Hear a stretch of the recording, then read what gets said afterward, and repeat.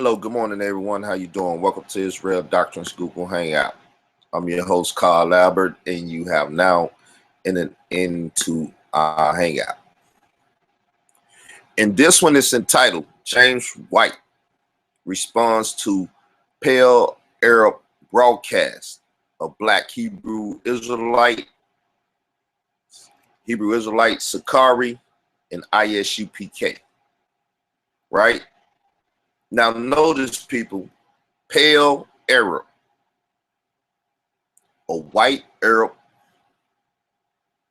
I spoke about this last night with Vocab Malone, and he was like, what? Yes, pale Arab, a white Arab. I'm going to tell y'all this personal for me, and I have to thank Mr. White for doing this. You know what I'm saying? The rest of the world might be mad at him for pulling the covers off of these black devils, but I'm not mad at all, because truth and honesty, honor is a big thing that the black community lack. And what Mr. White is doing, if he don't do nothing else, is pull the cover off these characters out here that people have glorified and made like their man, their leaders, their Mr. Do Right, can't do wrong, right? So, like I said, it's kind of personal for me, you know. So let's get into it, right? I told Vocab Malone last night that at the end of the day, I believe that some of these guys are a hate group, right? Or as I said in my video before that, some of them may be set up by the government to be poster boys of hate, to put a bad light on the Hebrew Israelites, or the Israelites, as I would like to say, the Israelites, the physical seed of Jacob that's over here in America that came by slave ship and all that, that I believe similar to them, but way different, believe it, right? That's just a doctrinal issue that people like myself have with the world. Due to protocol, the Jew first, then the rest of the world. The Israelites get a word of God to the rest of the world. So if you want it and want it in a proper manner to the rest of the world don't believe that, but that's cool. We'll deal with that another day. We're gonna deal with Mr. White's response to the Hebrew Israelites that said they don't deal with white people, don't deal with pale people, and yet Mr. White is playing a broadcast of Hebrew Israelites, black Hebrew Israelites, right, on his broadcast, right, on his YouTube channel from which he broadcasts. He's playing a pale Arab broadcast of these Hebrew Israelites who say, you know, no salvation for the pale Arab himself, so on and so forth. People, if this stuff is not hypocritical, as he said in his videos, the scribes and Pharisees of our day. But we're going to listen to Mr. White some, and I'm going to get into this. Like I said, once again, I want to make it known it's personal with me, because this pale Arab in which he's playing his broadcast, I believe to be a government agent, a sleeper cell amongst the Hebrew Israelite group. Now, y'all don't even want to get into the depths of this sleeper cell and my interaction with them and seeing what's going on. Yes, this pale Arab here, another, as I said, seemed like government paid agent, because the brother called my phone from the Washington, D.C. naval yard in which gunshots and stuff, if you've been following the news, took place and everything. So you won't talk about radicals and, you know, this, that, and everything else. Yes, people. Yes, people. There's some stuff to talk about. And believe me, I've been watching, paying attention, and I'm on all of it, right? Even if these conspiracy theories is not correct, people should hear them, because if you don't hear them, you might just be sleeping on issues that one day will be at your door. But anyway, here we go once again. This pair Arab called my mother a dirty bitch and says she's burning in hell. To try these Hebrew Israelites' heart, if they would stand with a brother that say he's an Israelite. When I say brother, I'm talking about a black man, right? I say I'm known as black, I'm known as Hebrew and Israelite. I don't put them together. But another black man. Now, in the black community, you know, there's a lot of people that's deifying the black woman and everything, right? So my mother being a black woman, you know, that passed. This pale Arab, this white Arab, called my mother a dirty bitch and said she's burning in hell, right? Which is very, very disrespectful, degrading to the black community as a whole. If Mr. White had done that, which we know him being a Christian, like, man, and keeping that image as one, he wouldn't do that, right? But if he did that to one of them or a black, then they would have him, they would be ready to put his head in a loose and put him up on the chopping block, right? But yet and still, they go on the broadcast with this pair Arab that did this, right? Let me show y'all world. I'm talking about white media. I'm talking about whoever would choose to listen to this video, how hypocritical these black Hebrew Israelites or these Hebrew Israelites are, right? So one of the guys on them also put up my mother picture. Now, this is one of the black Hebrew Israelites. This is like the face of the Hebrew war machine that used to be out there. One of the guys that used to be a part of the Hebrew war machine that Sicarii, guerrilla Hebrew, was telling Vocab Malone about. You know what I'm saying? He take my mother picture and he put it up to show you how hateful and how bad these guys is. And James White just, you know, being introduced to him, you know, slums of the community, the slum lords of the Hebrew Israelite community, right? So one of them does it, take my mother picture and put it up and everything. That's why I was trying to tell Vocab last night, like, look, man, I've been to war with these people.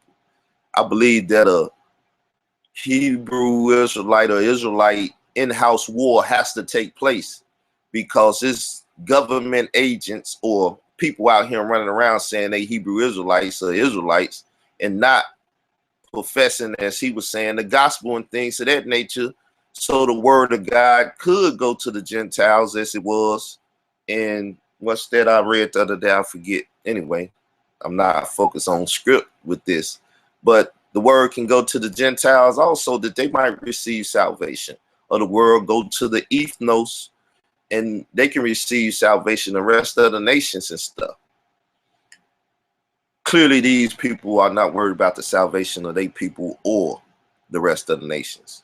They worry about the video clicks and hit and celebrity status they could get from YouTube. It is what it is. But we're going to take the time, we're going to listen to Mr. White, and we're going to talk. I just want to show y'all how hypocritical these guys are.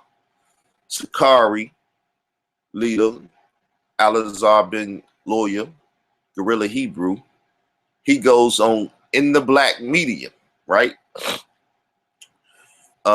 They was calling themselves, help me defend, you know, my mother's honor and things of that nature during the time.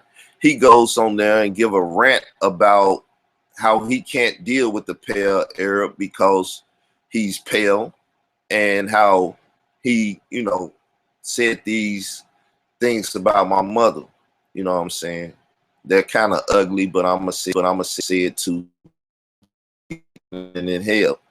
So on his morals and his doctrinal stance, he said he can't mess with the pale Arab. Someone he was dealing with, and I knew his doctrinal stance, and I tried to warn him, like, don't mess with him. He's a pale Arab. I didn't just come out and say it. But after he went over there and dealt with the brother anyway, and I'm calling him a brother because we all brothers, we one blood, right? That's what the books say. So after he dealt with him, I was like, did you hear his voice? Do you know, do you comprehend now that he's pretty much a pale Arab, that he's a white boy? You say you don't mess with white boys, and you just went and messed with a white boy, did a show with him. He said he can't do it anymore. But yet James White is playing a broadcast from the pale Arab site in which Al-Azhar, Verily Hebrew, is on there.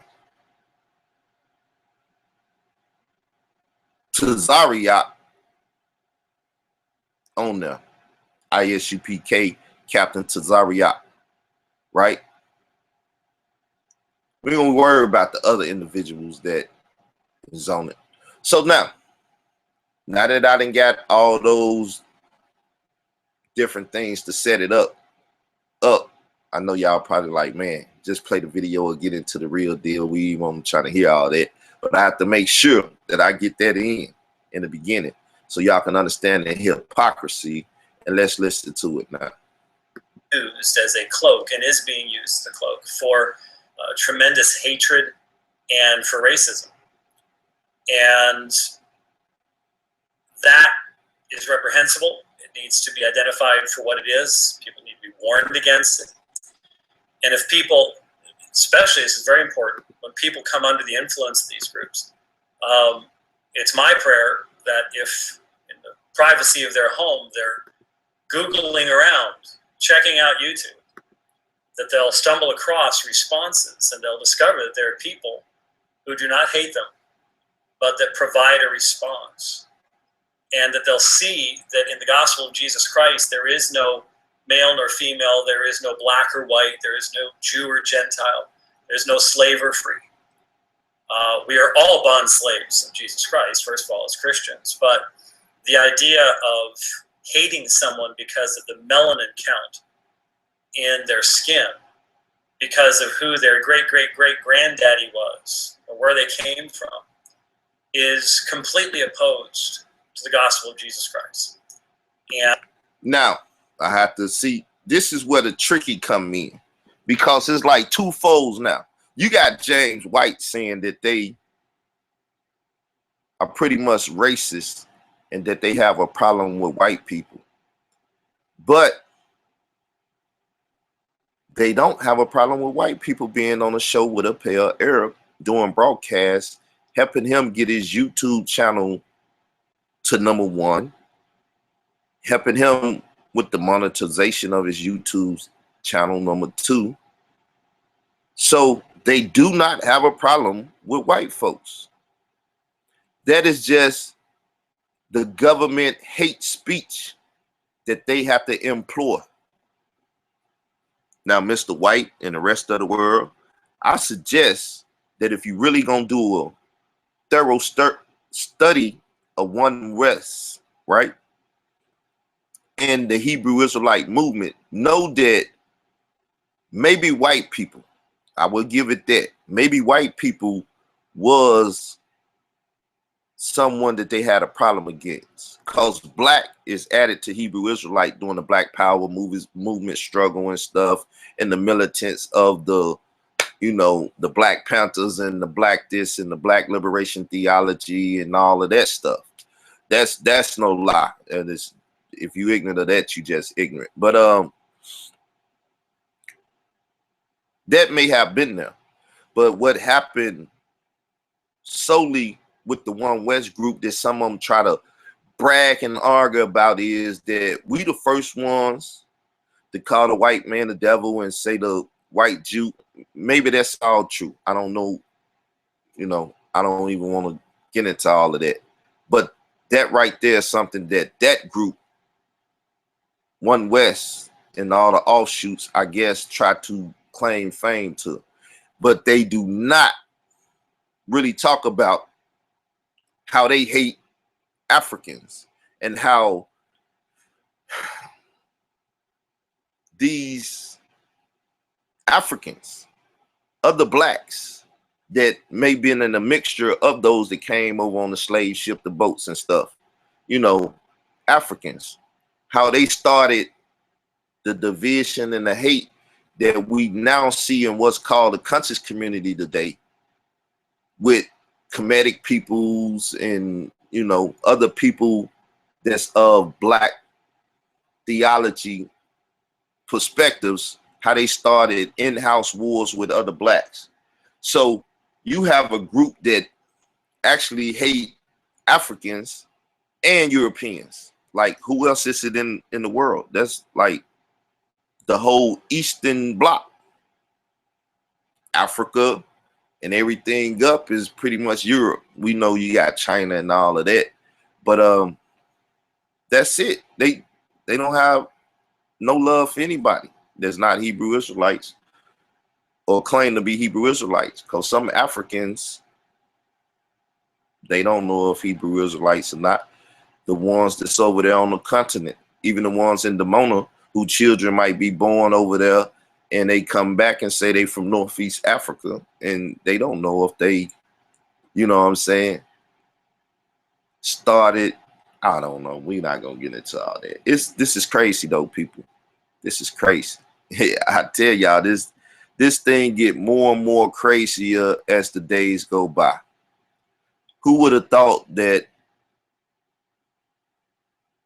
the radical Sicarii, and I'm gonna use that term, the Dagger crew, you know, you hear the intro of their videos, and it's like anybody that sides with the Romans or this, that, really the Gentiles, the white man, right? They got daggered up. That's what Sicarii is all about. But yet they're in bed in cahoots with the pale hair Arab again, after he made a public, you know, outcry against the pale Arab. That was the politics though, people. That's why I say it's kind of personal, because brothers took, you know, the degrading of my mother and tried to play politics with it. You know what I'm saying? Not really caring for my mother nor me, but the politics of how they gonna be seen and heard in the public eye on YouTube, right? It ain't hurt me like I'm emotional, but it does do something to me. You know what I'm saying? So let's go on, because Mr. White is like, they're racist, but Mr. White, they're making an argument that they're not racist by building up a pale Arab platform and showing love to a pale Arab. Like, maybe they wouldn't show love to you like that. Maybe they wouldn't come over there and have a nice conversation with you, because you don't allow the profanity use and stuff. But if not, they will have a conversation with you. But you will probably be the white devil and this and that, as you're gonna get called in this video. But they're sitting down with one of your lack of melon that you just mentioned. They're sitting down with them. See, this is the stuff that the world needs to hear, and really people should be able to sit down and have discourse and this and that. You know what I'm saying? So people can really see this, because these guys are dealing with a fringe movement and things that's going on that they really don't know about. They're not active in the community, so they don't know who's the players, the doctrine behind these people, and the straight out hypocrisy that goes on. Anybody in the conscious community that comes over here and watch this, they gonna know exactly where I'm at. They gonna know exactly what I'm talking about. And matter of fact, I might try to get some of them on the line this morning, right? I want to get D-Red up, but he probably sleeping, right? Because we was talking last night, and I was talking about this very thing, that these guys are hypocrites and they liars, and y'all know we done had the conversation about them going over there dealing with that pale Arab. Dealing with white people when they say they don't deal with white people. So they're liars. Number one, Mr. White, you need to understand that, yes, you may, from my point of view, you using them as a pawn in this chess game, and they're using you as a pawn. And as I said, I don't know who's government and who's not, and how much of this has been scripted and how much of this has not been scripted. Because you're broadcasting the pale Arab broadcast on your channel, meaning that people are going to go watch this channel. They're going to try to find out who these individuals are. And I know that they're not individuals that the world should be searching out and trying to find. This is what I was telling Mr. Malone last night. Like, if you take them and make them the face of Hebrew Israelitism, then you're doing a disservice to the Hebrew Israelite community. And I don't even care for the term or that terminology that's placed on that community. I think it's, once again, a label for homeland security. I do believe that to the bottom of my heart. And the day that it plays out, if it plays out, God forbid that it plays out, I'm gonna say, I told y'all. Y'all want to run around with that name, and it has been demonized in broadcasts like your broadcast now, Mr. White, and all those things that then came off Sonetta TV platform has been to demonize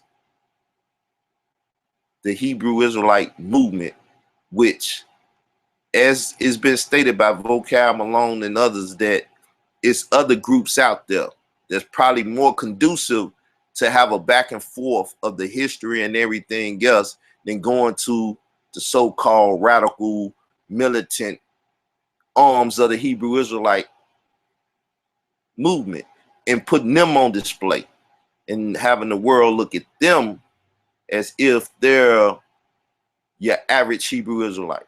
They're not your average. They're way out in the North 40 with what they do and say and teach and everything. It's just they the ones that people popularize. So let's go back and listen to Mr. White. Is completely opposed to the gospel of Jesus Christ. And I think that's an important thing to understand. Then, of course, there's just a lot of misunderstanding, a lot of untruth, a lot of false accusations. Evidently, don't even believe that, I only started hearing about this movement just a few years ago. And I personally never really intended to spend much time on it. The only reason that I've done what I've done recently was because Apologia did what they did with Vocab Malone. And people say, why did you pick that one guy to dialogue? Because he was the only person that I knew. Because he said certain things to Vocab Malone that I wanted to challenge, that I wanted to say, wait a minute, what do you mean the deity of Christ was made up at the Council of Nicaea? It's just not true. What do you mean the deity of Christ is never talked about in the New Testament? That's not true either.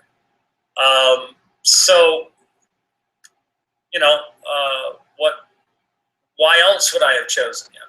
And now all these other groups say, you should have contacted us. You should take us on, all the rest of this stuff. Not a high priority for me. Not because I don't like seeing people that are in these groups come out of these groups and come to know the truth. I think that's a wonderful thing. And I'll do what I can.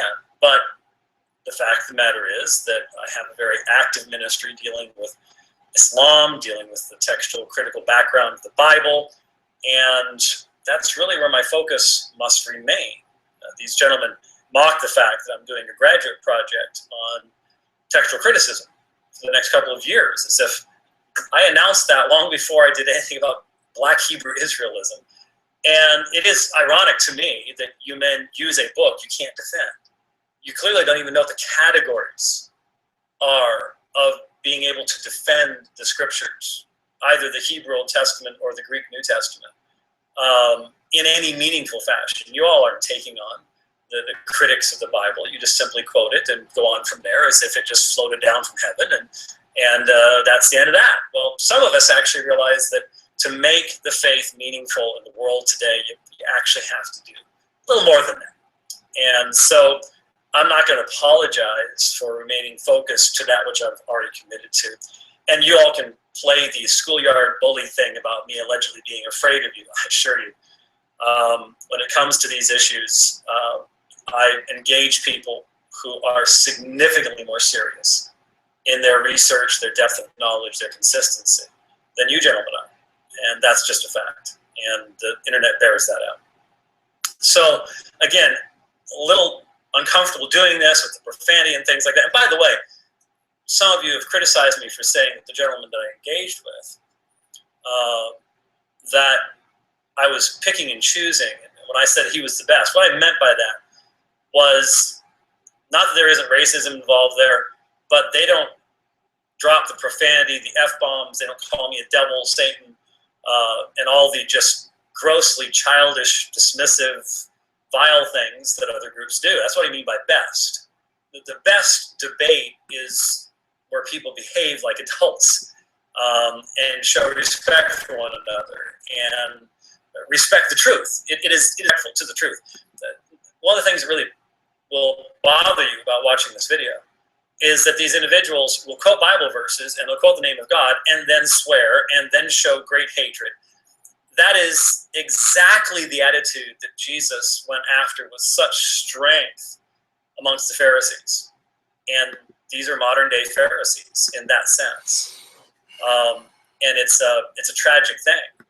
Now, when I say this, I pray God will open their hearts and minds. I mean, toward the end, there's one of the gentlemen talks about his own experience. It really opens the door on understanding what it is that's so attractive to these men about this perspective. It gives them discipline, it gives them order, it gives them a community, it allows them to continue in their hate. That's the best you can do outside of actually finding God and having your sins forgiven and your heart changed. But there are many groups that will give you that kind of thing. And so I'm not going to return their condemnation. I'm not going to use profanity. I'm going to say to them, I hope and pray that God will be merciful to you. Open your hearts and minds, expose your sin, convict you of your sin, convict you of... Now, in that case right there, let's look at their sin, people, of hypocrisy and straight up, lying to the world, like most definitely Alizar, you know what I'm saying? He, like I said, in the black, y'all would love this video. Lex, Lee Vortex, y'all should love this video. Y'all back in the headlines, and y'all got the audio footage, cut it up, deal with it, The brother went over there on the broadcast and basically condemned I.S.U.P.K. Joseph, whatever his name, I forget. I haven't tried to deal with that character in a while, but yeah, you went over there and condemned I.S.U.P.K. as basically being one that the Hebrew Israelite community should not deal with, right? Let me see. I ain't got nothing to do this morning, people. I might go 8 hours. I ain't got nothing to do. It's the first day of the week, Mr. White. It's Sunday and it's not the Sabbath day. And I ain't got much to do tonight when I do this debate with this brother. So let's go to In the Black Media and see if I can find Alizar being a hypocrite, a liar, and one that goes against his doctrine of white man's the devil and they shouldn't be dealt with, so on and so forth. Let's see if I can find the audio on that. Because this right here, like I said, this is straight up hypocrisy. If you Hebrew Israelites that's so hateful and hating other nations and stuff don't see this as hypocrisy and stuff, right? Then it's just crazy. You know what I'm saying? It's just crazy. But like I've been telling people, you know, it's a lot of people in bed with that pale Arab because he done bought them all off. They soul have been for sale. What was the price tag for their souls? I do not know. But it's obviously, if you don't deal with white folks and you think they the devil, why would you go lay in bed with the devil? Why would you go lay in the bed with the devil? Why would you participate with the devil? That's the question that has to be asked. Now, I just went in on James White and all them and their motivations and their thoughts for having the Hebrew Israelites on there, for showing them as a hate group, for showing them as this and that, and perpetuating that to the world by putting them on their stage, right? So, no respect of person, got to be even-handed. What are their thoughts and motivations by being on a Pale Arab show? The Kashub, the Danites, right? The Daniela Benjamin or whatever. You know what I'm saying? The Tazariak, Captain Tazariak of I.S.U.P.K. The Guerrilla Hebrew. All these black Hebrew Israelites. Kashub might be the only one to say it's cool to mess with the other nations so they could get salvation and stuff. But most definitely the One West, New Testament believers that hold so strong and so dear to the One West doctrine that the white man is the devil is in bed with the white man. So you telling me you shouldn't be looking at this as a conspiracy theory and the government is in this and the Pale Arab sleeper cell is not what he is? So none of them, let them play his videos and stuff. Don't attack them like they attack their own black brothers in the black media and stuff. People, y'all better wake up.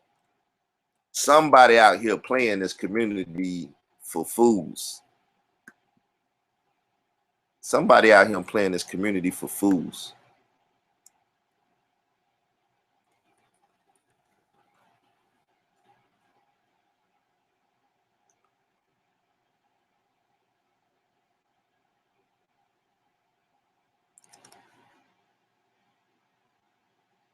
Once again, Captain Tazariak is the mighty Hebrew, your friend that your wife was talking about?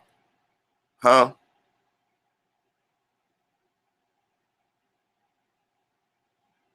Man, there's so much stuff, people. Y'all do not even know the atrocities and the craziness that's going on in this community. But most of y'all just followers of these men and putting them on high pedestals and stuff because they're just actors in a stage play called Hebrew Israelitism or whatever you want to call it. I don't see the Guerrilla Hebrew thing over here. Oh, here it go. Here it go. Now I'm gonna play In the Black stuff. Hope I ain't gonna play them. They might mess around and flag me. I don't think it would be like that, but they might mess around and flag me if I showed the video. So I'm gonna play the audio.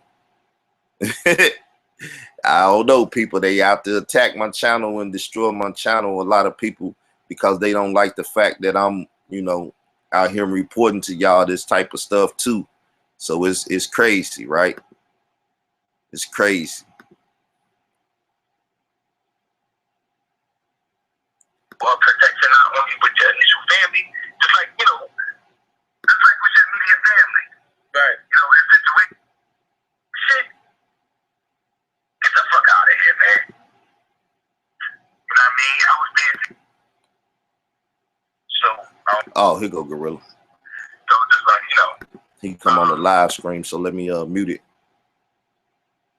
So we can get him on. So we can get him on. Right? Outside of our nation has no part or no place. Here we go. Let's listen to the man words himself. and how he don't want to mess with the pale Arab and all that, but he's over there on his show for the disrespect of my mother, calling her a black bitch, and that she burning in hell, a dirty black bitch that's burning in hell, right? The disrespect of my mother and the fact that he's a pale Arab. Gorilla say you shouldn't mess with him. Sicarii, Al-Azhar, Gorilla Hebrew, the head of that whole camp over there, right? Let's just listen. Believe that the Israelite doctrine was saying that the children of Israel are the chosen people. So just like, I wonder why they felt as though they need to, jump up and defend this E-grad. Yeah, I mean, that's a good point. Like, that brother Carl, Israel Doctrine, had said something to me about it like a few months ago. Like, he was like, I think he's an Arab. I didn't know. I've been seeing this brother for a while, this man for a while, doing his thing. And, I came on his hangouts and stuff like that. He was always cool, but I never interfaced with him enough to even know that. You know what I'm saying? So then once it came out that it's a fact, you know what I'm saying? It's like, I don't understand why anybody would have jumped to his defense. Not saying he ever did anything personally to me or I had anything against him, but at the end of the day, like the what we pushing is separation. You know what I'm saying? It's segregation from people. The scriptures tell you in Leviticus that the Most High has severed or cut Israel from other people. Like, we're supposed to be cut off from other people. So, I mean, at the end of the day, maybe he felt the movement or was drawn to the movement or whatever, and he liked it. But I mean, at the end of the day, somebody from outside of our nation has no part or no place in our movement, and that's how we all should be. We all should push that line. We should all push that line. Someone out of our nation should not be in our movement doing what the pale Arab is doing. Having them come over there and broadcast Hebrewism off of their channel, giving them a platform in which he monetized off of it. I mean, you can't love a man no more if you working for him and put money in his pocket. I mean, what greater love is that to put food on a man's table and buy him a house and a car or little trinkets or whatever? You know what I'm saying? What other love is it to help a man eat? Right? That's why these brothers hypocrite, because ain't no love in a good majority of the Hebrew Israelite movement for one as myself, but it's love for the pale Arab and the Kemetic community and stuff. They will go to their channels. They will feed their revenue stream by bringing their intellectual Hebrewism over there and feeding that audience the negativity that they feed them. Look at what James White doing here. He's playing a pale Arab broadcast, and he's playing it and showing the negativity to the world. Like, listen to the lies, listen to the profanity, listen to this garbage. And so now, even if blacks or Hebrews or Israelites or Hebrew Israelites was feeding the world this garbage off of their stage and monetizing it, then at least it would be self-contained to just Hebrew Israelites doing a thing. But as he said, he feel from the biblical perspective that Israel is supposed to be separate, cut off. No one of another nation should have anything to do with their business, with the Lord's business or however. But yet he's back over there. And the pale Arab is like, welcome home, Gorilla. I knew you would come back. And welcome him with open arms. People, if you ain't not telling me that somebody's dancing with the devil in the dark pale moonlight, then, I ain't watched Batman. And Jack Nicklaus make that statement. And I know I watched it to hear the statement that I just quoted. Let's go. Come on, computer, stop messing up now. Get out my computer. It's gonna be my conspiracy. Get out my computer. No doubt. Yeah, because it's like, I feel as though that a line has to be drawn, and I'm a person that's, receptive of all doctrine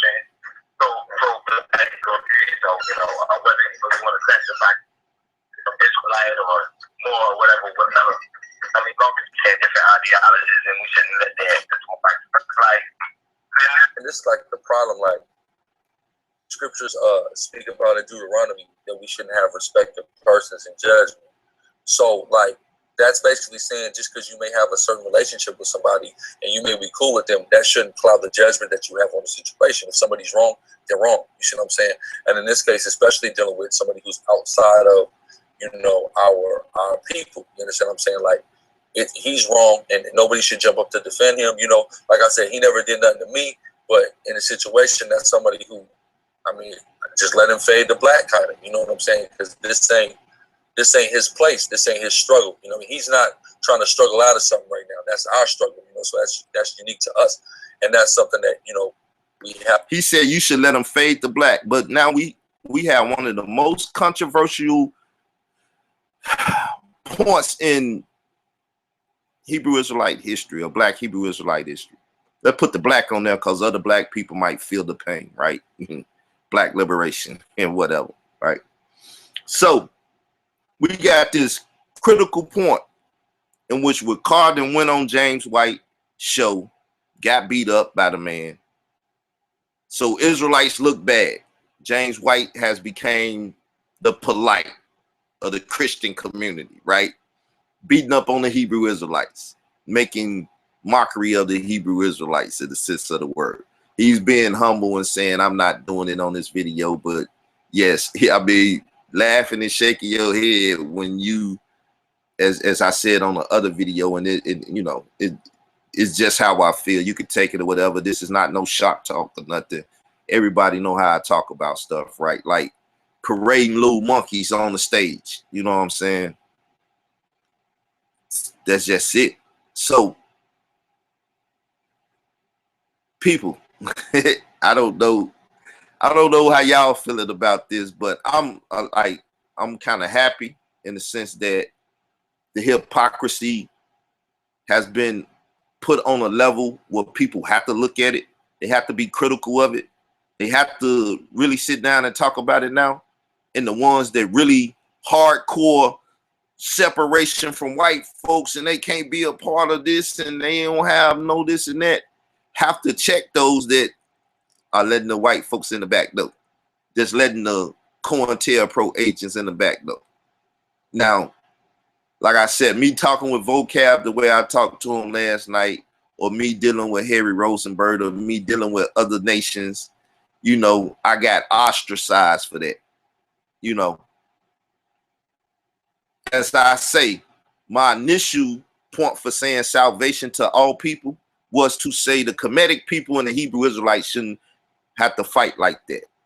And people shouldn't make money off of that brawl and use that as propaganda to show the community once again in a bad light.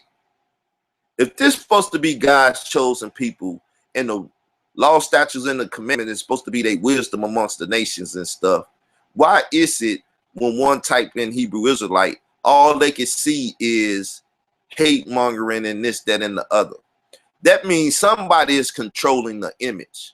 And as I said about the Khazars or the Ashkenazi Jews that people talk crazy about, they have the ADL. They fight against those that defame their character in newspaper articles, magazine articles, YouTube, this, that, and the other. They will do a whole report on you. They will do a historical background on you. They will get at you if you take their image, their name, their lineage, and everything and run it through the mud. They're going to say you're anti-Semitic, right? You can't control our image to the world, and you can't paint us as savages, this, that, and the other to the world. But we have a Hebrew Israelite community that goes out and do the things and allow the world to take them and post them up. Like, what part of war is that? When profiling is the number one thing that's against most black people on news media at night and everything else, the ones that say they God's chosen people, the sons of Jacob, the children of Israel, you must be the lost sheep, even though you aware who you are, you still lost. If you allow yourself to go out here and put images out here in the community of y'all being this and allowing the rest of the world to take those images and use it as propaganda against the nation of Israel. But y'all for the people and the people for y'all, then there's some sick people out here. You know, now I'm not your clean mouth. I need some soap in my mouth and stuff. Wash it out and stuff. But I believe it's filthy communication is just that. Not profanity coming out one mouth, but that which is like swine if you eat it. If my words was food to the soul food, right? I shouldn't say soul food, because you will say, well, yeah, you got chitlins coming out your mouth. Pig intestines with, you know what chitlins are, right? Good old fashioned soul food to some people. Hey, it ain't good for your soul. But that's what I'm saying. If I use that analogy, you know what I'm saying? If the conversation you having is full of what the chitlins is full of, right? Then that's filthy communication. Not profanity in it, but I'm not gonna make that argument here. I'm just gonna go on and deal with the situation. These brothers are hypocrites. They liars. They're being put on National Front Street, and I'm smiling. You know what I'm saying? I'm smiling because once again, I tell people I've been making a call over here for a long time. I didn't even have to fight with D-Red. I want him on the show. We gonna talk about this today. Y'all gonna get that entertaining conversation from me and D-Red, because we had it a little bit last night, and he was in the chat last night. And everything else, it wasn't bad. That's still my brother, but as he say, you know, gray hair, easy, which I don't be that easy most of the time. Old school, and he got the more young school flavor. So y'all gonna see that today. I should be focusing on this Trinity conversation tonight, right? That's if I was ignorant of it and henotheism and this and that. But let's listen some more. We're gonna go back to listen to Alazar, because he condemning himself on this, right? He's talking about others because he don't want to deal with the pale Arab at this point. The political stage is hot. He done made the stage hot. But like I said, he didn't welcome him back home and gave him a nice brotherly kiss and welcome him back into the pale Arab stage, stable, right? Remember, you got the Sonetta, and for the rest of y'all, look, I'm still not finna purge my conversation. You got the Sonetta hoes and you got the pale Arab hoes, and you know, every now and then they gotta put them out on the street. They gotta put them out. Side of, you know, our people. You understand what I'm saying? Like, boy, he's wrong, and nobody should jump up to defend him. You know, like I said, he never did nothing to me, but in a situation, that's somebody who, I mean, just let him fade to black, kind of. You know what I'm saying? Because this ain't his place. This ain't his struggle. You know what I mean? He's not trying to struggle out of something right now. That's our struggle. You know, so that's unique to us, and that's something that, you know, we have to understand and we can't stray away from. But, you know, Michael Edwards, that brother, he's quote unquote Mr. Controversial. So, you know, he's gonna hop into the controversy, and he's 9 times out of 10 gonna have a controversial standpoint on it. You know, that's kind of different from whatever the general standpoint is. I think sometimes just for the sake of controversy, he's just a contrary type of brother, you know, who has that element. I'm not trying to, you know, down talk that brother, but, you know, I don't see why anybody would hop to Basim's defense, especially you know, once he said what he said about Israel Doctrine's mother. You know what I'm saying? Like, at the end of the day, like, that's not cool. I don't give a damn who you are. That's not cool, especially from an outsider. Like, that's not acceptable. Like, if it's we like really my believe computer froze up. God's chosen people, the scriptures say. Hold up, it messed up. It chopped up all that. Hold up, he just said what I was coming to get the video for. The controversy. He's contrary type of brother, you know, who has that element. I'm not trying to, you know, down talk that brother, but you know, I don't see why anybody would hop to Basim's defense, especially you know, once he said what he said about Israel Doctrine's mother. You know what I'm saying? Like, at the end of the day, that's a dead black woman. Like, that's not cool. You know what I'm saying? I don't give a damn who you are. That's not cool, especially from the outsider. Like, that's not acceptable. Like, if we really believe we the Israelites and we God's chosen people, the scriptures say, against the children of Israel shall not a dog move his tongue. And that's talking about these other people. They can't say, they're not permitted to speak any ill towards us whatsoever. And we should have that stance in every aspect of life. So once we have an outsider talking down about a brother, or talking down about a departed sister or a departed anybody, that's not cool. That should be intolerable. That should be, you know, terminated with extreme prejudice. You know what I'm saying? Period. So I know apology or whatever, but just him initially saying that, people should have X'd him out, you know. Well, So, people, that's Guerrilla Hebrew Alazar, head of Sicarii. He that's two witnesses, and I know the rest of the community can witness against it, right?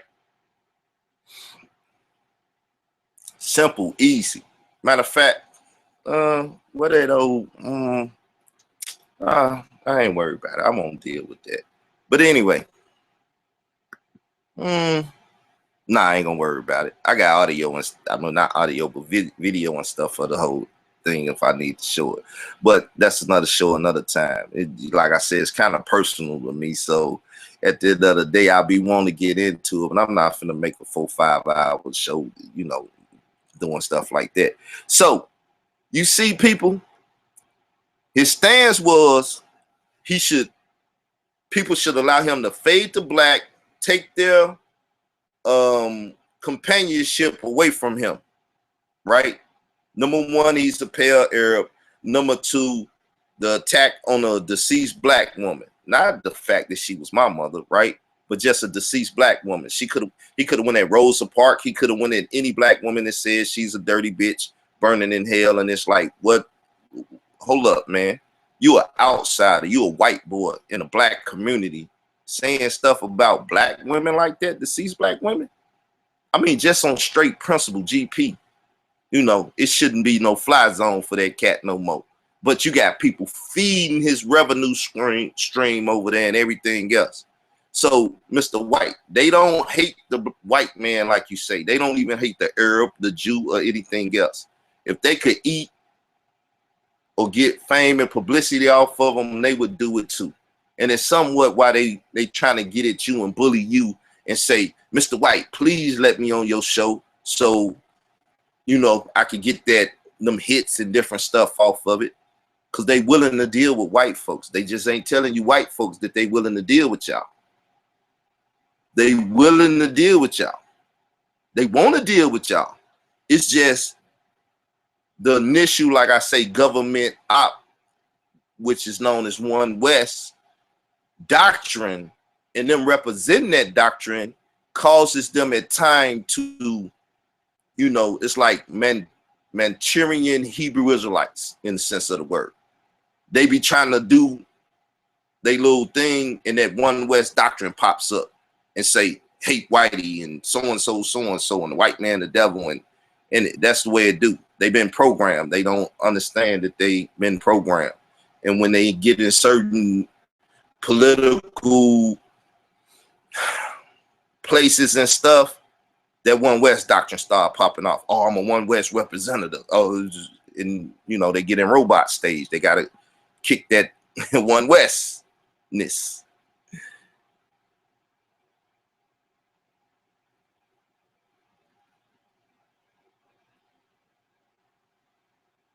Right?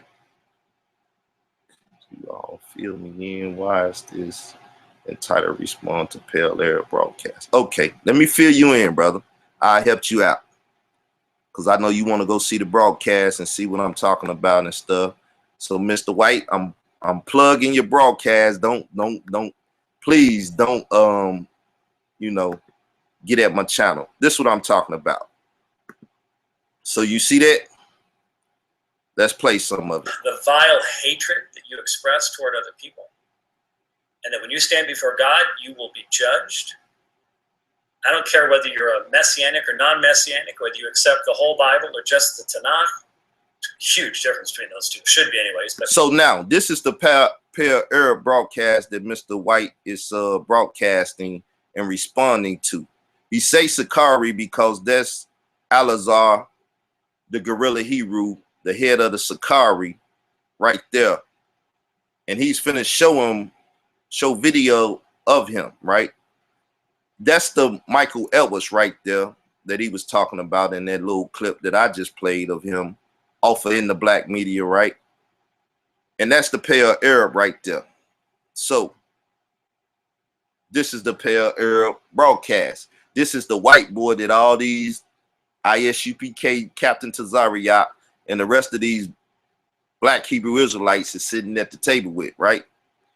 Helping him getting that monetization of their intellectual of God's spiritual property known as biblical convo, right?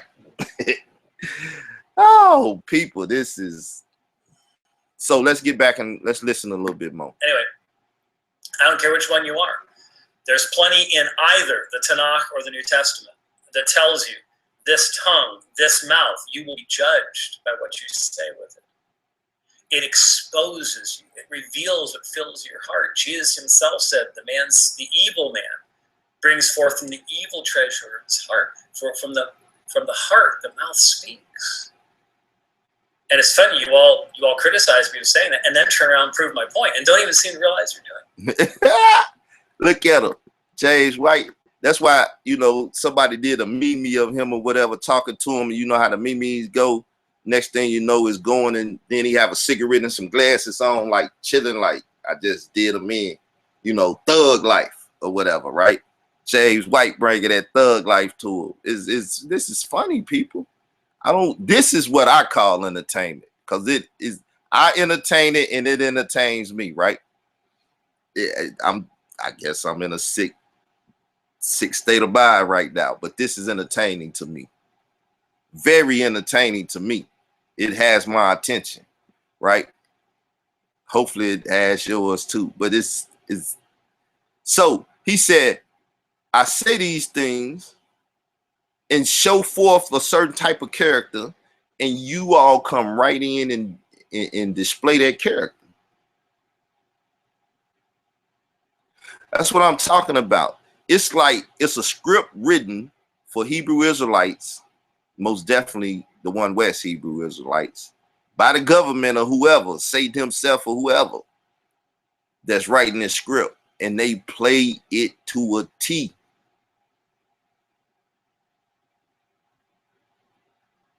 They play it to a T.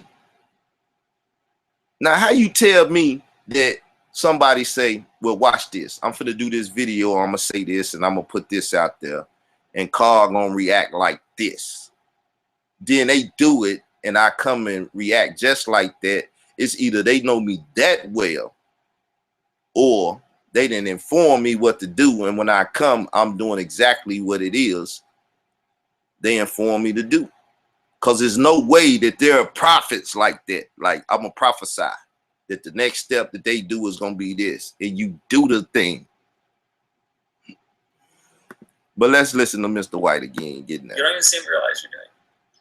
So let's listen in, and I'm gonna stop and start, respond, and we'll see what happens. Y'all better come check me out, bro. Because the Lord gonna do something big, not just through us, but he's gonna do something big, starting with Carl, and what's gonna proceed from there with us taking the crown from James. James has been like one of the most winning debaters. Hold up, this is Michael Edwards. Now he's trying to be a prophet here, right? Something big gonna happen when we deal with James White. I think the computer messing up again, but it's all good. We ain't got nothing but time to get this on record.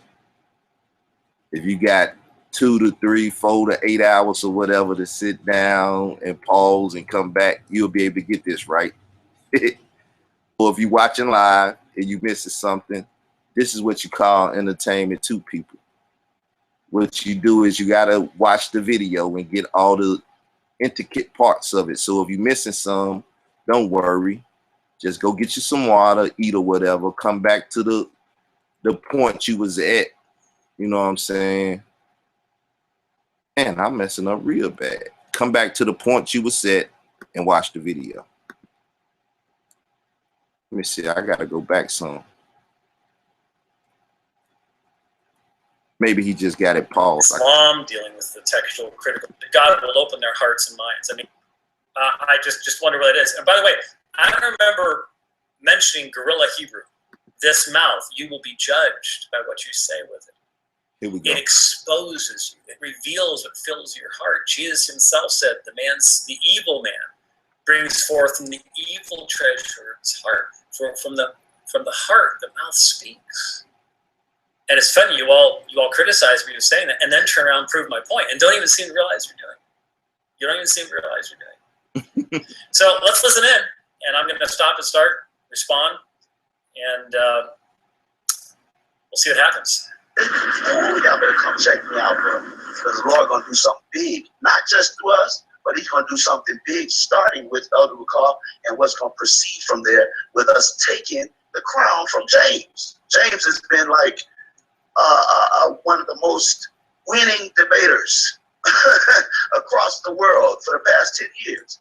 But we're going to snatch his crown in the name of the Most High, and we're going to reestablish what was promised to us.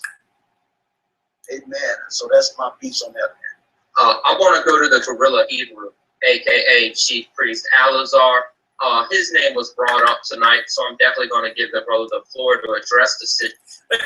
So now, I'm like you. Wait, James. Wait, James. It's my show now.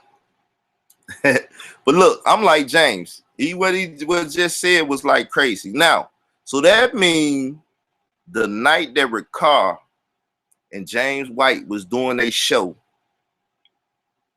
the pair Arab got in touch with the Guerrilla Hebrew, or the Guerrilla Hebrew got in touch with the pair Arab. That's the only way they're going to come together and, you know what I'm saying, and do their thing with each other, right? So somebody contact somebody. And from the video I played earlier, where he said a pair of Arabs should be fading into black, how can the white pale devil, Arab devil from the Hebrew Israelite handbook, right? How could he come to you? What subtlety can he come with? That's like God telling Eve, telling Adam to tell Eve, don't eat from the tree. And she say, we should not eat from the tree lest we die. We can't touch it or eat it, right? And he said, you will not surely die. Is that the way he came to you, Alazar? Like, we should not be dealing with the other nations. God said, be separate. You're a pair Arab, this, that. And he said, well, God not going to punish you for coming on my show and talking about James White and Ricard. What did he say to you? I mean, how did he pull your leg? How did he get you over there? Did he pay you some money? Nigga, you selling your soul? Y'all might not like the nigga word, but I use it. I'm a black. We got the right to use it. You know what I'm saying? That's my excuse, and I'm sticking to it. You sold your soul to the pair Arab? Alazar, don't tell me you're selling your soul out to the white folks in the separate nations now, the ones that should be separate. Is that what you doing, brother?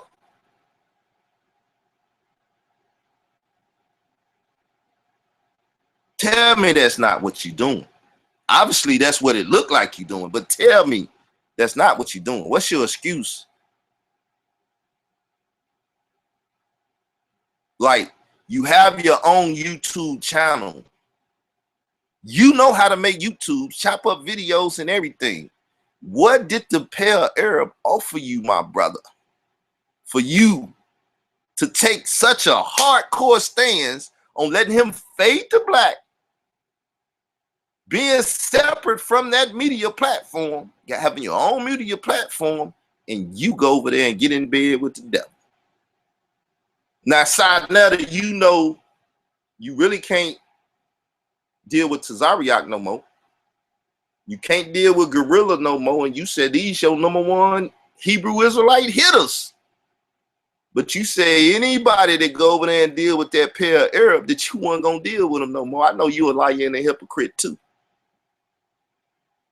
And you going to have Tazariak back on your show because y'all in bed with each other, and he your number one token Hebrew Israelite over there now. So I know he's going to be back over there siding at a TV doing this thing. But y'all hypocrites, man. Y'all not true to y'all words. You not men, so your word is no honor in you cats, man. There's no honor in you cats. As Malcolm said, if you don't stand for nothing, you'll fall for anything. And obviously, y'all not standing for nothing. Therefore, the government and whoever else can play y'all however they want to. You know, who was that had that rap song? I'm not your puppet. Y'all can't play that rap song. You better not let it come off. You better not let it play. You hypocrites better not be playing I'm not your puppet, because you own somebody puppet strings. Who? It's the question. Is Satan really dealing with y'all, or y'all dealing with that foul Satanist government? Y'all are y'all informants? Are y'all what are y'all? You cats is suspect. But let's listen to James White some more, because he hitting them up. It's thug life over there with James right now. Where do these names come from? Gorilla Hebrew? Hebrew King?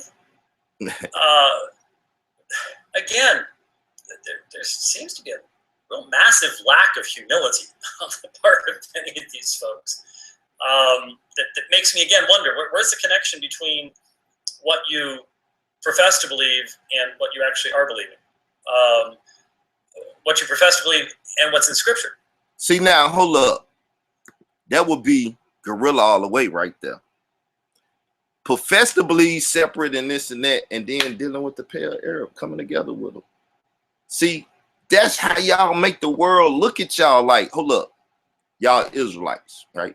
Or y'all Hebrew Israelites, y'all the people of God, and you doing this. Now, like I said, I ain't the one to say it got to come in a nice smooth pack. I'm more of the Tupac Shakur, a rose that grew from the concrete. Then you could turn back with the Aretha Franklin, a rose is still a rose. You know what I'm saying? Even though it grew from the concrete and it's all bruised and beat up and stuff. When you pick it up and you say this is a rose, but look how marred and disfigured this rose is. That's what the Black in America, most definitely. I don't know about the rest of the world because I haven't experienced the rest of the world. I only been in America, right? That's what the Black in America is. Still, we rise through the ghetto slums, through all the poverty, through all the crack, through all the things that go on in our community. We still that. And so, yes, we're going to have some roughness about us. We're going to have some things about us that modern society just don't conform to or don't like. It's the same way as we had a culture and they said you didn't have Jesus, from what people like to argue, and we're going to give you this Bible and we're going to civilize you because you uncivilized people.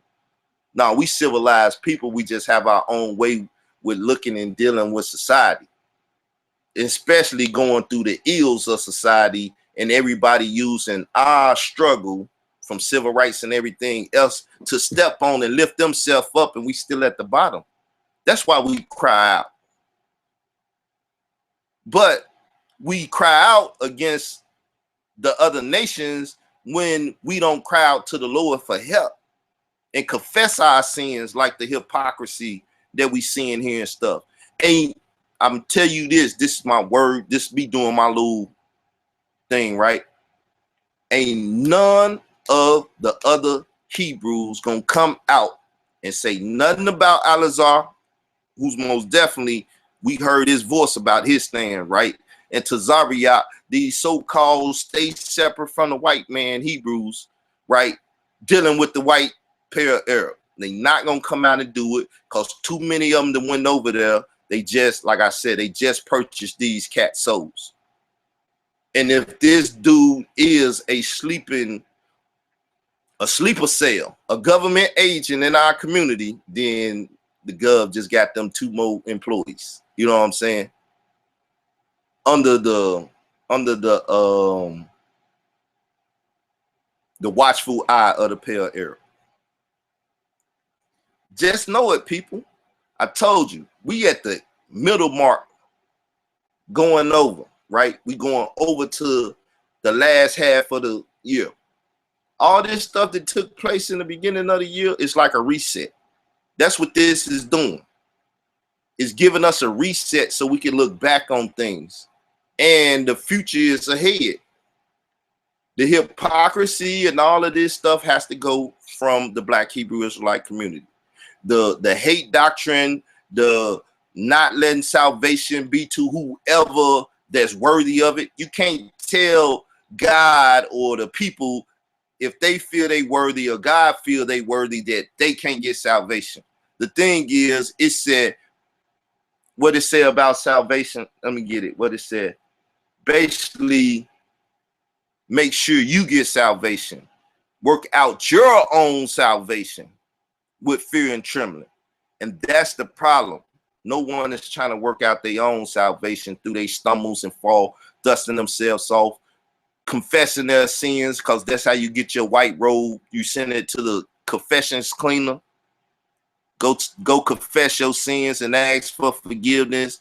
And he said he's faithful to forgive it. So if you believe that and have faith that he will do so, you go get your garments clean, right? You don't want to show up at the wedding with dirty garments on, or your garment's so dirty you think you could put another garment on and you don't fit the attire for a wedding, if you understand the parable that Jesus was kicking. So let's go on. I just wonder what it is. And by the way, I don't remember mentioning Guerrilla Hebrew. I mentioned this group because I was responding to, I had seen. Guerrilla Hebrew is the head of Sicarii, Mr. White.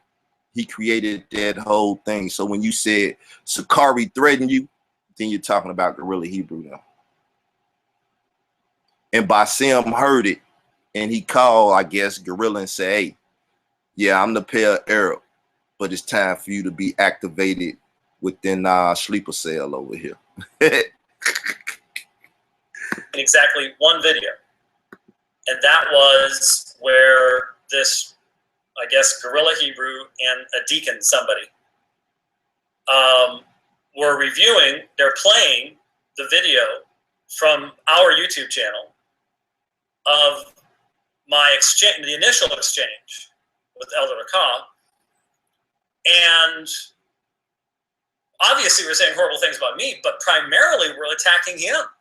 Primarily we're being just incredibly nasty, using the N-word, which evidently I guess you can and nobody else can do. That's racism again.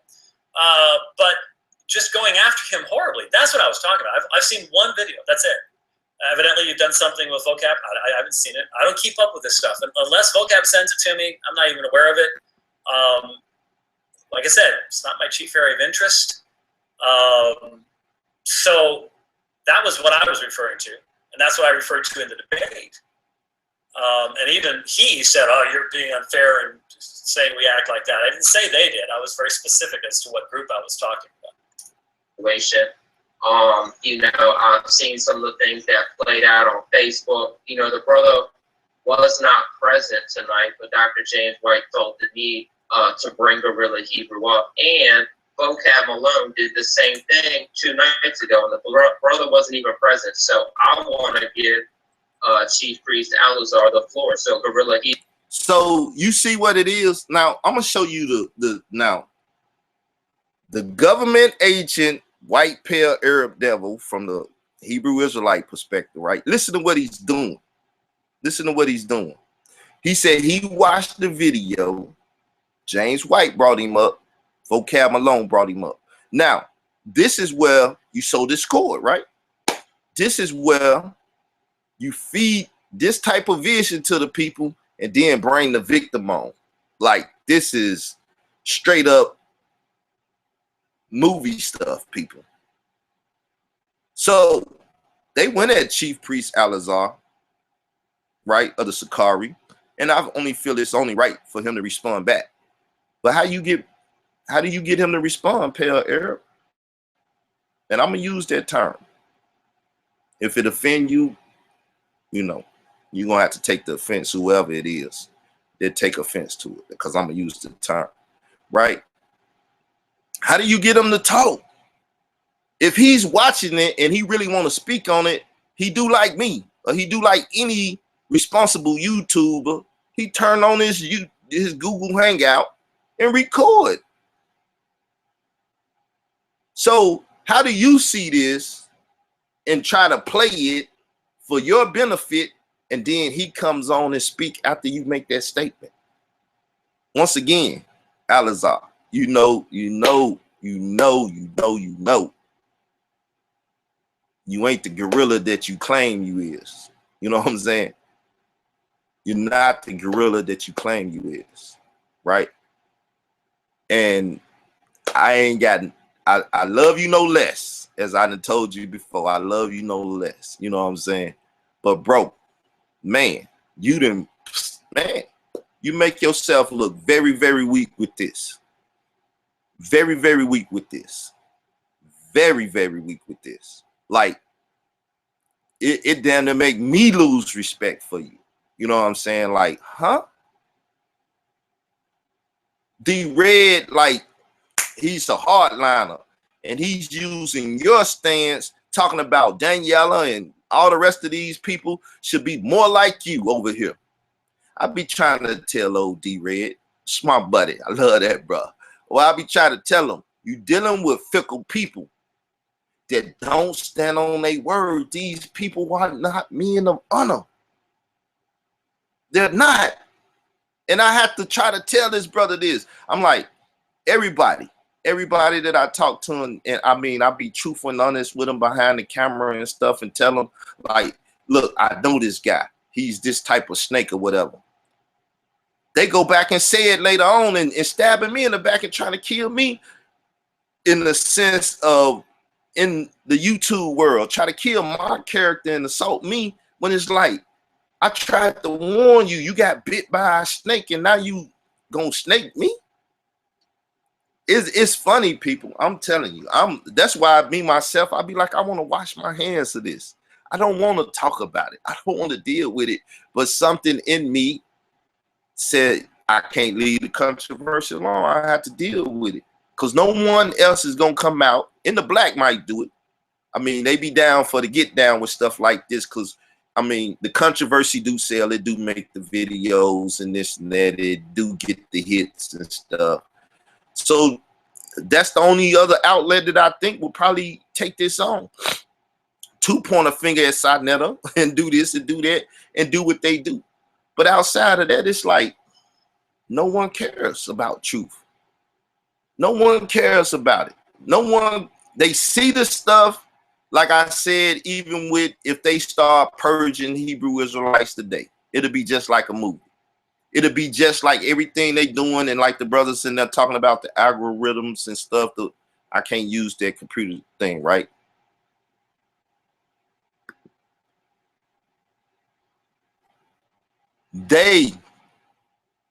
Matter of fact, this is what I'm gonna do. How many of y'all that's in the chat want to come in and talk? I'm gonna give y'all the link to it, because I'm just up chilling and having fun and talking about this stuff. So for all the brothers and stuff in the chat, or anybody in the chat, you're welcome to come. If you come clowning, I'm gonna throw you out the chat. In the middle, we're gonna talk about that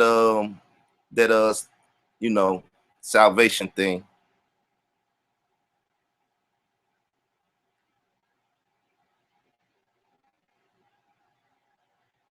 That's if y'all want to come into the chat. I put it up there. Larry, I would love to hear your voice as much as you type. I know you got something to say, but you know, you welcome if you want to. But people, this is crazy. This is crazy, man. That's why I say I really wanted to leave this stuff alone and just interview people and deal with other stuff and really don't watch this community, man. Really don't deal with these people. I'd rather just get into the war, the fight, the spiritual warfare with the Christian church or anybody that really want to dialogue, deal with doctrine, and deal with stuff and everything, than to have to be over here and look at this type of stuff and be like, these people dealing with this community and trying to, and they don't even know this community. They don't know the characters. It's like you should come talk to the expert if you want to know what's going on. You know what I'm saying? That's why I reached out to Vocab Malone.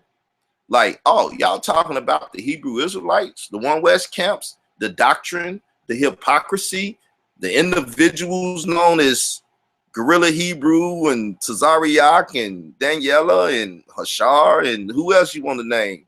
Divine Prospect. What's up, Divine? What individual you want to talk about? What perspective do you need?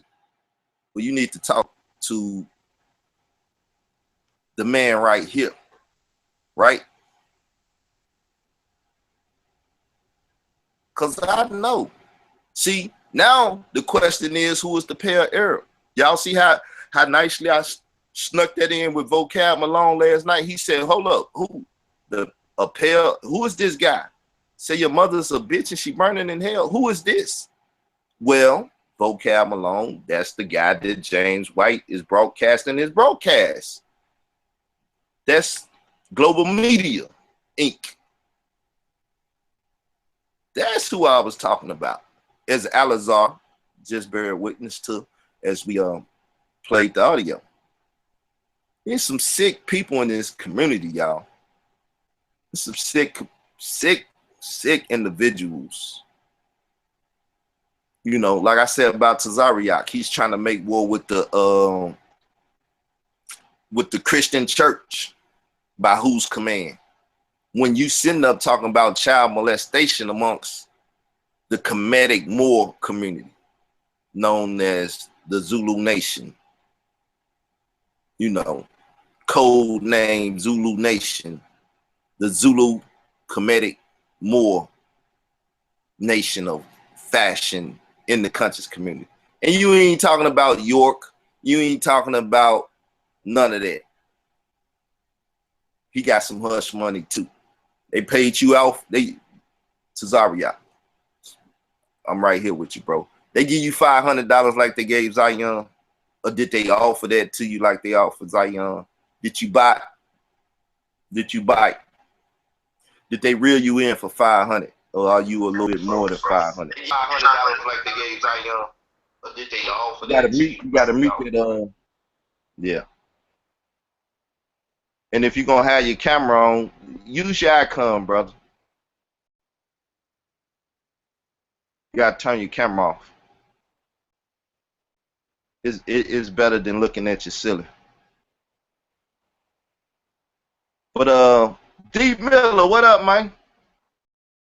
What up? How you doing, Carl? Oh man, just sitting up here and shooting the breeze this morning. You know I don't watch TV and stuff, so this is like my pastime, what I do. So no doubt.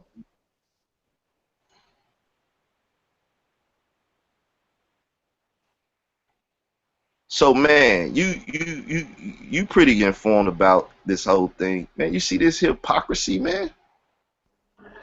Oh man. You know, I caught just the back end of what you was saying. I actually thought that I heard James White talking. You playing some audios and what have you? Yeah, well, this the situation once again for those that might be coming in, you know, later in the ball game. I woke up this morning, somebody inboxed me. I hit the link, and it's James White responding to Sicarii, right? Yes. I showed up. So he's responding to Sicarii, which we know is Guerrilla Hebrew, you know, outfit, so on and so forth. So this the video. Do you tell me whose symbol is this? Do you know this symbol? Yeah. That's the Global Media Inc. That's over there with Brother Bassem. Brother Bassem. So is this brother black or white in the sense of using those terminologies? I know you are more and you don't like using those terms and stuff, but in the common people language of saying black white people, would this guy, global media, by Sim, be considered black or white? Well, my people from the South, and here in America, what we would call that is a pasa blanca. He is fair skinned. I don't know his background like that. I am aware of some of the things that you're aware of. For example, we're using straight. Look, if you of he could Europe, pass for white. right? He passed for white. He don't pass for black. That's all I said is that he passed for white. Right. Just dealing with those two polarities, not anything in between it. You know what I'm saying? Those two polarities. Far left or right, however you want to do it, is black. Far the opposite is white. And he will ease to the white side, not the black side. I just want to make sure. So for the audience sakes, they know that this platform here is someone who can pass for white platform, and we have black Hebrew Israelites on this platform. So they can't hate the white man that much that they will allow themselves to be broadcast and, you know, talk with and deal with this guy that can pass for white. Like, Okay, well, let me say something real quick. Some of us that look like those Hebrews, like I look like a lot of those Hebrews, some of us in our family, what's interesting, especially here in America, is that we have family that could pass for white. So we can like look at their relatives and we'll be like, how is it that you're so, light skinned? How is it that you're so fair skinned, but your daddy black, your granddaddy, charcoal black? How did that happen? So when I say pass for white, I definitely want that to be referenced. I don't know Basem's family like that to say that, he's a white man. He is not a white man. I don't know anything about that. I mean, the term that's on the video is pale Arab, meaning not Yes, dark skin, but pale skin, right? Yes, Pale sir. Arab. He say his descent is from Morocco, this and that, Arabs and stuff, right? That's right. So that's the terminology that I'm using to be more precise than he's a white man. I can rock with you. He's pale, not dark. I think that's a good description. And he claimed to be an Arab, not a Jew, no other nationality, but from Arab descent. So I mean, yeah, I can't dispute with you on that. Okay, just want to make sure that people know I know over him falsifying. You know what I'm saying? My perspective, right? So, that's the hypocrisy that I'm showing y'all this morning. That these guys not hate the white man. They love the white man. They in the bed with, well, let me stop saying white man. They love the pale skinned man. They even get in bed with the pale skinned man. You know what I'm saying? Go ahead. That's an interesting thing, brother, because I actually did a show with Brother Basim yesterday about this very same subject matter. And, I think that the truth cuts both ways. I don't think that James White escapes from any of the condemnation that he has been, offering towards the Hebrew Israelites. I really feel that if he came to do some good in the community, he would have done that. But I think that he came to make a mark, to make a name. And again, his legacy in our community, in the Hebrew Israelite community, because I do feel I'm united with my brothers. His legacy is not going to be that of someone who brought something beneficial to our people. It will appear as if he came in showboating on our people. Now, we can talk about the Hebrew Israelites in the same fashion. Like I said, I believe truth cuts both ways.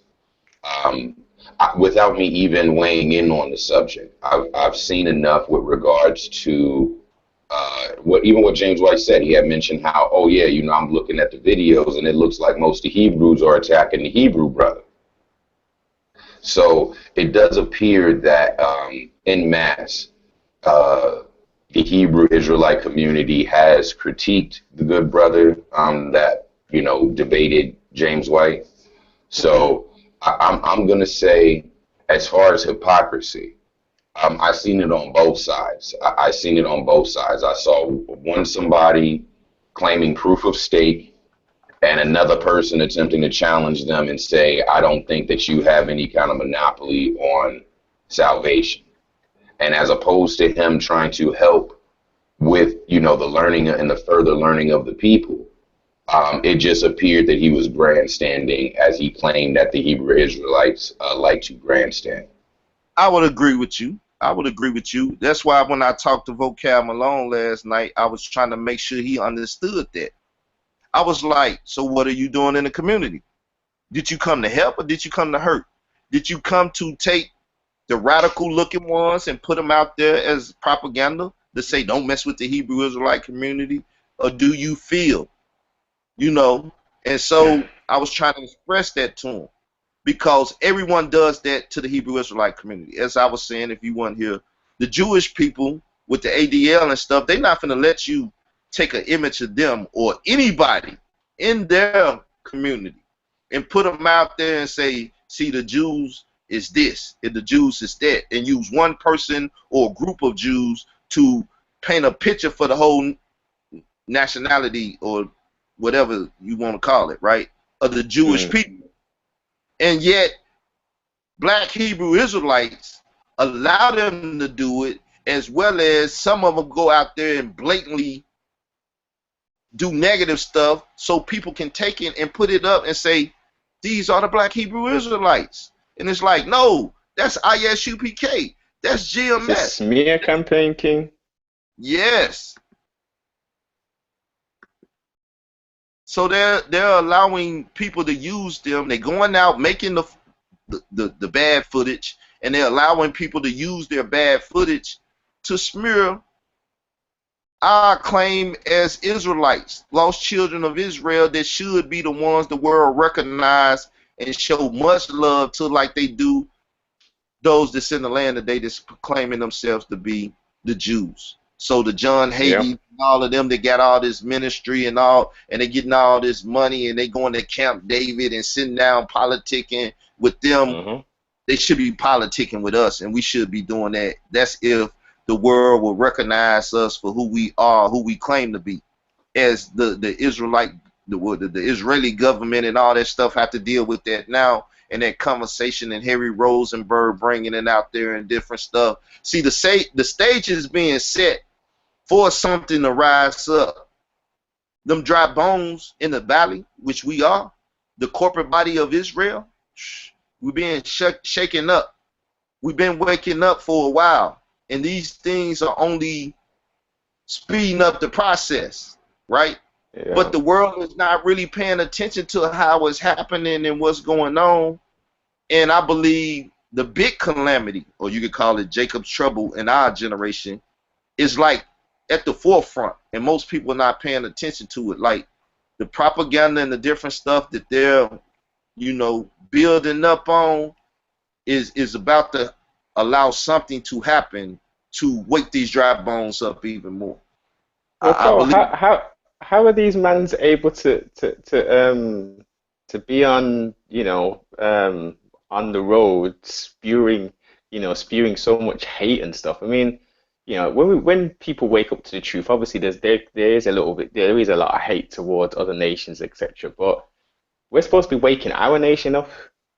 We're supposed to be waking up people to the truth and coming back to law, statutes, and commandments, etc. So how are these people out here? The majority, as you say, that we see on YouTube are people cussing, using foul language. If you take GMS, for instance, they look like hobos, they look homeless. What kind of representation is that of an organized body? What truth are they bringing out? Look at the varying doctrine which all comes from this one West. How are they able to be out on the street, cussing people down, physically attacking some people, potentially in defense? I'm not for any other nation but my nation, but I'm speaking about what I can see. And it just seems to me, I mean, we've got this 501c3 thing going on as well, charitable status, etc. If these people are really actually for our people, where's the fruit? Where are the fruit from these trees that are supposed to be bore? Right. Remember, you will know the tree by the fruit it bear. It's bearing fruit, but the fruit we seeing is more people cursing, more people with hatred, more people with this. So is this tree good or is this tree bad? Well, let's look at the fruit. And this is what James White is allowing to happen. This is what the Lord is allowing to happen. He's allowing them to be put on Front Street and the world look at them and show the followers, the 1 year old, the 2 year old in the movement that glorify these men. Show them that they're not the ones. Because as you say, let's just ponder and reason and use logic. With the shooting and killing of the homosexuals or the LBG community people in Florida, before that though, if you had hate speech against the LBG community, they're politically set just like the Jews to come at you and talk about hate speech and hate crime, right?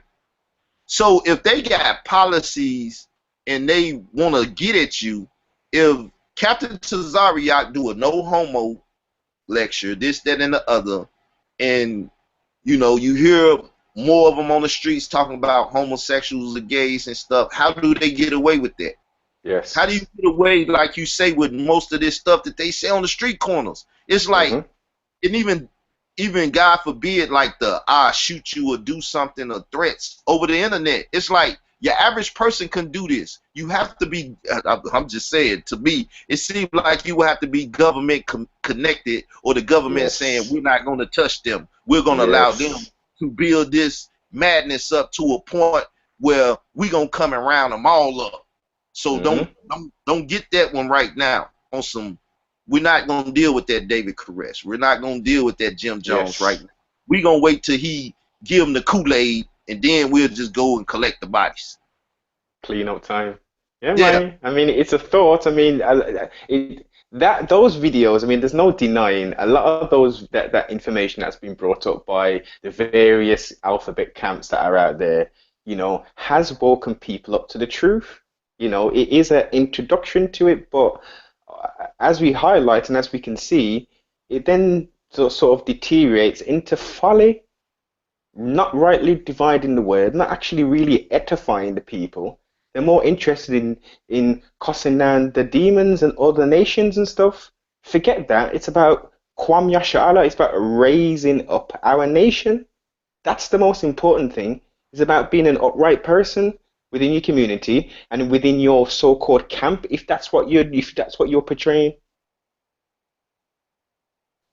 Yeah, but that's what I'm saying. The para-Arab in our community, I didn't condemn them like, well, I did condemn them, but I just played guerrilla Hebrew to condemn them, right? And y'all already know D-Red stance and different stuff, because it's kind of hard for me to speak on it because everybody knows that I say salvation is for all people. But listen, who's righteous? Right? If you righteous, how can you be unrighteous? How could you be unrighteously judged? When I go and read, and I did it the other day and dealt with the 3 scriptures, right? Jeremiah 17 and 10. Let me see. I need to get this to memory anyway, so let me go there and make sure it's right. Jeremiah 17 and 10, right? And it said, I, the Lord, searches the heart. I try the reins, even to give every man according to his way. Good way, bad way. Whatever your way is, he gonna give you what you deserve, right? And according to the fruits of his doing, right? You go to Ecclesiastes 12 and 14. Let me get there right quick. And he gonna say he gonna judge your works, whatever it do, whether it be good or evil, right? So just these 3 scriptures alone, right? Ecclesiastes 12 and 14. For God shall bring every work into judgment with every secret thing, whether it be good or whether it be evil, right? What the other one at? Romans. It's Romans 2 and 16. Paul said, in the day when God shall judge the secret of every man by Jesus Christ according to my gospel. So the good news is God gonna judge your ways, whether they be good or evil, and he gonna give you your just reward for it, right? So now, if he gotta judge every man that ever lived, no matter what nation you come out of, then how can he be an unrighteous judge? Once again, if he's that type of judge, I don't want to deal with that God. You know what I'm saying? If he gonna judge righteous people unrighteously and put them in a lake of fire, punish them for it. So if you find a Jew, Gentile, Edomite, Hamite, or whatever, and that was my reason for saying it, for the Hamitic community in this part of the Shemitic community not to be going to war, then, you know what I'm saying, you can't unrighteously judge the Hamitic community as the same thing, profiling the whole community because of something one Hamite did, or so on and so forth.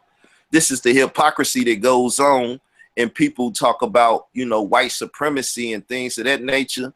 Well, you trying to do the black supremacy thing, and you profiling people based off of one individual in a nation or a group.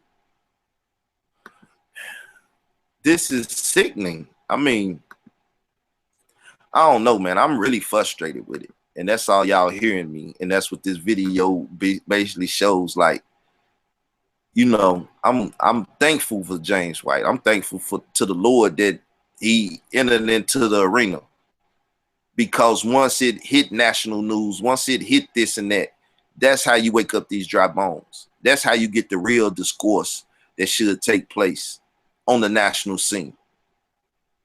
Because that other stuff that they trying to put out there with them One West camps and stuff, that is not what needs to be broadcast to the world. It's enough of that propaganda out there.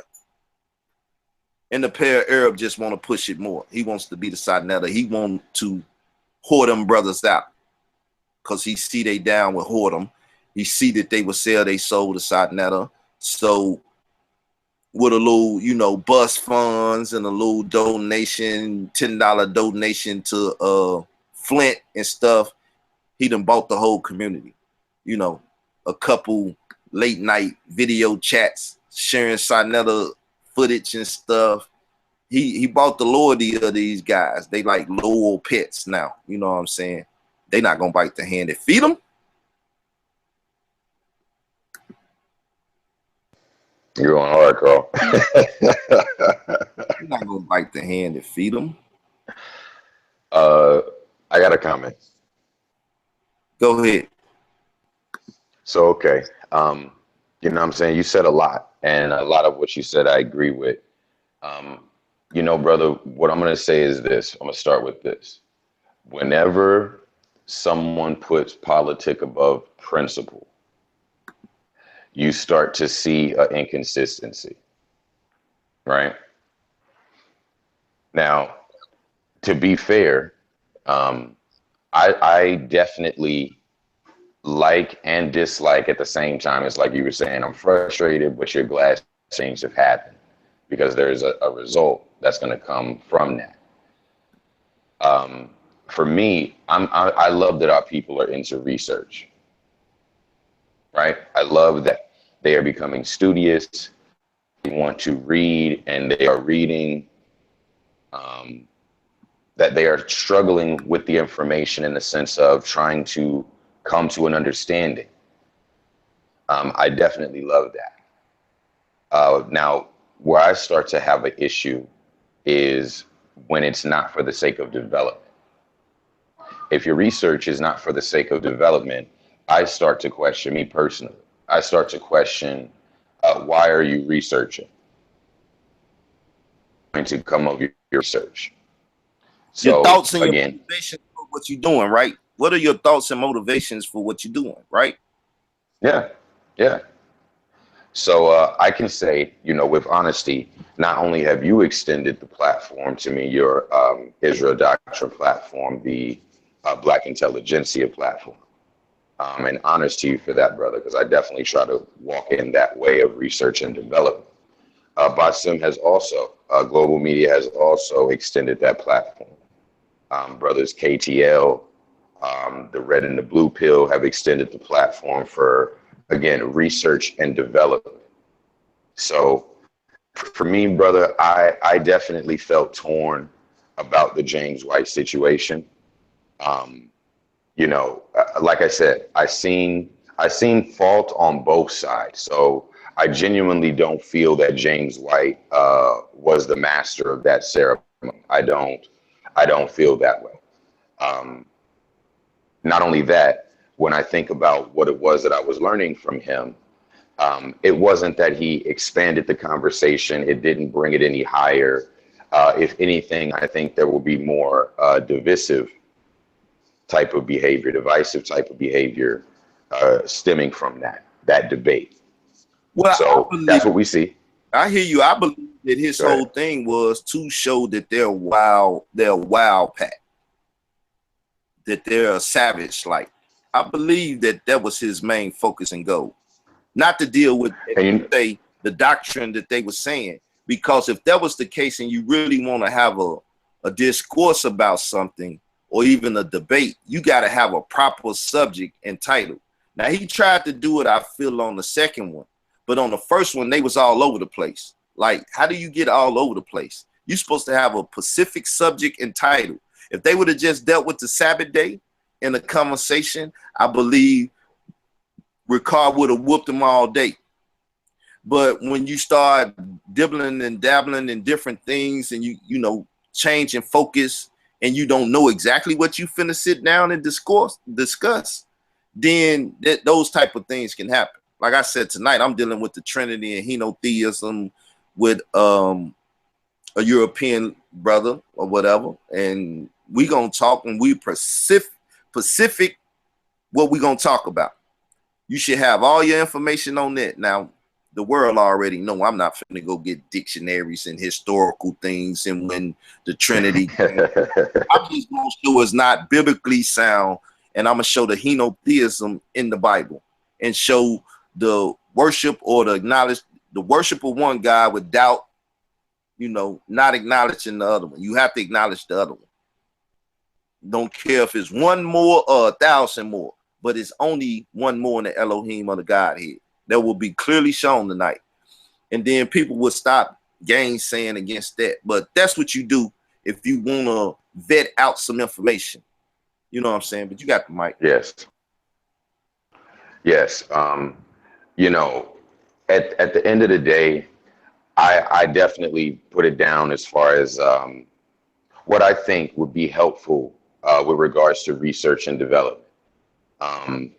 Brother, when I surmise it, it's like you said, trying to stick with a particular topic, trying to focus the information to a particular thing, and then elaborate, right? Then elucidate, then expand the concept, bring some texture to the concept that it is that you're trying to convey.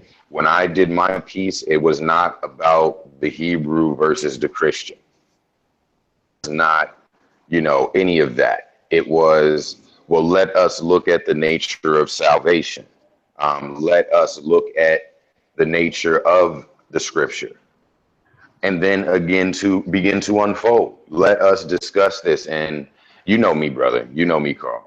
I'm into the technology. I'm into science, math, engineering, etc.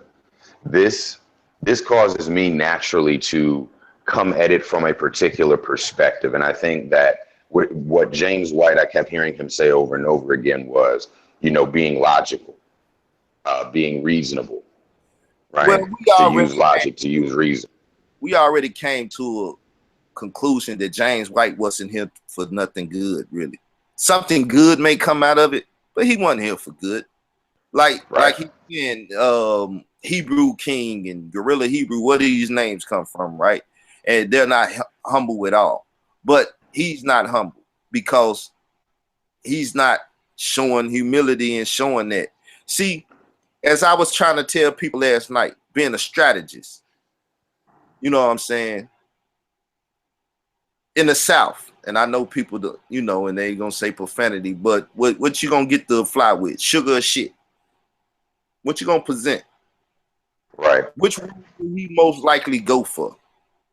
So, at the end of the day, if you want to deal with Hebrew Israelites and get them to spill their guts on the internet, spill their hate doctrine and everything, you should use a little sugar.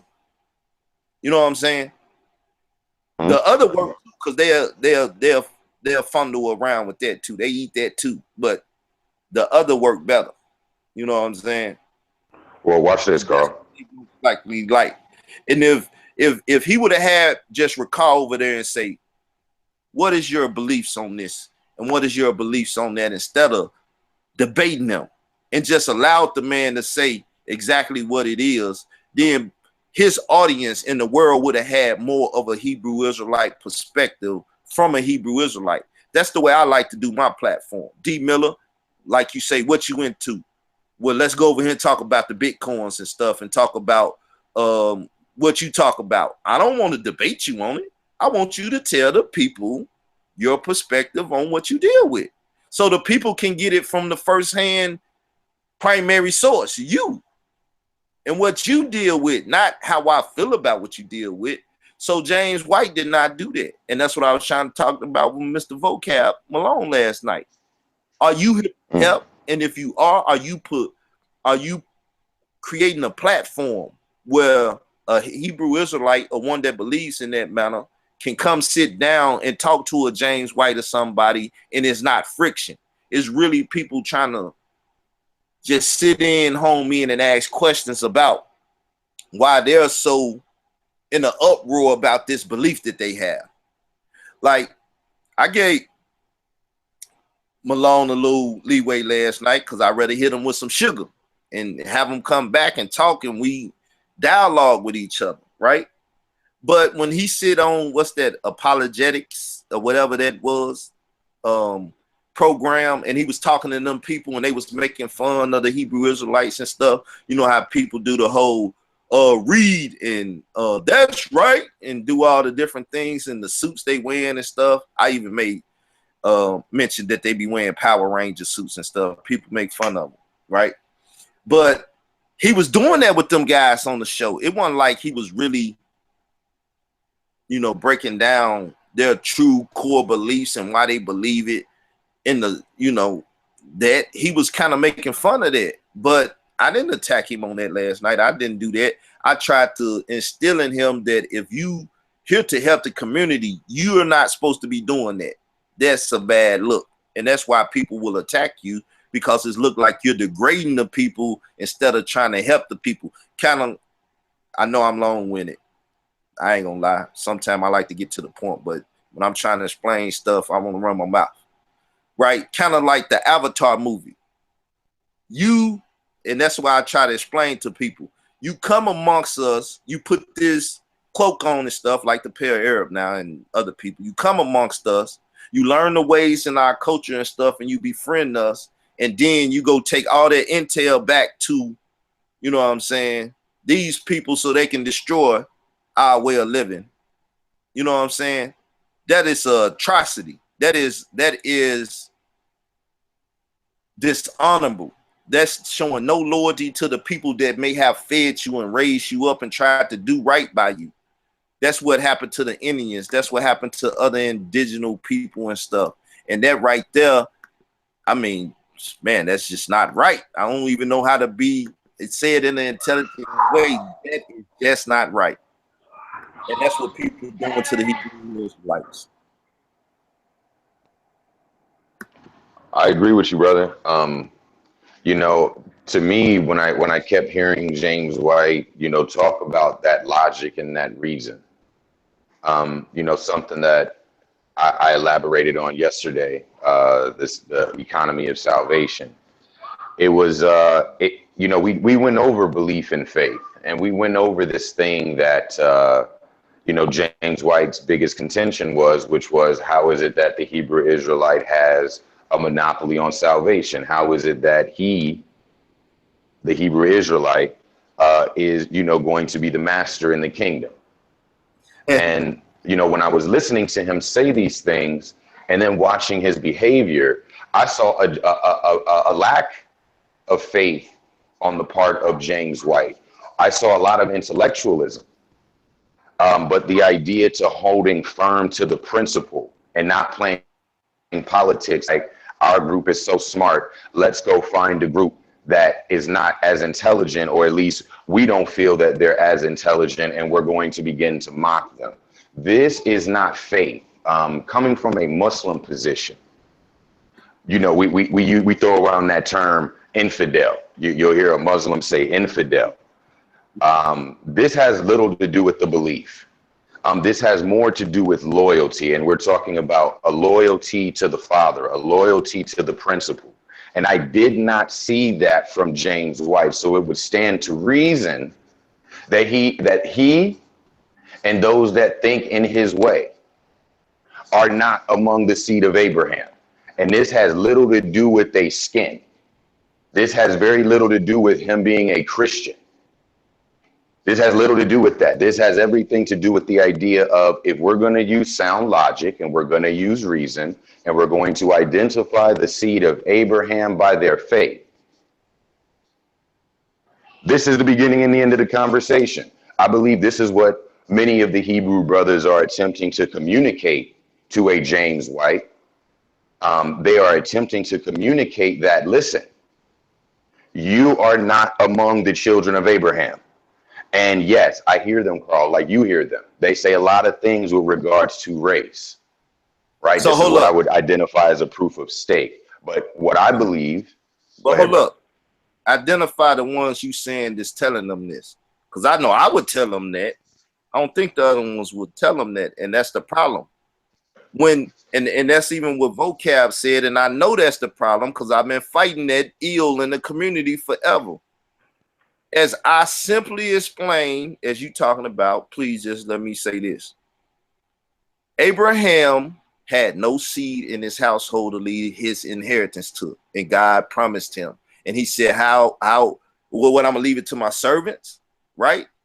So if Abraham did not have a seed, it would have went to his servants, right? Those of his household, or one in his household. The Lord blessed them with two seeds because he opened Hagar womb up. The Lord did that. So he blessed them with Ishmael. Abraham loved the boy, his firstborn. He wanted it to go to him. The Lord said, no, it wasn't did in a proper manner. Your wife, your first wife, your primary wife, right? She's going to have it. The seed that I'm talking about. And then Abraham circumcised everybody in his household, and he controlled his household. His seed that was in his household and those that was born into the household of Abraham. Bought with money, circumcised, told what to do, trained up on how to live in the way that Abraham lived, his household. You take that and you compare it to as above, so below, right? As Abraham was going to sacrifice his son, God did sacrifice his son. He tried him and see if he godly. You know, the mystery of godly. Are you godly? Would you do this thing? So when you get to the house of Israel, which is God's house, it's not Jacob's house. The house of Jacob is Jacob's house. But when Jacob give his will over to God, as he did when he was fighting with the angel and stuff, and then God said, okay, bless him, call him Israel, give him my name, right? Then you got Jacob's house, you got Israel's house. But you see the spiritual connect now, because Jacob wrestled and he do all this thing and he connected with God, having power with God and man now, not just power with man, and receiving the heavenly name. Then now Jacob is the physical representation of the spiritual house of God. That's right. And all through the commandments, it tell you about people that sojourn. Even when they came out of Egypt, They can't take of the Passover unless they get circumcised and basically become a part of Israel. One law for Israel and the stranger that sojourn with them. The Lord don't have a problem with the stranger sojourning with Israel. Israel have a problem with the stranger sojourning with Israel. The only problem God has is the fact that you will allow these strangers to overcome you and have you worshiping other gods and dealing with another system. That's his only problem. My people is not strong enough to be running with these other people. Every time they go messing with the other nations, they start hoeing and start sinning against me. That's his biggest problem. That's Genesis 6. That's his problem with those he choose in the bloodline he choose.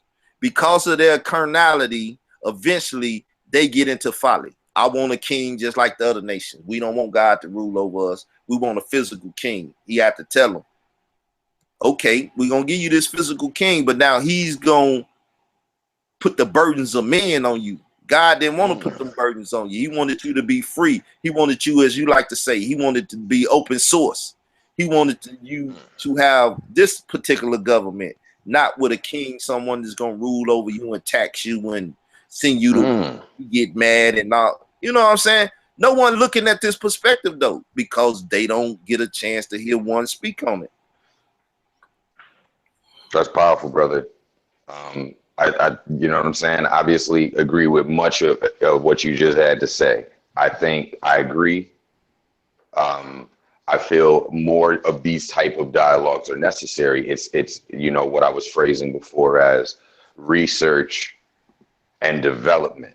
Some people are researching. They're doing a whole bunch of research, but the minute that you find out what is the reason for the research, you find out that it is an attempt to tear something down, to destroy something. And to each his own as far as that goes. But if information, brother, that's what it's called. Weaponizing information to shoot at your brother or your sister or another human. That's right. That's right. An assumed enemy. So the idea is, in my opinion, this is definitely what I propagate. The idea is do that research or do research, but do it with the mind to develop the community further.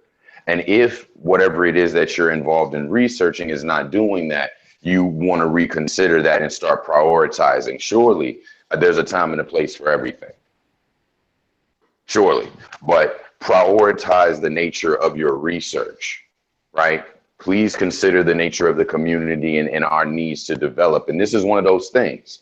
Again, I side with the Hebrews with their critique of the brother who was debating James White. I agree with them. But I'm going to go so far as to say what is necessary is much more research and development. That's really all that's required here. I think that because what you said is the minute we go up against another nation, you know what I'm saying? We're doing the whoring thing. We're getting clowned. We're playing ourselves, right? Putting ourselves in a bad light with the Creator. This is definitely true. So all that I feel is necessary, in my opinion, this is an easy thing. You know what I'm saying? We will call it a something like a fail fast. Let's get sharper with it. Let's get sharper with it. I don't disagree with the Hebrew when they said he and his folks that think like him are not among the seed of Abraham. I don't disagree, because what I saw was exemplary of just that fact.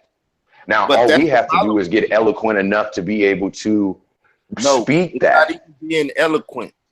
It's just speaking the truth, and that's the problem. No one is speaking the truth, and the ones that are being muted out in the community, right? It's simple as this. It's simple as this, right? They don't have an idea or a clue about the truth. They really don't. They just know this book is powerful, and the things that it's saying in it is powerful. But the Lord God of Israel gave the key to opening this book for the world to Israel. Only Israel can open this book to the world. Now, this is where, if Mr. White want to talk or people want to talk about the monopoly that Israel have on the word, because that's what the term Israel doctrine is. This is Israel's doctrine. And only Israel can dictate their doctrine. Now, you may not understand that, but it's easily understood if you sit down and do the lesson, right? Number one, the God of Israel, this is his doctrine, and he dictated, right? He has a protocol that you have to go through to receive this doctrine. Any way you want to look at it, world. The 66 books that I deal with came about by way of Israelites, physical seeds of Jacob that was known as the children of Israel of God, right? And they jot down this book that people translated. They are the authors of Israel doctrine, the Israelites, which is another reason it's named Israel doctrine. I named it. I'm telling you why it's named Israel doctrine from our perspective, the terminology, right? And in that, if you're not Israel or you're not sojourning, a part of the commonwealth of being grafted into Israel, being first, the foundation of this whole thing, then you building up on the temple of God or trying to insert yourself in the body of God and you don't fit, you will be rejected. If not now, when he come, he gonna let you know for sure that get away from me, you work of iniquity. I never knew you. You claim to be a part of my household, my body, my commonwealth. You claim to sojourn with me and my people, of being grafted in with me and my people. But I never knew you, you work of iniquity. That's what they gonna get. And that's the problem, because people don't understand the protocol of God, and that Israel is the one that teaches this. If you don't want to accept me or someone, quote unquote, a black male in America that believe he came over his ancestors in this, that is being Israel, you still can't avoid the fact that Paul the apostle to the Gentiles was Israelite. So you still got to go to an Israelite. You got to go to their writings or whatever. You have to go to Israel to get the truth. And that's still in the physical plane today. So if you don't know who Israel is, if you want to argue that it's the so-called Jew over there in the land from our perspective that make that argument, or it's us, you need to find out who Israel is so they can unlock the mysteries and the secrets of this book as they need to be unlocked. Y'all only got a glimpse at it, and you can just read the book and it sound good because you're reading the book, and one would not disagree with the book, but the understanding of it, you gotta go to Israel. That's just it. They hold a monopoly. It's Israel's Inc. It's Israel's. It's the nation. You have to go to them, come to them, and get it. You better find out who they are. If it's the black man in America saying it, or if it's some Ethiopian Jews, some better Israel, or whoever, or even if it's the Ashkenazi, Khazar Jews, whoever, salvation is of them. And you have to be them inwardly, meaning you have to become a part of that culture. You like them people that we read about in 2 Kings the other day. When God take us out the land, and the land start, the animals in the land start spewing you out because you ain't keeping his ways, you better go find one of us so we can tell you how you live in that land. Even though we might not do it right, we the ones that tell the rest of the world about our God and proclaim him to the rest of the world. And that's what these Hebrew Israelites doing, but they just not doing it in the proper manner. But at least they planting the seed. Now someone else can come along and cultivate that seed or whatever, but you better find a good gardener for the vineyard of the Lord of hosts, because it's raggedy and it needs a lot of cultivating. That's powerful, Carl. You know, I actually attempted to demonstrate that very thing that you described yesterday. Because I was using the scriptures and drawing correlations from the scriptures, I requested from Basim on Global Media when I did that show, I requested that Hebrews be present and to call out if necessary, if anything that I was saying was contrary to the scripture. So for me, I definitely don't have that particular issue about recognizing, acknowledging, right, Israel. And we're talking about proof of stake Israel, those that say, I am of the seed of Isaac, Jacob, etc., etc. I don't have that issue. And what you said, again, I agree with. It sounds, again, like research and development. You said that there is a need for you to go to those that have mastered that with regards to double checking your research and vetting your research, and then move forward with the development portion, right? Move forward with that. I feel, especially me in my role, you know, I like to describe it as extending the learnings of Ali in America. Don't be afraid of the name Ali. Understand that that means exalted. To extend the learnings of the exalted here in America. That's what I feel proper research and development is about. If we are going to behold the kingdom, I just think that we're going to have to do this work, brother. We're going to have to do that struggle that you were talking about with regards to Jacob. You know, that struggle is real. And that is how we are going to come to a resolution. That's how we're going to come to a proper conclusion, which is the Most High is the Most High, you know, in the past, in the present, and in the future. But that's what I'm trying to do. See, the people that's totally ignorant of warfare and different stuff and playing chess.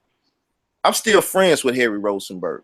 I believe if I speak with Harry Rosenberg and had a project or something that he thought was good and this and that, he'll lend his effort and name to it and stuff, right? Now you got this white guy, you know what I'm saying? James White.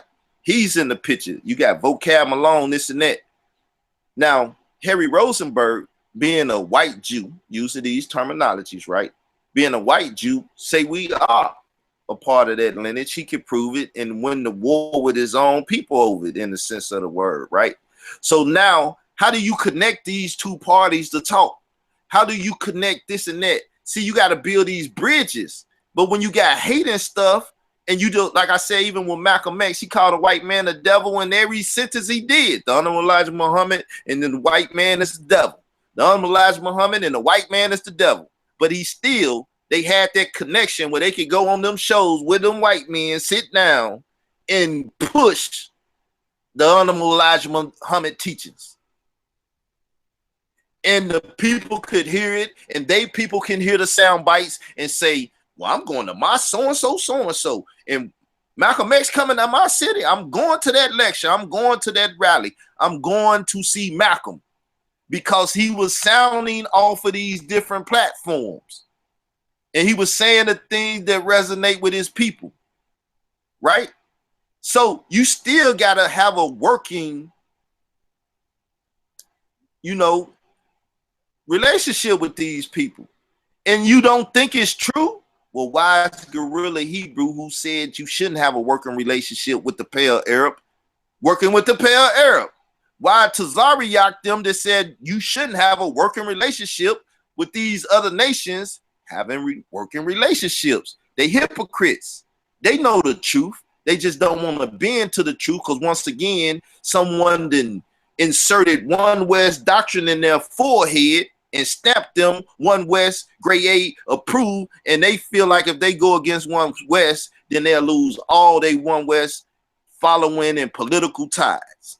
I never been One West. I can give a damn about One West and their doctrine and that whole movement because it's nothing but CIA government laid out for us. I'm concerned. I don't even, that's just my feeling. And I'm going to use this like the faith in the Bible and stuff. I don't need nobodies. I don't need no corpses to say these are my people and DNA and all of that. That's how I feel about it. And until the day you prove it wrong, it's right with me. I'm disillusional. I'm crazy. I believe that. You can call me whatever you want. I believe they was government made. Government stamped and approved because everything they do play right into the hands of our demise. But it's cool. It's cool. It's cool because that makes the other side have to do what they have to do to combat that. And when the other side is not doing that, that's the problem. You know, people say, well, you know, division amongst our people, it shouldn't be, and Israel need to be united. No, the righteous need to be united, and the wicked need to be united, And everybody needs to know the separation of the two, the righteous and the wicked, the Israel of God, not to talk about the camp that I went to their tape ministry and started learning from, but there's an Israel of God and there's an Israel of Satan. How do you discern which is which? Mr. White, rest of the world, how do you discern which is of God and which is of Satan? That's what you got to get to. That's what the world got to wake up to. Either this man of the Israel of God or he's of the Israel of Satan. This man is either of the Israel of God or the Israel of Satan. You decide. Once again, not about the camp.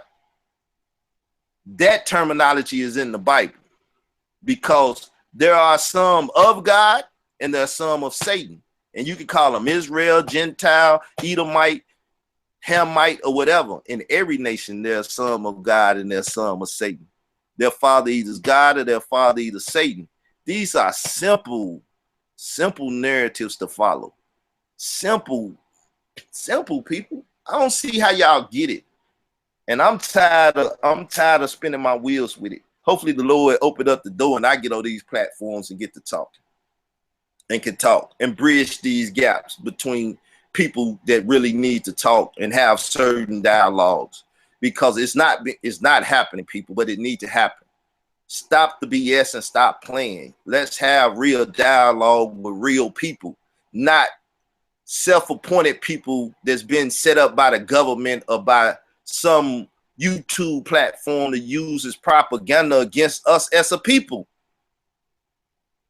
You know what I'm saying? You know how propaganda work? When they get through with the propaganda, like what they did with Saddam Hussein, that was propaganda. They drew little pictures and said he had weapons of destruction and talked about him in such a way. And everybody like, well, we're not going to do this. That was Papa Bush war. Now his son want to finish Solomon off for him. They go over there in that man country, kill him, kill his children, put their face on the news, right? This like the first time you see dead bodies on the news like that. Y'all talking about, you know, Mike Brown and stuff. That ain't when they first started doing that. They broke the rules of media and TV and put Saddam's sons, dead sons, on the news. Then they let the hanging, quote unquote, hanging happen on YouTube, and they showed Saddam dead. But all that was based up on the fact that they lied to the American government, got the Congress and everything to sign off on that, and they went in there and took care of that man. And all they could say is, look, everybody was in agreement and everybody signed off on it. How you gonna say something about you was in agreement with what happened? Why didn't you speak up against it if it was so wrong? Because of the politics and the propaganda, and people said, how can you not agree with them? If you go against that, then you become the enemy. So because of the propaganda and the political atmosphere, everybody said, yes, go do that to Saddam. Same thing with what's the other brother, Gaddafi. Same thing, all of that. That's how propaganda works. And they do it to the other nations, and they do it at home, not just abroad, to us. And the Hebrew Israelites is the ones that is going down with now. They're using great propaganda to be in a position to, when they want to push the button and get at the Hebrew Israelite community, kicking their doors, waving them fofos and different stuff, talking about government don't hit me no more. They putting it together good. And the poster boys that go out here and make these videos with this garbage on it, not spitting the gospel, the true gospel that's saving, not condemning. See, the gospel is about I know y'all hate the John 3:16, but we're gonna go to the John 3:16 because that's what the world look like. John 3:16, right? Let's just go there and look at that. And the world is not Israel, for the Hebrew Israelites to like to say. Well, see, that means Israel. What Greek or what are you reading that say the world is just the nation of Israel? Are you stupid or are you dumb? Stupid meaning what? What do stupid mean, brother? I believe it mean a retardation. Like you ain't got past the logic of like a 3-year-old. That might be a idiot, but I may be mistaken. Okay, dumb mean what? Like dumb, deaf, and blind. This is a person that can't read. Or one that can't speak, right? Dumb mean like a mute. You can't speak. You know, and like the book say, his prophets like dumb dogs that can't bark. You can't warn the people. You a cloud with no water in it. You can't tell the people nothing. So John 3:16, right? Before we go there, let me turn my fan back on. I don't want to, right? He say right here, he said in 15, that whosoever believe in him shall not perish. Who do whosoever consist of, brother? Sound like it's all inclusive. All inclusive. Should not perish but have eternal life. And that's what we all should be looking for. And that's what we all gonna get, whether if it's in the lake of fire in the kingdom of God, whether you know that or not. Eternal life is, says, once we hit the womb and was created, we are a seed now that will eventually go into the ground and come out again. What if the child, this is from our study and research, right? If a child die in the womb, it still was the seed planet that eventually will come up. So even the child that died in the room will end up resurrected and get eternal life. That's a subject we can talk about another time. I just want to put that on the table. But anyway, eternal life is promised to us all. It's just eternal life in the kingdom or eternal life in the lake, right? So it said, for God so loved the world, that means this place that we living in, right? That he gave his only begotten son, that whosoever shall believe in him should not perish. There's 2 times that statement come up. But have everlasting life. Now he ain't saying in the kingdom or in the lake, but we know if you rolling with him, you gonna be with him. He gonna be in the kingdom. He ain't gonna be in the lake. Let's read on. For God sent not his son into the world to condemn the world, but everybody act like he came to condemn the world. The lamb didn't come to condemn people. The lamb came to atone and to save. Be specific. The lamb came to atone and save. He didn't come to condemn. But the fact that he put salvation on the table and shed light, condemnation come to all those that don't choose him. That's what this is basically saying. To those that choose him and believe on him, they won't perish and end up in a lake of fire. They get eternal life. And he come to do that. He didn't come to really condemn the world. He said he don't have no pleasure in the death of him that died. And he talking about the second death too. If y'all don't know, it's 2 deaths in the Bible. You could say the third, which is the metaphysical, from the spiritual mind to the carnal mind, right? Meaning that you were spiritual mind, that you died and became carnal minded and just now think on earthly things and not heavenly things or spiritual things, right? So he say, for God sent not his son into the world to condemn the world, but that the world through him might be saved. That's why he came. That's the gospel. That's the good news. That if any believe on him, they can get salvation, the salvation, I should say, of their very soul. That they could save themselves from the lake of fire and burning in hell or the lake of fire for eternity. That's the gospel. That's what you tell people. You tell anybody that, and anybody that's willing to believe that and walk, take the steps of accomplishing this, having good works when he come and being found with that in their heart. As we just read the 3 scriptures talking about, he's searching the heart, right? Having that in their heart or in their spirit. Let's just say if the word of God be dwelling you that raised up Christ, it'll raise you up in the last days. That Romans 8. If you have that, then you get eternal life in the kingdom. If you don't, you're going to get eternal damnation. The lamb came to save, not to condemn. Now the Lion of Judah, he's going to come with wrath and to kill everything that hadn't accepted what the lamb did. The lamb came to save. The Lion of Judah gonna come to kill, murder, maim, do all of that. He coming to shed blood. He's coming to purge the earth. That's the dilemma that we dealing with, people, when dealing with the book. It's just that simple. You accept the lamb, you good. If you don't accept the lamb, when the lion come, he just gonna devour everything that didn't accept the lamb. Now that's in every nation, every tongue, every creed, every culture, every people, however it go.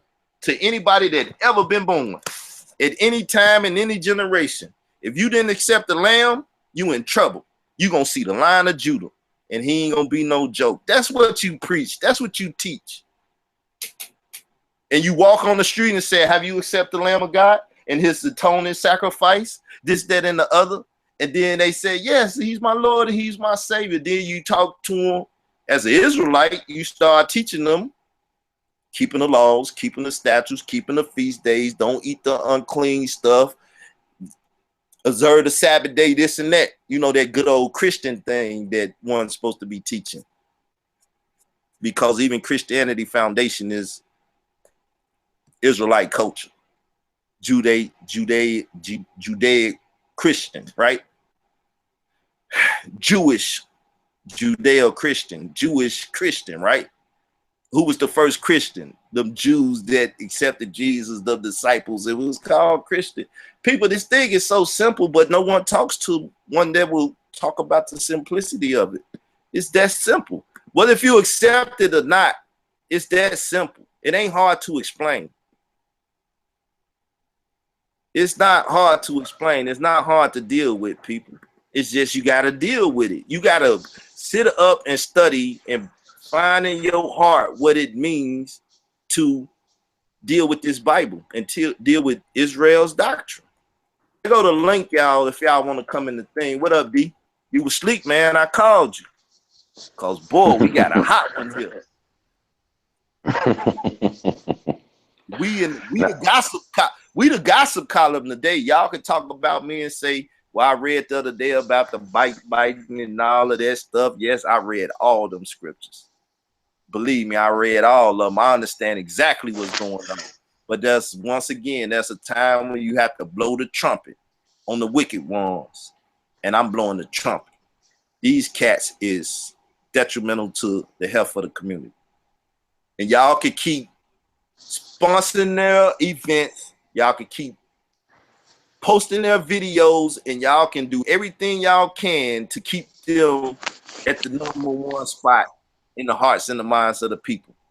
But I'm telling you, bit by bit by inch, the Lord is working on tearing down that house that's so-called called by his name. The Hebrew name that they like to use, the whatever name, they're putting his name on this stuff, and he haven't co-signed it. And the fact that he ain't co-signed it, you know the house gonna be destroyed. It's just a matter of time.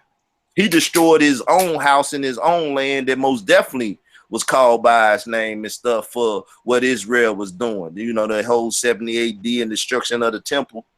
So you think he gonna let some houses in Harlem and different places all over the world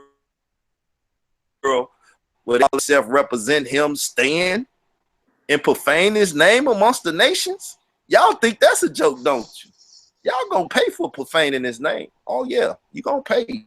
It's either now or later, but you got a price to pay. Willing to pay it. Can you pay it? Or will you repent of your evil?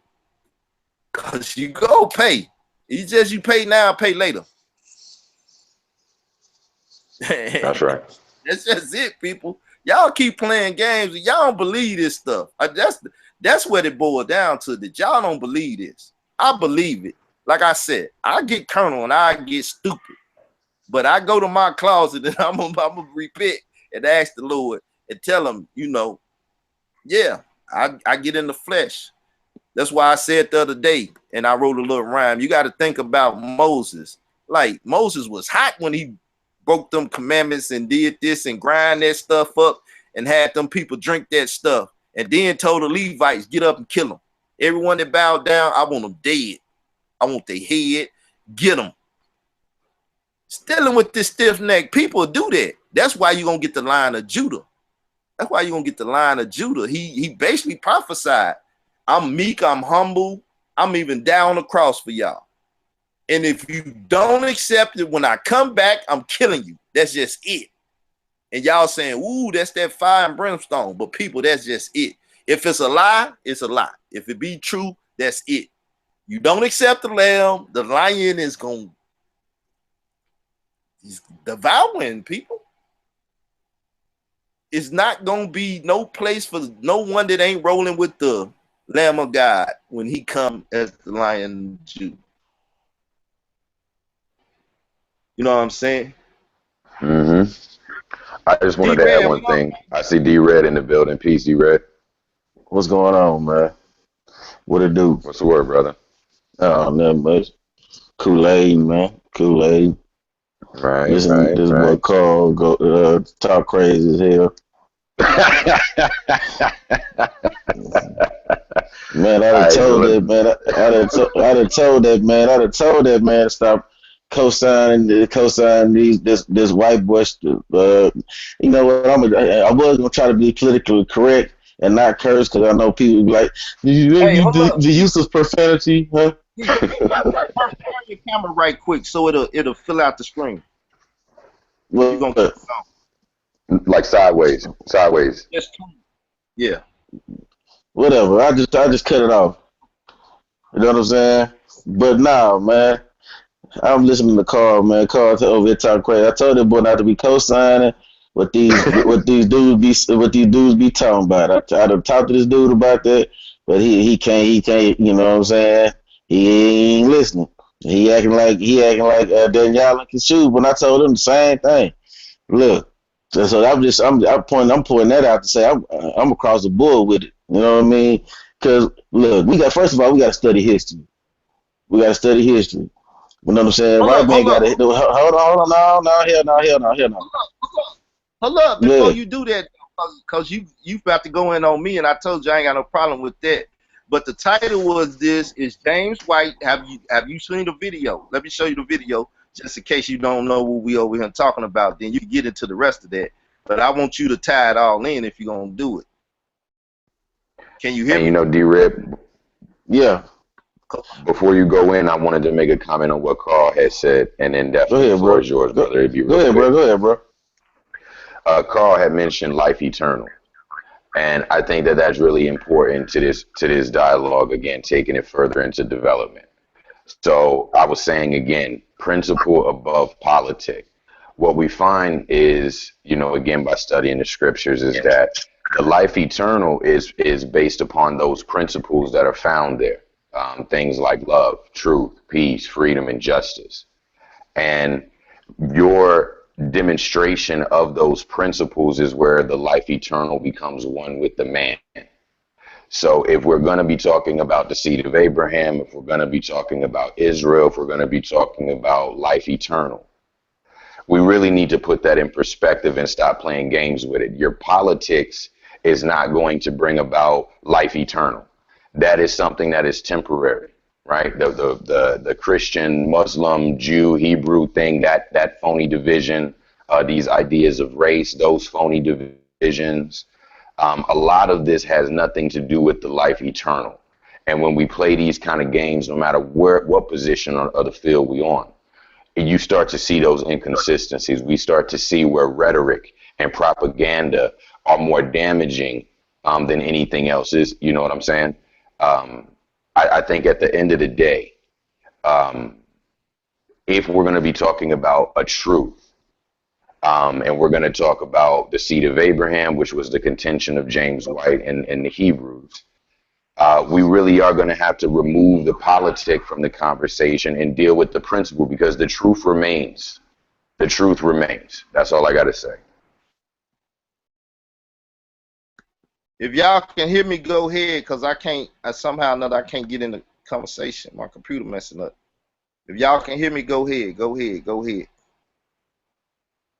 and talk if y'all can hear me. I don't know, my computer messing up. I can hear you, D-Red. It's on you, bro. You definitely got the floor. All right.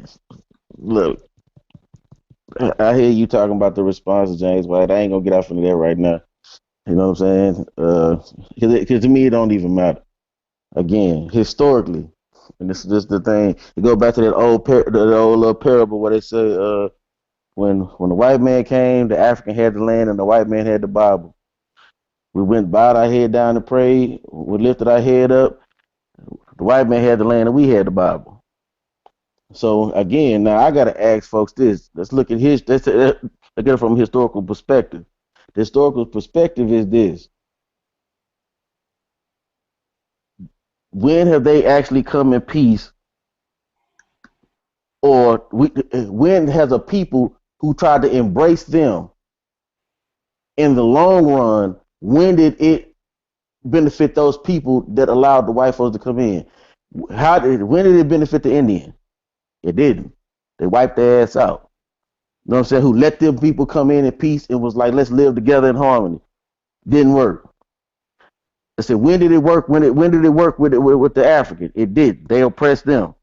When did it work with the Aboriginals of Australia? It didn't work. They oppressed them. The people of India, they oppressed them. The people of New Zealand, they oppressed them. The Tasmanians wiped them out. You see what I'm saying? And I can keep going on and on and on. So when are we gonna get this fanciful idea out of our damn head that some kind of way, just because they say we believe in the same thing? I mean, because now we got to go back to history. You see what I'm saying? History says that when the slaves came over here, initially they had a thing where they said, shoot, if they found that they was a believer in Christ, they would free them. But when they started realizing so many of us believed in it, then guess what? They changed the damn law. Your brother changed the law. They ain't never want to be down with you unless it benefit them. This is just historical fact. Yeah. So for anybody that all of a sudden thinks some kind of way it just changed, some kind of way it's just changed, and that we don't understand that their declaration of war on I.S.U.P.K, Guerrilla Hebrew, whoever else, is a declaration of war on you too. Because guess what? What are you trying? Because all people that are trying to acquiesce to this stuff is a better seat in the house of white racism, white supremacy. You think that once they get through with them, they're not gonna wipe your ass out? Well, that ain't no different than the boule Negroes that want to sit that think that just because they join these secret societies, there's some kind of way that make them safe. No, let's okay, one second. That's reality. Let me chime in. The reality is we're flocked for the slaughter. We fucking supposed to die and be killed and stuff. That's what the books say. Even when the prophets came to Israel, they killed them off. Even our own people kill us. And we know the other people kill us too. This is some temporary shit. This is not forever. Even if they kill you tomorrow, that's temporary. You was here on the earth for how many years? 30-some years. You didn't even live 40. So, I mean, what they could do is if we talking eternity and we're talking present moment and eternity, those two conversations. So you suffering for this moment. Well, shit, I'm going to quote Job. Do we accept good at the hand of God and not accept evil? Do he not bring the evil? So if the white man, once again, if he sicked them on us and they went overboard, that's on them and they're going to get judged for that, right? They're going to get judged for going overboard. But it ain't no damn secret that he sicked them on us for being who we are and doing what we do. So it's no secret that we are we supposed to end up getting slaughtered. It's written in the book. It's telling us it's going to happen. We still supposed to stand for justice, right, and what's good. And we supposed to die for that to attain eternal life or even godhood. And if we don't understand that, then we don't stand on our principles and morals from what we get from the Bible and speak the truth and die for truth. And a good man fear even dying for his brother. But again, bro, listen to what I'm telling you. You know what I'm saying? That's why the Bible will tell you to rebuke a wise man and he'll be wiser still, but rebuke a fool and he'll remain in this folly. You know what I'm saying? The wise see the signs and take all those little proverbs to see the signs. The sign tells you historically them people ain't never been your goddamn friend. Sign is Jesus. No, And the man, sign no, is, look, man. look, Hold on. Let me finish. So now you brought up Jesus, It's but very Jesus, simple. but Deal with the hold on. statement. Let me make the statement and deal with it, right? Mm-hmm, Jesus came to the earth knowing that they was gonna kill him. He still came and died. So mm-hmm, what can happen can take place. And it's the mm-hmm, same thing. If we supposed to go and preach the gospel and this and that, and at the end die for it, then we mm-hmm. supposed to go and carry our cross. All right. Now, again, now when Jesus said he only came to see for the house of Israel, and that lady said, but even it compared her to a dog, and the lady said, even a dog, know what I'm saying, eats the crumb from the master's table. All right. These white folks ain't coming in that type of humility. They coming like they teaching you something. Which white folks though? You talking about the I'm talking ones about you the white folks. I'm talking about in general.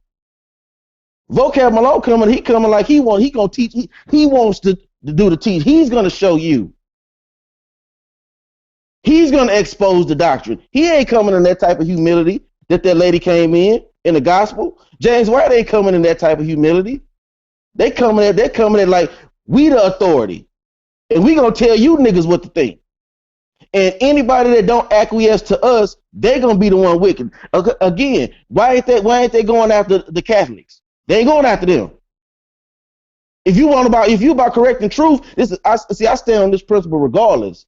Because I'll be on the same thing with Garfield Reed. If you about hold on, let me finish. If you about exposing truth, start with your own first. Start James with White Christians first. James White said he been debating for about 20 years. He been dealing with Muslims. He been dealing with even the Jesuits, this, that, and the other. If it's a lie, he told it. But if he got evidence, proof on the internet, and he wasn't dealing with no Hebrew Israelites then. He like he Mm-hmm, said, this is a new thing. So if he, mm-hmm. as you say, if he about showing people that they lies and doing But I don't care about him dealing with no Muslim but though. hold up, because we just dealing with this, right? That means Mm-hmm, eventually, if the Hebrew Israelite is a line sect of Hebrew Israelites, it's time mm-hmm. for him to address them at some point, because he's doing everybody. That means the Hebrew Israelites is not separated from what he's doing. So Okay, if he's okay, taking okay, the okay. time, listen, hold up though. Good. If he's taking the time out to address them now, and as he say he gonna get off the scene with it, then you can't say he did nothing wrong. Mm-hmm. Again, I ain't saying this shit about debate no damn Muslim. It's so many Christian sects. He ain't debated every last one of them. Well, I Clean don't your know house how you first. debated or not. Again, my whole point is clean your house first. You see what I'm saying? They're not coming over here again. They're not coming over here in the same spirit of humility as that woman that told Jesus, even the dogs eat from the crumbs of the master's table. They're not coming in that type of humility. They coming as the authority, and they're gonna eventually have the authority over your black ass. So Why they coming again, like that though? Why they no, coming like that? why they What's the coming like that? Because white folks have always come like that. look? What are you talking about? Look? What is the historical play? How did white folks in the first place even get to deal with our teachings and doctrines and to say well they ours now? Because it was clear to the world that the Jewish thing or the Israelite thing was the Israelite thing. How did they even get in the door? You would have to say God is a damn fool and he let them get their foot in the door knowing that they was going to take over the shit, right? Because if you read Romans 11, that's basically what Paul's saying. Look, don't you start trying to usurp. But all you saying is when they come in, they start trying to usurp. That's what they do. It was prophesied. It's known. It's written in the book. So how can we cry about them usurping? If we did what was right, they wouldn't usurp. And if you didn't have the One West and all these other people putting this bullshit out there for them to deal with, then they wouldn't be feeling like they're in authority because we'll be speaking with authority and they couldn't gainsay So against so it. so so so so so Hold let up, me hold up. so again. No, Hold no, on. no. Let Go me ahead. just say this one last little thing. Due to the fact they out there and they not representing, speaking with authority, speaking the truth, then it leave way for them. So I don't blame Bro, them. I blame the ones that's supposed to be holding it in truth, shutting them bro, out for gainsayers. listen to what I'm telling you. Listen to how you sound. Now, the only truth that you concerned about that's the deciding factor is do we let white folks in? That's basically their whole argument and your whole argument is that is the deciding line right there. You let white folks in, you don't accept white folks, then they preaching falsehood. Now you sound like No, the no, expos that no, try no, listen. no, hold on, no. We That's haven't really talked. Listen, you know, I say for everybody that righteous, everybody that came on this show and listened to the time you came here, D. Miller can vouch for it. I said all righteous people. I don't give a fuck if you black. I don't give a fuck if you white. I don't give a fuck what you are, right? If you righteous, then you good with God. Now you tell me if that's a lie now. Okay, I hear you. That's a lie now. Okay. Now again, what You did gonna tell what? me it's Hold not a on, lie now? hold on. Let me finish my point first, Carl. You was cut my you was cut I asked you a I'm not question. gonna ask. I'm not gonna ask your question in the way you want me to answer. I'm not gonna do it, bro, because I was making a point before you cut me off. I was making a point. Okay, I was making a point before you cut me off, so I'm gonna go into my point. Go finish my point first. We gonna come right back to that when you get through with you know what I'm saying? Okay, now you said all righteous. Oh, I'm gonna go ahead and deal with that. You said all righteous people. Okay, now first of all, you gonna have to show me that they righteous.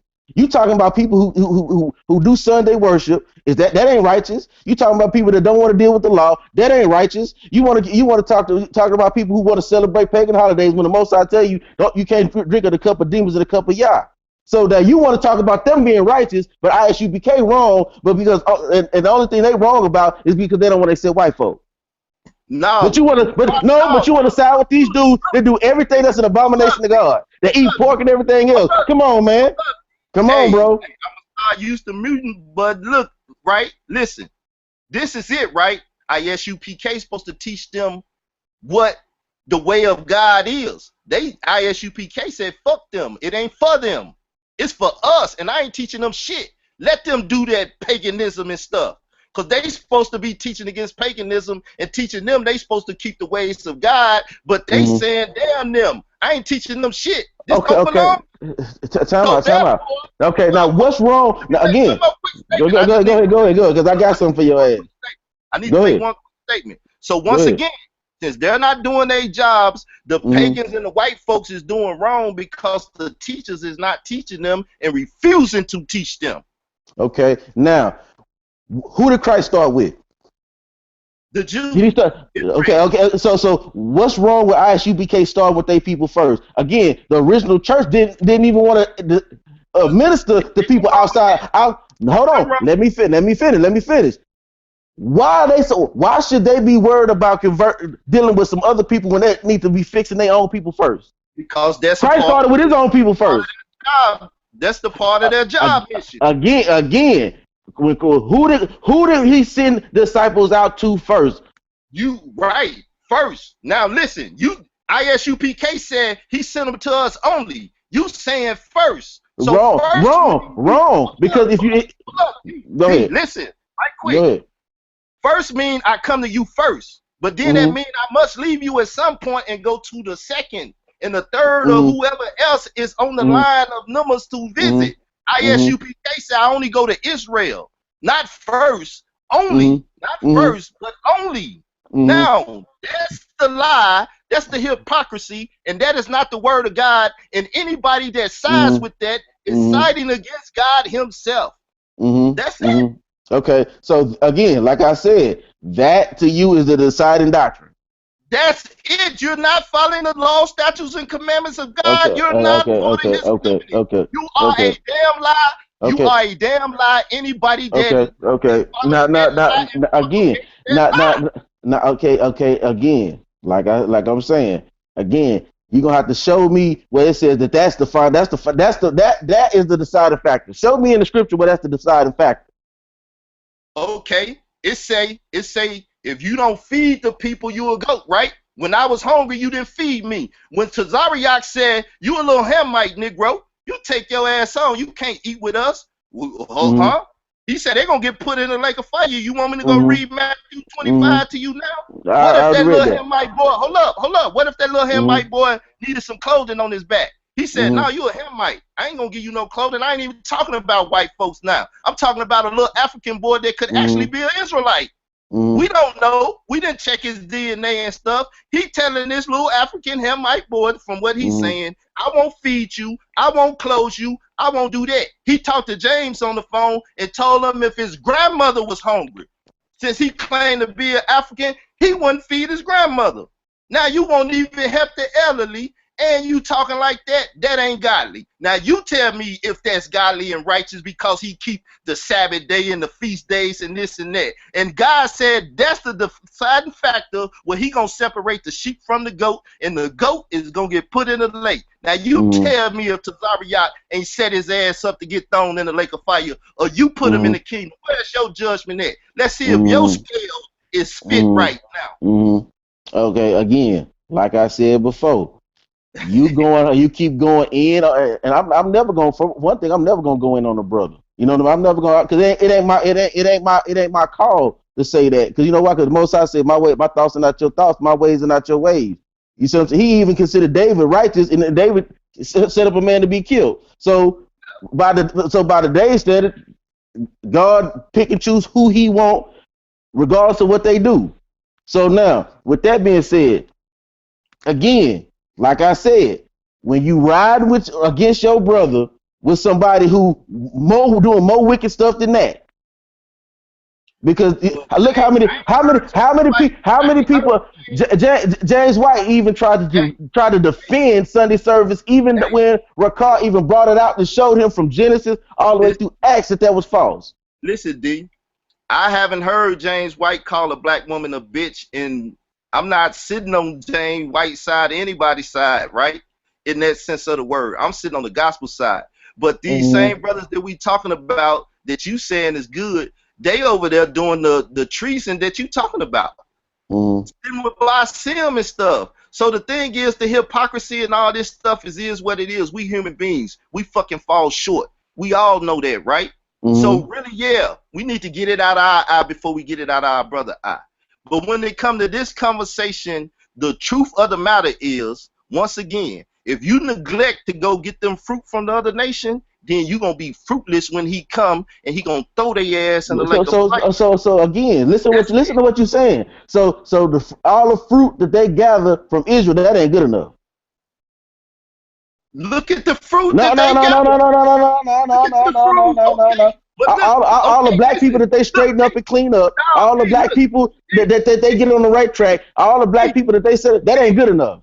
D, I'm gonna mute you, man. Number one, we sitting here, we can talk all day. The thing is, people need to understand what we saying. So if you're gonna say the fruit they got from Israel, cool. But look at their fruit. Now you gotta tell the tree by the fruit it bear. So you saying if we get I.S.U.P.K go gather up all these black boys and make them twofold the devil worse than them, that they good now? You wanna go read that scripture?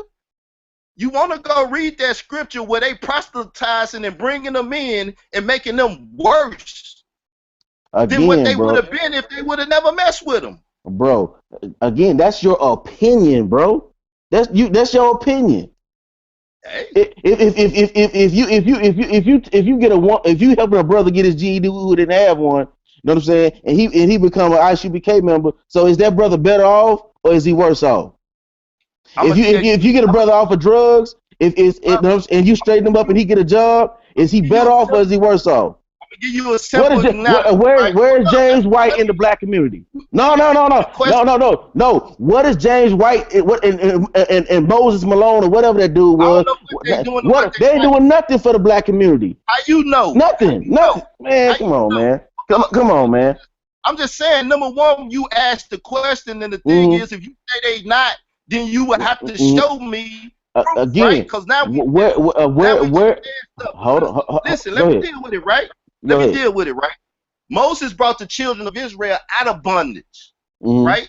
Now they had to go through some harsh conditions, so you can argue that's why they kicked.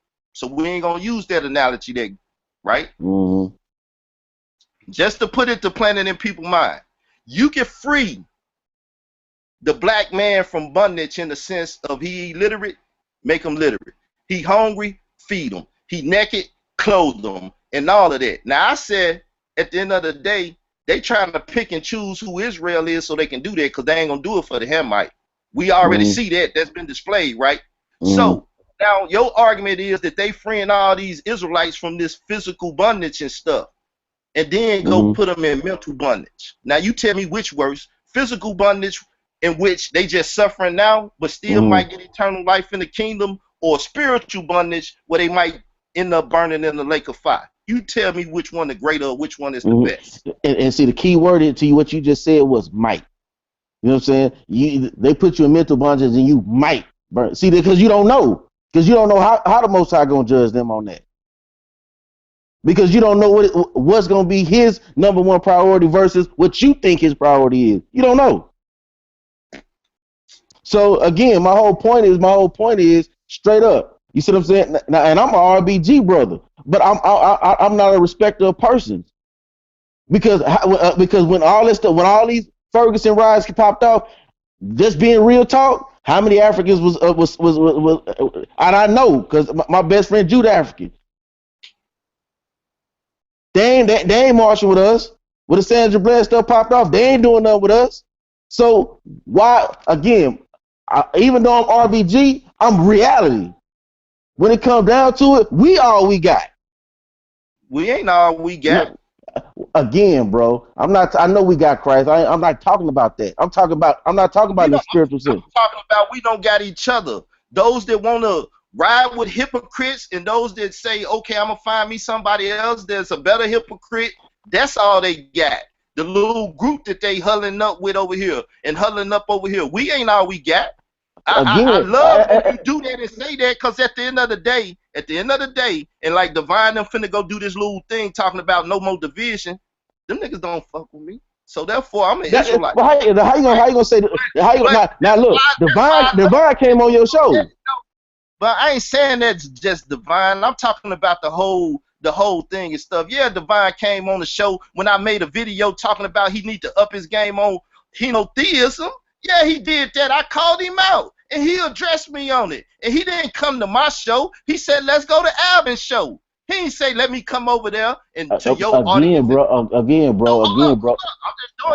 just showing you again the hypocrisy. Because if you die for Israel and your people, then from day one, as the whole world know that follow this community, they've been against me because I don't dick ride and kiss their ass for what they do. And any nigga that do, they down for them. And they down with they clique, and that's what it is. I'm not that dude. I'm not the one gonna stand. I'm gonna stand on the truth. Salvation is for everybody that's righteous. And if you don't feed people the word of God to allow them to get salvation, then you're damning their souls to hell, and you ain't one of the people being the watchman of the Lord, and you gonna go to hell. That's the truth of the matter. And anybody that ain't preaching that ain't preaching the word of God. So them Israelites that's not blowing the trumpet, waking the other nations up, and even they people, and bringing salvation to as many as will accept it, is going to burn in hell. That's the truth. That's the fire and brimstone. And that's just, I got a comment. God's judgment. That's his judgment. That's why I just put the judgment on Tazariot that Jesus said. He said if he don't feed that little Hamite, or he don't close him, he gonna put him over there with them goats and throw his ass in the lake. That's the truth. Now you tell me that ain't God's word or Jesus' word, and he's the damn lie, and then we'll understand where everybody stand on this matter. Cause that was his word, and he's not man that he should lie. So if Tazariot end up in them goats by doing what he doing, cause what he doing is defined in the book, then his ass gonna burn. And you should tell him the same thing. Okay. Now look. Let me respond to that. Then D Miller, it's on you, bro. Now, again, Christ said what? He came for who? Who did he? I'm just asking you a question, Carl. Who did he say he came for?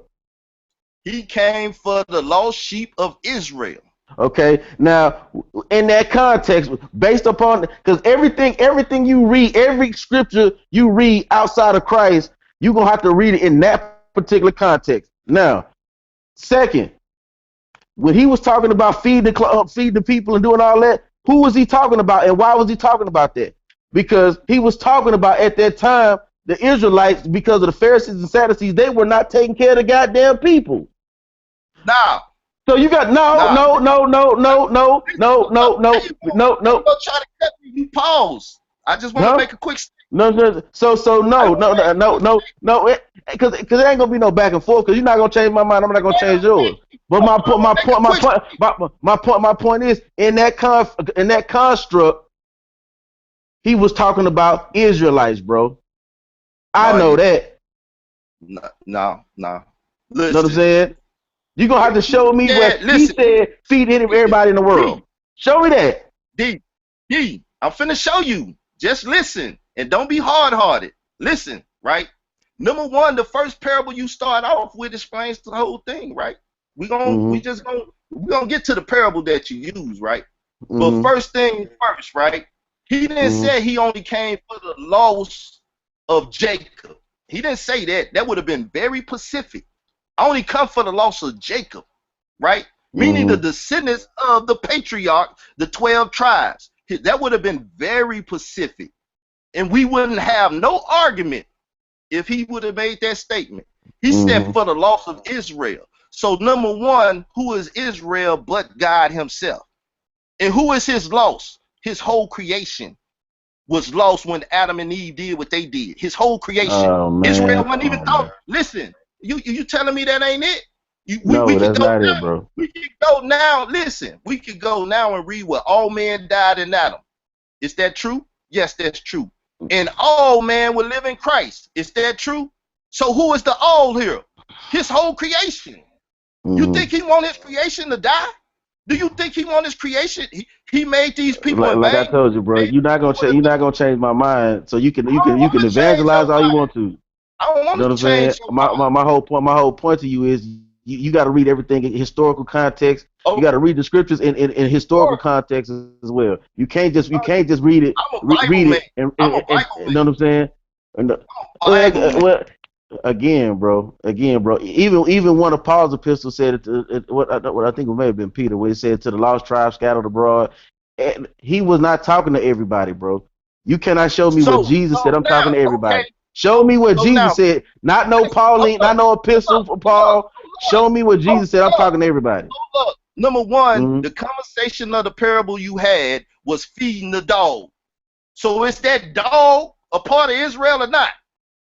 Because he gonna feed the dog the crumbs if the dog willing to eat the crumbs. So is the dog part of the household? Listen, is the dog part of the household? Is the dog worthy to eat some of that food? He said to the children first. Yes, the children of Jacob, the children of Israel first. Once again, that first thing that you was talking about. Then afterwards, if the dog want to eat the crumbs, you cannot deny that dog eating crumbs. Jesus saying that himself in that parable. And anybody that deny that dog from eating them crumbs got a problem with their Lord and Master that said that dog can eat them crumbs. Number one. That dog being the other nation, that's how Israel talked about him in the book. Now, when you go to Peter, who the hell sent that angel to talk to Peter and said, call no man coming unclean? Who the hell sent that message to him? Who sent that message to him? I hear you. Don't hear me.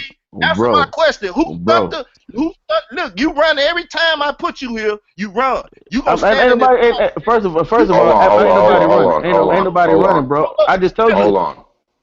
No, you gotta have courage on the fight. Hold on. First of all, okay, now let me you gotta be a man about this. This is man respond. Up. Let me respond.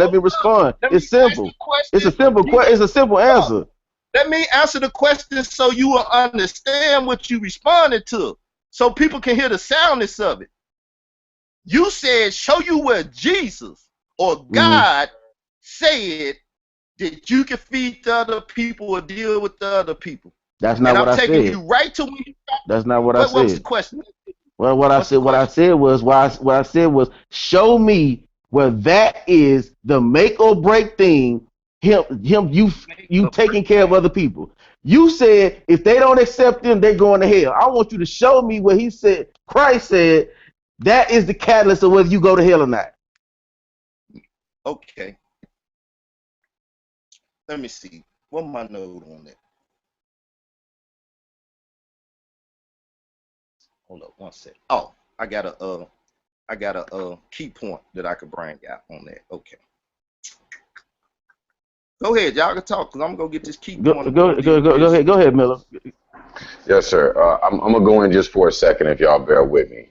So I hear two things being discussed, and this is very good. Principle and politics. Principle and politics. So I agree with Carl. There's something very interesting, and D-Red. I agree that there's something very peculiar about Israel's position. And when we say Israel, this is something that has to be elaborated on. So Israel, if I'm going to sum it up, is the principle. All right. If we're going to talk about the Heavenly Father, we're talking about the principle. If we're at school and we treat life like it is a learning experience, the teacher is the principal. All right. So that's the first thing that I want to say. If I be specific about principle, love, truth, peace, freedom, justice, those are the teacher. Those are the teacher.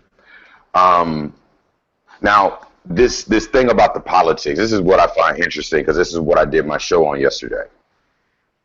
So when you put the politic above the principle, you start to see inconsistencies. But let's really talk about Israel's politics just for a moment.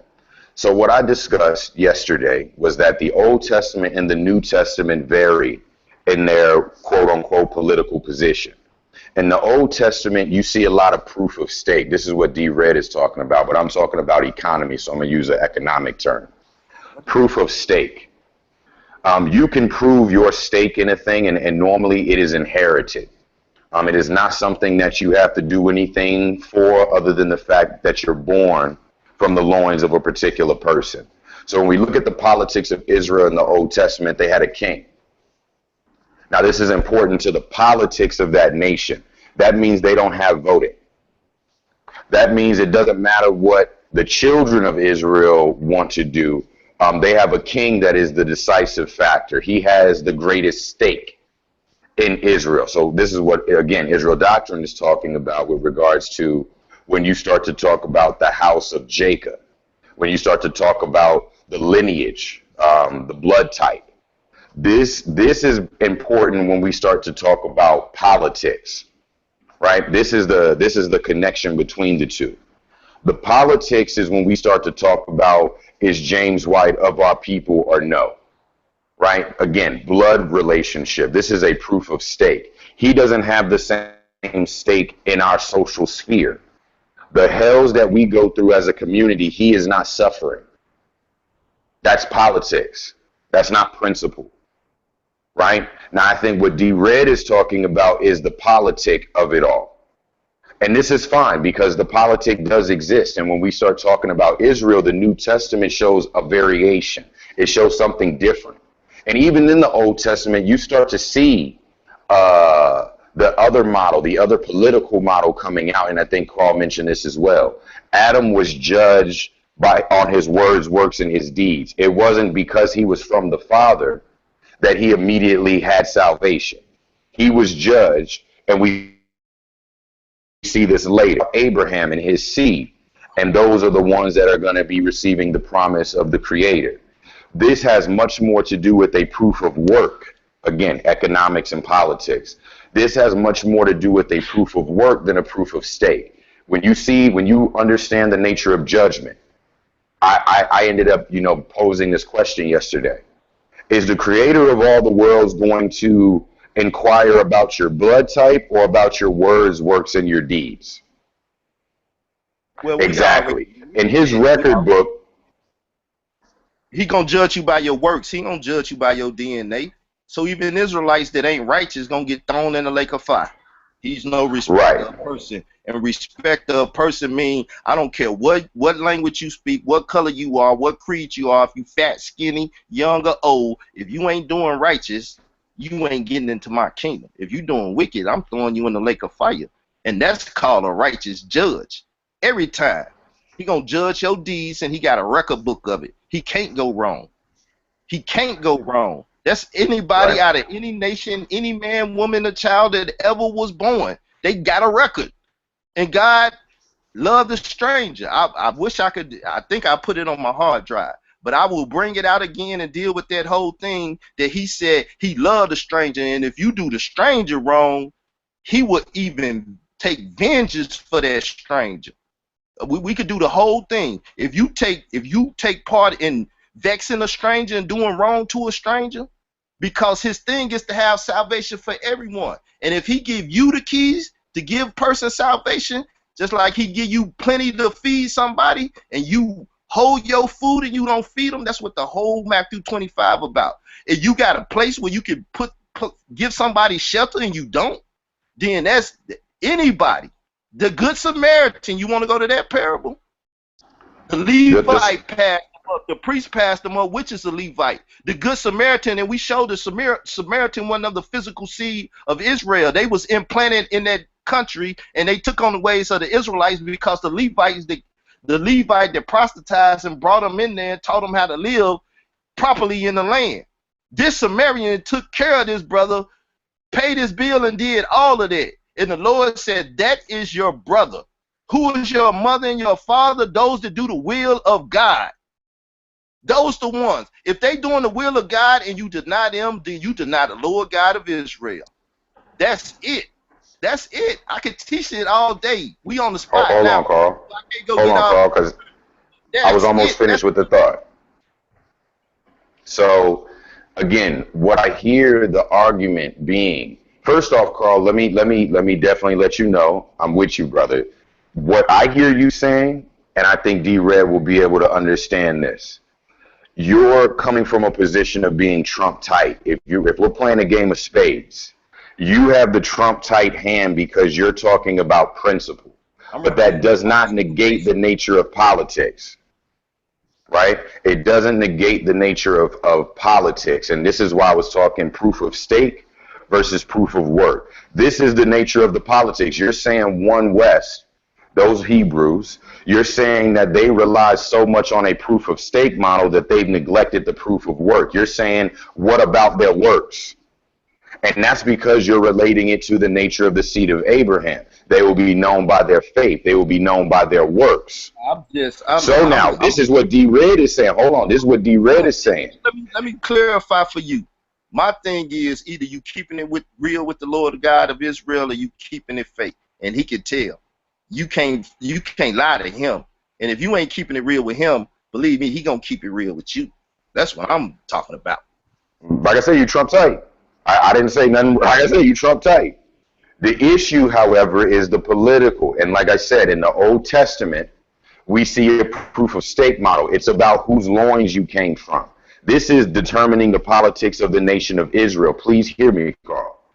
The nature of Israel and its political system is based upon a king and the loins in which a human being is born from. That will determine their position in Israel. Now, what you see in the New Testament is a proof of work model. It matters very little whose blood you actually came from. It's about the work. Man, you see this when you start hearing Jesus talk about the nature of you doing what I've done and greater. Jesus put in the work. I agree with you, Carl. You said that the synopsis of the book is the Christ. I mean, it's not hard. It's either people gonna roll with the truth or they gonna roll against the truth. That's just it. I spoke the truth, and I don't care who. No, it's fine. I don't care who says. I don't need to philosophize. And I don't need to bring out a bunch of damn scriptures. It's either God love the stranger or he don't love the stranger. Either he trying to bring them into his fold or he not trying to bring them into his fold. Either you gonna help him in his task or you gonna fight against his task. If that's his task to be done and you fight against it, when you fight against the Lord, we all know what's gonna happen. You gonna lose. Now, if one choose to fight against the Lord by not standing on the truth and blowing the trumpet, Carl, let that man finish what the hell he's saying. I don't want to hear all of that because that's just it. It's that simple. It's that simple. Now, listen. Show you. I'm gonna show you how ridiculous you sound. I'm tired of hearing bullshit. Listen, bro. Listen. Now, if I.S.U.P.K said them people gonna be servants in the kingdom, how is them people or servants or whatever subservient? Let me finish with the I'm let, not let trying. me I'm fit. telling you now. I'm tired of the Let me fit. conversation. I'm being a big kid. I'm tired of the conversation because there's a bunch of bullshit talk going on, and that's it. And I'm tired of having bullshit conversation. I'm tired of having bullshit conversation because when the truth, as we read Again. James 3, lie not against the truth. I don't look. I respect everybody until a point come where you start lying against the truth, and that start irking me real bad. Cause I'm Mm, one that walked around ignorant as fuck for a long time in life. Listen to a lot of people talk about the Bible. And then when mm, I sat down and read and understood it for myself, then I mm. most definitely had my third eye open and I see people for who they was. People that's willing to rob you of your eternal soul and put you in a lake of fire with they dumb asses because they don't know shit about the Bible, but they hold a book and lie to people about they doing that. So I have a Okay. great Okay. disdain for Okay. people that But you ain't. don't understand But you ain't having no disdain for them white boys. I deal with them too. No. I'm No. finna No. go No. deal No. with them No. one No. No. tonight. No. No. No. You was for the side with him. Listen, I'm finna go deal with one tonight and get him right about the Trinity. So I debate and argue with them too. My thing is not to run them away. Just like with the circumcision and stuff. Well, we ain't gonna bother them with that. We gonna bring them in and then we teach them. Shit, you don't know how to fish. We supposed to be fishermen of men. We ain't just fishermen of Israelites. He just said go to the Israelite pool and throw your rod in and get me some Israelite fish. No, he want all kind of fish. But go ahead. I'm gonna do this. I'm gonna do like I normally do. I'm gonna let you and D talk, and I'll probably walk outside and go around. Y'all can tell the people whatever you want. Y'all can have the platform. I'm not gonna sit up here and listen to this too much. Tell the people whatever you want. Y'all got the platform. I'm finna step away for a second. My only thing is that I think what is being argued is politics. And the politic is, first and foremost, how do we measure another man, right? And how do we determine if he is worthy to come into the house and labor? And like I said, some of us are taking a political position of, well, you don't look like me. You didn't come through what I came through, so you cannot labor in our house. Now, I'm going to go a step further with my personal politics. I believe every nation is going to worship under their own fig, right? So with that being said, if we're going to deal with the reality of today, and I feel you, D-Red, I don't know that we're ever going to come to a social consensus, a social trust with Europeans. We've been through a little bit too much. There's a lot in the history that's causing us to not be able to do that. And I think that that's fine. I think that that's a truth to be reckoned with. If you believe that somehow we're going to find social trust with the people that enslaved our fathers, that continue to lie to us, that continue to poison us, that continue to rob us, as Carl was saying, even of our very soul, it's going to be rough. This ain't going to be something that comes, tomorrow. That's why I'm actually pushing what I be pushing with regards to a technological trust where we put the trust in the math and not what he say and not what she say. Men lie, women lie, numbers don't lie. So if I have to interact with those outside of our nation, my thing is first and foremost, I got social issues more than likely with you, especially if if you happen to come from a certain stock. I'm going to have issues. There's going to be a lack of trust there.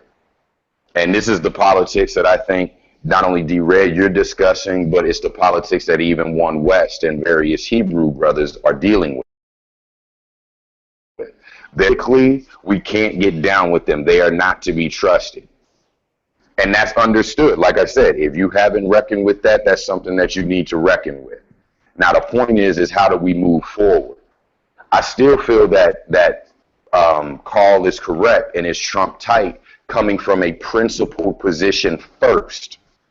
However, even though Israel is a principled nation first and foremost, the idea that we're going to just deal with a proof of stake, like who is blood related, and that's where we generate our consensus from, that represents the population of Israel, the people of Israel. I think that that's folly. I think that that's folly. I think what is genuinely going to happen, especially with regards to the politics, and you see this in the Bible, It is about those that demonstrate the principle, the Mashiach, the Christ, the Messiah. This is the principle in flesh. This is the word made flesh. So again, you're Trump type, Carl. Like that's already understood. What you're saying, however, is that because of politics, somehow people are going to get wrapped up. I agree. You see a lot of inconsistency when people latch on to the politics above the principle, right? You start to say, oh, this is my brother because he has a dark skin, or this is my brother because he says he is a Hebrew. That's you playing politics. Don't put the politic above the principle. I'm in agreement with that. However, we cannot negate the principle, meaning we have various houses, brother. We have various houses. They are to worship under their vine and fig. That's what they are to do. And we are to do the same. Now, again, based upon principle, we may be able to unify. We may be able to cooperate with one another and come to consensus with one another. But as I said, this social issue of the black people and the white people, that is not something that we're just going to be able to say, hey, so rely on principle and negate the history, negate what we have gone through as a people with these people. Go ahead, D-Red.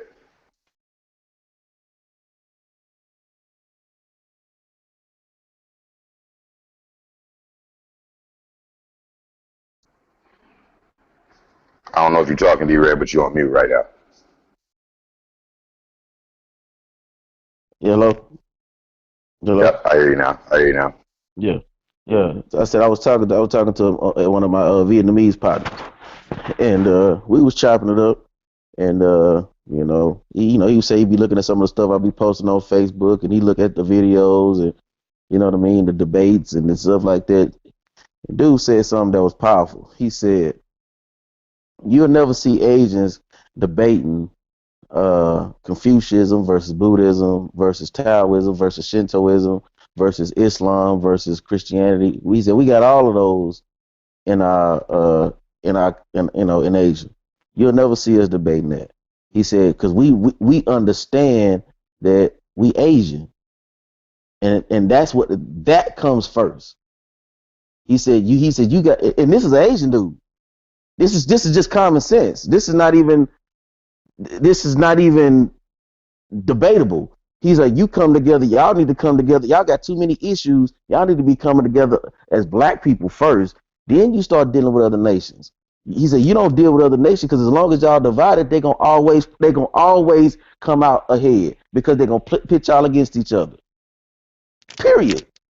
This is from an Asian dude who just happened to be one of the guy that I went to school with, who looked at some of my posts and he just gave me his commentary on it. So my point to you is, it ain't no separating. If you want to look at it from politics and righteousness, these people ain't never been righteous. They never dealt with people from a righteous standpoint. So you can't talk righteousness with a people and say, oh, what connotates righteousness? Because see, now you're talking about something that's subjective. What connotates righteousness? That's my whole point. That's my whole point. So I'm supposed to take James White as my brother when I.S.U.P.K the one in my neighborhood getting brothers off of drugs. I.S.U.P.K is in my neighborhood getting women from prostitution. I.S.U.P.K is I'm using them as an example. You know what I'm saying? I'm not saying they're the only ones. I'm just using them as an example. You know what I'm saying? I.S.U.P.K is the one teaching brothers how to read and helping brothers get their GED. Now, if we talking about righteousness, you see what I'm saying?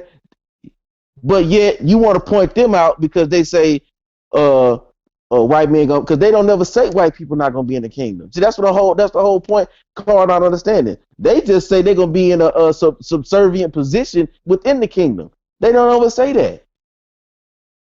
So his whole assertion that they say even the Malone dude, the whatever his name is, you know what I'm saying? Even he said that they're gonna be getting my coffee. You know what I'm saying? And it was of course they were joking. You see what I'm saying? But he took offense to that. See, that's the stuff I'm talking about. You see what I'm saying? So again, like I was explaining the call off the air, dude was like, well, even though everything was random, You know what I'm saying? But then in one breath, he was like, well, shoot, I got other people that's standing beside me and that's going to be coming behind me. Hold on, I thought it was random.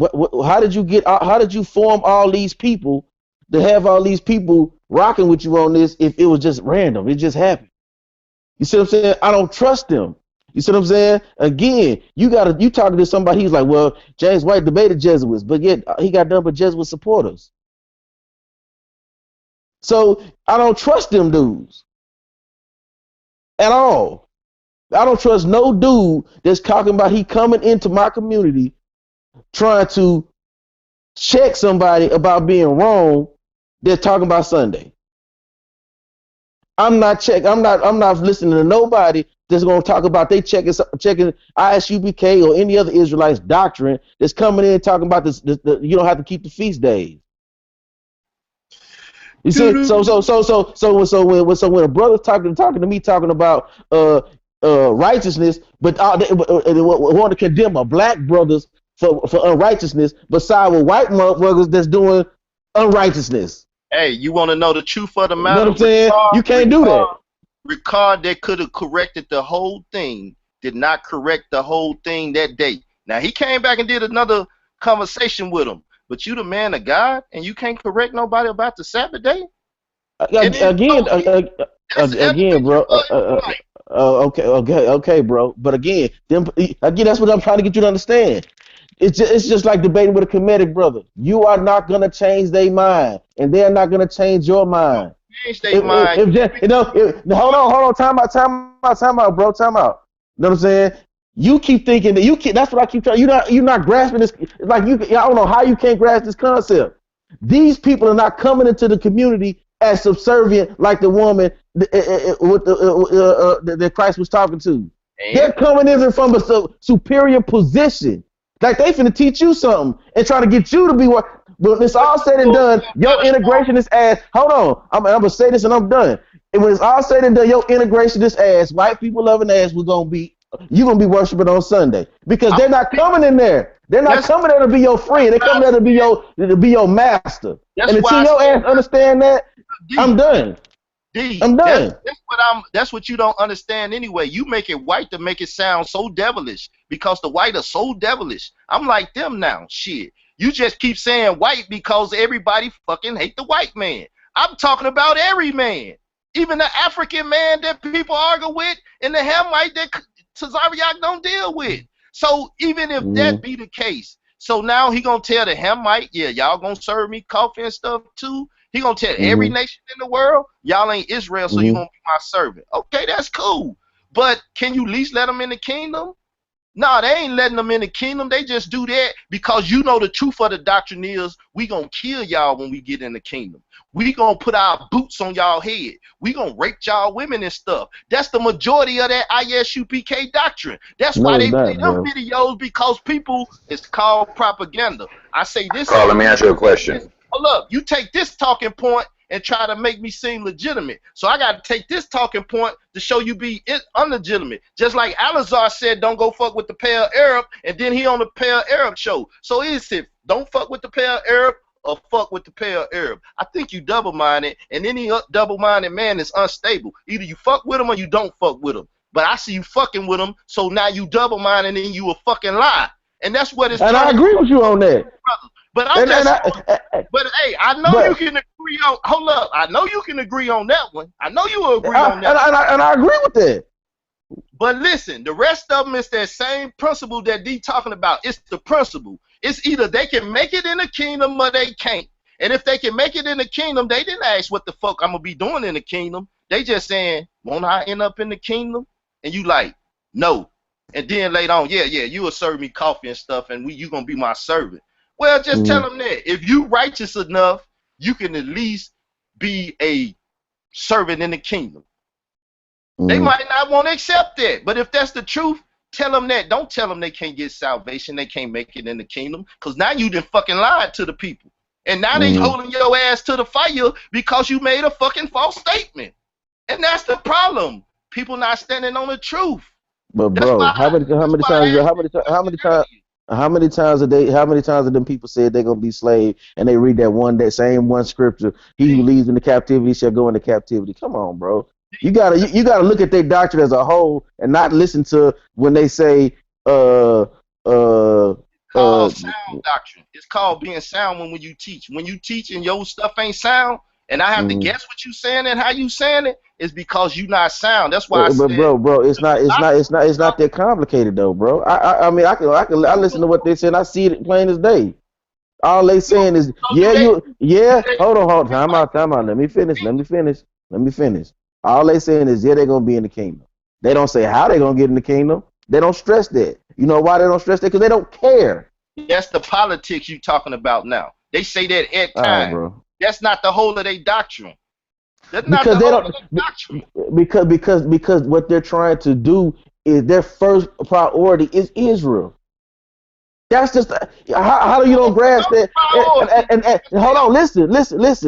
No, D, because Why you do you lying now. That's hold on, their hold on.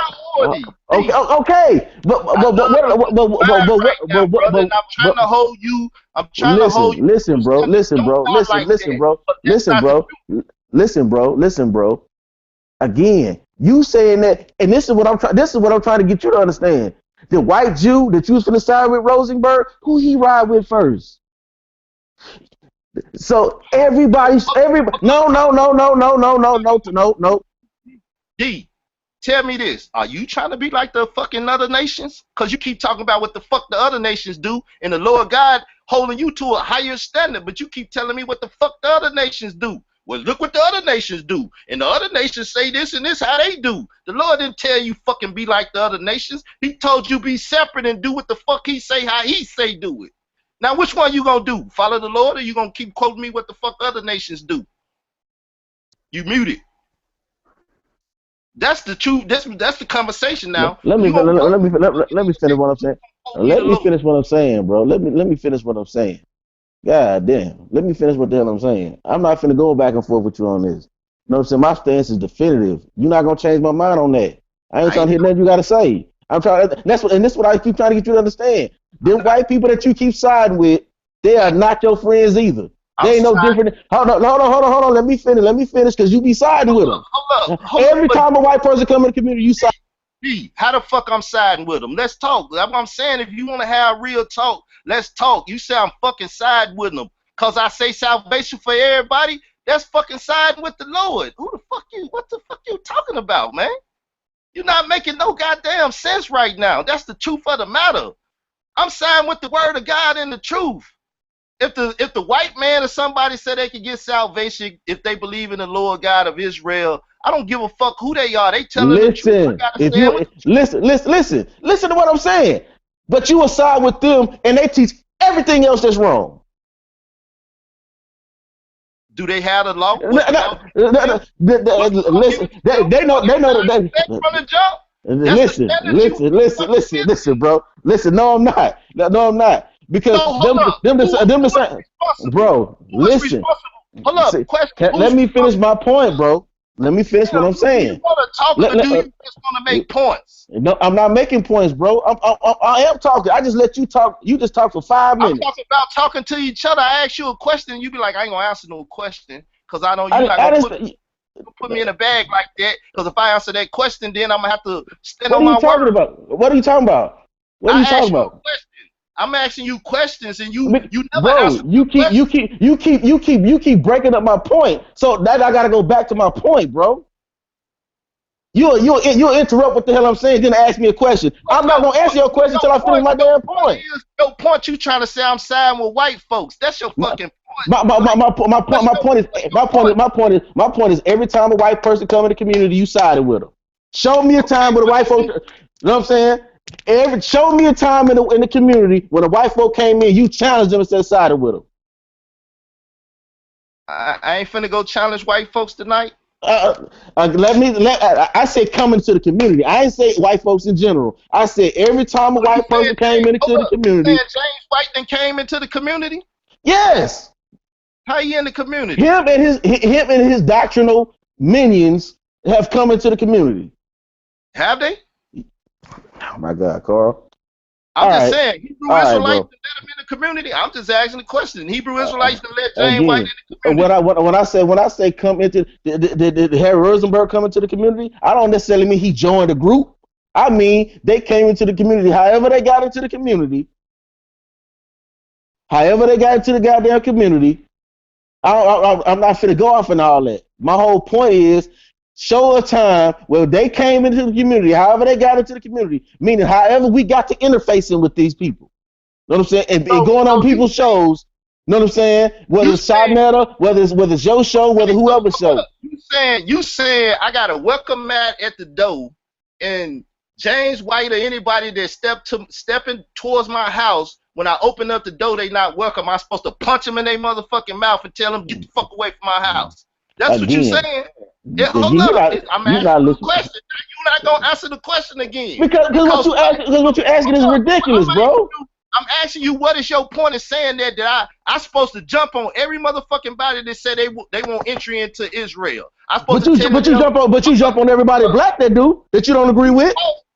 Cause that's the problem. I'm muting you. That's the problem, and you don't understand it. And I don't give a fuck if you ever don't understand it, cause it's for those that have an ear to hear, right? Mm-hmm. Not supposed to deny anybody in the kingdom if they want to come, so they can learn how to stop fucking being pagans in every fucking thing under the sun that's against God. Cause you supposed to have the word of God and teach them the word of God. But if a dumbass Israelite turn them away at the door, how the fuck they supposed to learn when you the fucking teacher? That's what you don't understand. But you keep saying, hey, you siding with them. Now I'm giving them an opportunity to sit down at the fucking table and learn how to live godly after the manner in which God gave us to teach them. Okay, that's what we're supposed to do, and you don't agree with that. That's what you don't agree with. Listen. Let me finish the statement. That's what you, Tazari. Stop telling me what I don't agree with, though, bro. Well, agree with it then. If you agree, say you agree. If you don't, say you don't. Be clear. Let me talk. Let me talk. This is why you listen. Here, hold on. Now, listen. You say you taught Sunday classes, right? You say you done taught kids before, right? I never taught Sunday shit. I never did. I mean, whatever. You know, so you taught kids classes, right? Yes. Okay. Now, everybody who taught kids in any capacity, though, a kid has to be what? Coachable, right? To learn it, they got to be coachable, right? Am I right or wrong? No, I'm saying now. No, bro. I deal with young teenagers and kids every day. You have to reach. Time out. Let me finish. You asked the question, right? Mm-hmm. He answered the question, and I'm telling you that's not right. Because if you got a dysfunctional child from a dysfunctional household that's fucked up because the world has fucked them up, how are you going to teach them? First, you got to reach them. Once you reach them and show them that you got compassion and you ain't like the rest of the fucked up people in the world, then they give you their trust. When they get your trust, then you can fill their head with whatever the fuck you want. Until you get their trust, you can't do it. So the principal thing that we talking about is you can't teach these white folks shit if you always talking down to them and coming at them like they pieces of shit. They not finna sit down and listen to you, and that's why they come at you. Because you come at them like they pieces of shit. So when you put a man on the defense, he gonna fight. And that's what they do. So now listen to what you just said. Listen to what you just said. Now, out of everything white folks have done to us, now we supposed to placate them. We supposed to accommodate them. We supposed to be the one apologetic to them. We supposed to be the one. So again, like I said, these people ain't coming into the community like listen to vocab along what he said. Listen that you put on the table was teaching them. You say, how do you let me finish? Let me finish. Again, you said, how do you teach a child, right? Hold up. In that thing, the white people is the child, right? And you said, how do you teach them white folks? That's the conversation. We ain't got to say child. We ain't got to mix words. Be clear. How do you teach them white people? You don't teach them by kicking them in the ass and telling them, get the fuck on. I ain't going to tell you nothing. You got to sit them down, talk to them in a manner in which they can hear, and you can teach them. If they refuse, then it's because they don't want it. But you ain't even gave them the opportunity to fucking get it. Hold up. I want to say this, and we're not just talking white folks, but since you do like others and want to make it just white folks, I'm talking about the Hamite. I'm talking about the Kemetic. I'm talking about other black people. even here in America that we say kiss our fucking ass. Well, not we. I.S.U.P.K. them tell them to kiss their ass. They not teaching them nothing about how to be righteous. Now again, bro, like I said, my whole point was these folks are not coming in with a humble spirit to learn, bro. And when a person not trying to learn from you and trying to hear what you got to say, and every time we've come with a subservient attitude towards them or acquiescent attitude towards them, that has never worked historically ever. So what you saying is invite them into your home and be nice to them. No, you have to first deal with a kid that's coachable. I deal with kids all the time. You have to deal with a kid that's coachable. So how you deal with the kid that's not? How you deal with the kid that's not? You don't coach them? No, that's not what you do. You just keep working with them. So you keep working with them. In this case, the white folks would still be the kid that need working with? Oh, yeah. Yep. So how you gonna work with somebody that you say, I don't fuck with you? Again, bro. Okay, listen, let me finish. You asked me a question, let me answer it. Listen though, let me make a little quick scenario. This man, you don't like him. He's your enemy. His son come up. You start treating his son bad because you don't like his daddy. And now, can you teach that son? Can you deal with that boy? No, because the hate for his father, the hate that you have for something else, you taking it out on the kid. Okay, now I know you seen that movie Coach Carter, right? Yeah. You seen it? Everybody seen the movie, right? Yeah. Now when he had that unruly little Puerto Rican kid, what did he have to tell him? He had to tell him to get out. I ain't dealing with you. Told him that, right? Yeah. But once he saw the kid, first, right? but why did the kid come back? Right, but he let him join the team. No. Answer the question. Hold up, we know why he came back, but he had to be a part of the team. But again, what I'm trying to get you to understand, bro, is the whole principle I'm trying to show you is once a person is not trying to hear what you got to say, you don't keep dealing with them. You got to let them go. And if they come back, they come back on their own accord. The Lord told them. So what I'm trying to say to you is, when you dealing with somebody who's trying to challenge your authority, usurp your authority, you can't keep trying to interface with them, because guess what? It ends up making you look like you start losing your credibility. Your credibility gets eroded. So answer me this. No, I had a question, Carl, for you. Hold up, we gonna get to a question though. Go ahead. I'm gonna yield to you. What's the question? Because I want to answer some shit. Because I feel like when I answer shit, I ain't running and dodging and ducking and buck dancing and shit. Ask me something so I can make my strong ass statement with authority. There you go then, because this is definitely in the vein of what D-Red is saying. So tell us about your compassion for our people that have a lack of trust for Europeans, based upon what our fathers, our grandmothers, grandfathers, great-grandfathers have told us about these Europeans and what they have gone through. Some of us have even read very deeply into our history and found out that the type of slavery that we went through is, we'll just call it uncalled for. We'll use some civilized language. It was savageness within itself. They were claiming that they were saving savages from themselves, but they put them in a position of savagery that definitely is by far worse than any kind of slavery or savagery that they were involved in. Now, my only question to you, Carl, and this is what D-Red is saying, you have a lot of passion for the other nations, compassion, excuse me. I have passion for all. You have a lot. That's right. So don't make right now, what you can speak to, what I want you to. I just want to make sure it's clear for all, man. When I say salvation for all and this and that, I got a love for all God creation, not just no fucking Israelite, right? Yes, sir. And I hear you. D-Red's question, or at least my question, and I think it's in the vein of what D-Red is saying, is when do you show the compassion for One West? When do you show the compassion for the One West? Listen. I'm usually when I tell them the truth, and it's just like them other kids and stuff. If I tell them the truth and they say fuck God and fuck that truth, then what I supposed to do to them? See, that's what D-Red trying to say. Like, well, see, that's our brother though, and we should just unite because he an Israelite and stuff. No, I say them motherfuckers is wicked, and that I should blow the trumpet on them and tell them they wicked and tell them they wicked ways, that they blood will be on their hands and not my hands. And that's what I do. And then I look at other people that stand on the sideline that make fucking excuses for them and don't tell their ass the truth. It's so many people that I talk to personally. Yeah, they wrong. Yeah, they wrong. But they go kiss and lick up to their ass and don't tell them the truth. And that's the problem. Ezekiel 19 said, suffer not sin on your brother. Rebuke him.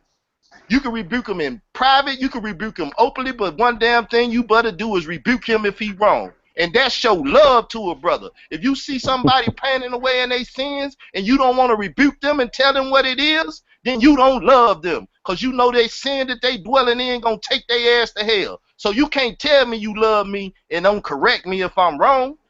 That's giving rebuke and taking rebuke. So I love One West and all these Hebrew Israelites when I tell them that shit you doing will cause these people to murder our ass, and the world would not have no compassion for it because the shit you're saying and doing. Wrong. And if they say fuck it and they start purging their ass tomorrow, you know what I'm going to do? I'm going to kick my motherfucking feet up and get me some popcorn, and I'm going to watch the goddamn movie and say I told them they didn't want to listen though. So they listen, I think D-Red, I don't think D-Red kissing ass. I don't think any of us are kissing up to any of them brothers. What I'm going to say is this, though. What I see from D-Red is compassion. It surely we can address, and I think D-Red tells them the truth. I've listened to D-Red on many occasions talk about various subjects. He tells the truth. I think what D-Red is not doing, what I think D-Red is not doing is just condemning them for their, go ahead. But listen, Miller, I ain't talking about D. I'm talking about in general. Yes, D-Red, Brother D, the blue collar scholar, check them when they wrong, and he feel they wrong, and he can say, well, from my opinion, I know y'all wrong. Now, other things that he might agree a little bit on, he don't go all the way there. I say that. That's how I see that, like the salvation thing or whatever, right? We different on that. I still love the brother. Ain't no problem. We going to argue and fight over that if we talk about it because we disagree. And I ain't going to agree to disagree. I'm going to disagree every fucking time it come up, and he going to do the same. That's just where it is, right? But that don't mean division or whatever. Now, that's just it. Once again, you got to speak the truth and stand on the truth. If you believe something is true, you got to do it. And like I said, people keep trying to demonize love for white people when it's love for everybody. But people put it in the white sense to go back to what you was talking about before. Well, look what the white man did to us and all of this. The truth of the matter is, and that's why I hate when Israelites still don't stand on the truth. Them people wouldn't be able to do shit if your forefathers wasn't fucking stiff-necked and doing what the fuck you, the children of them, doing. And you following in their same footsteps, these stiff-ass Israelites not standing against the truth and doing what's right, and then they fucking crying. That ain't being a fucking man. That's a goddamn baby. You keep fucking crying about the atrocities that's on you, and you know God is sending them up on you. The white man couldn't do shit. Same thing Jesus told Pilate. Well, you know I got the power over life and death. And yes, he gave the white man a Gentile power over life and death. Whoever he would kill, he kill. Whoever he make alive, he make alive. But what did Jesus say? You couldn't have no power if the Father didn't give it to you. So don't quit fucking crying about what the white man do. Go do right by your God so he can take the punishment up off your ass. He can ease it up. But if you don't standing on the truth, you can't go before God and ask him shit. And so we as a nation of people are fucked up because the people in the nation won't stand on the fucking truth. And I don't give it, like he said, I can't change certain things about this shit in his heart or nobody. But that's the problem. The truth for salvation for other people and dealing with the other nations has to be told. Because you know, irregardless of what the fuck people say, we gonna be in captivity till Jesus come back. That means we gonna be around these fucking people. And we sojourning with them.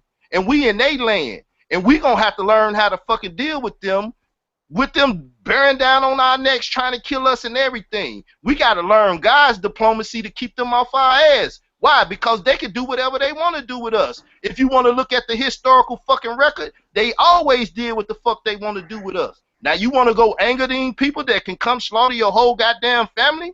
Then you go put your head in that lion's mouth and smack the shit out of them or stick them and see what happens. He gonna bite your fucking head off.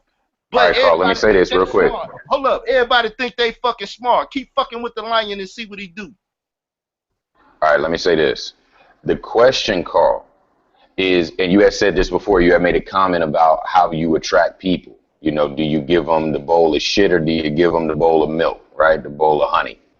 And I think our curiosity, because I heard what D-Red said very plainly. He said, you're welcoming to them.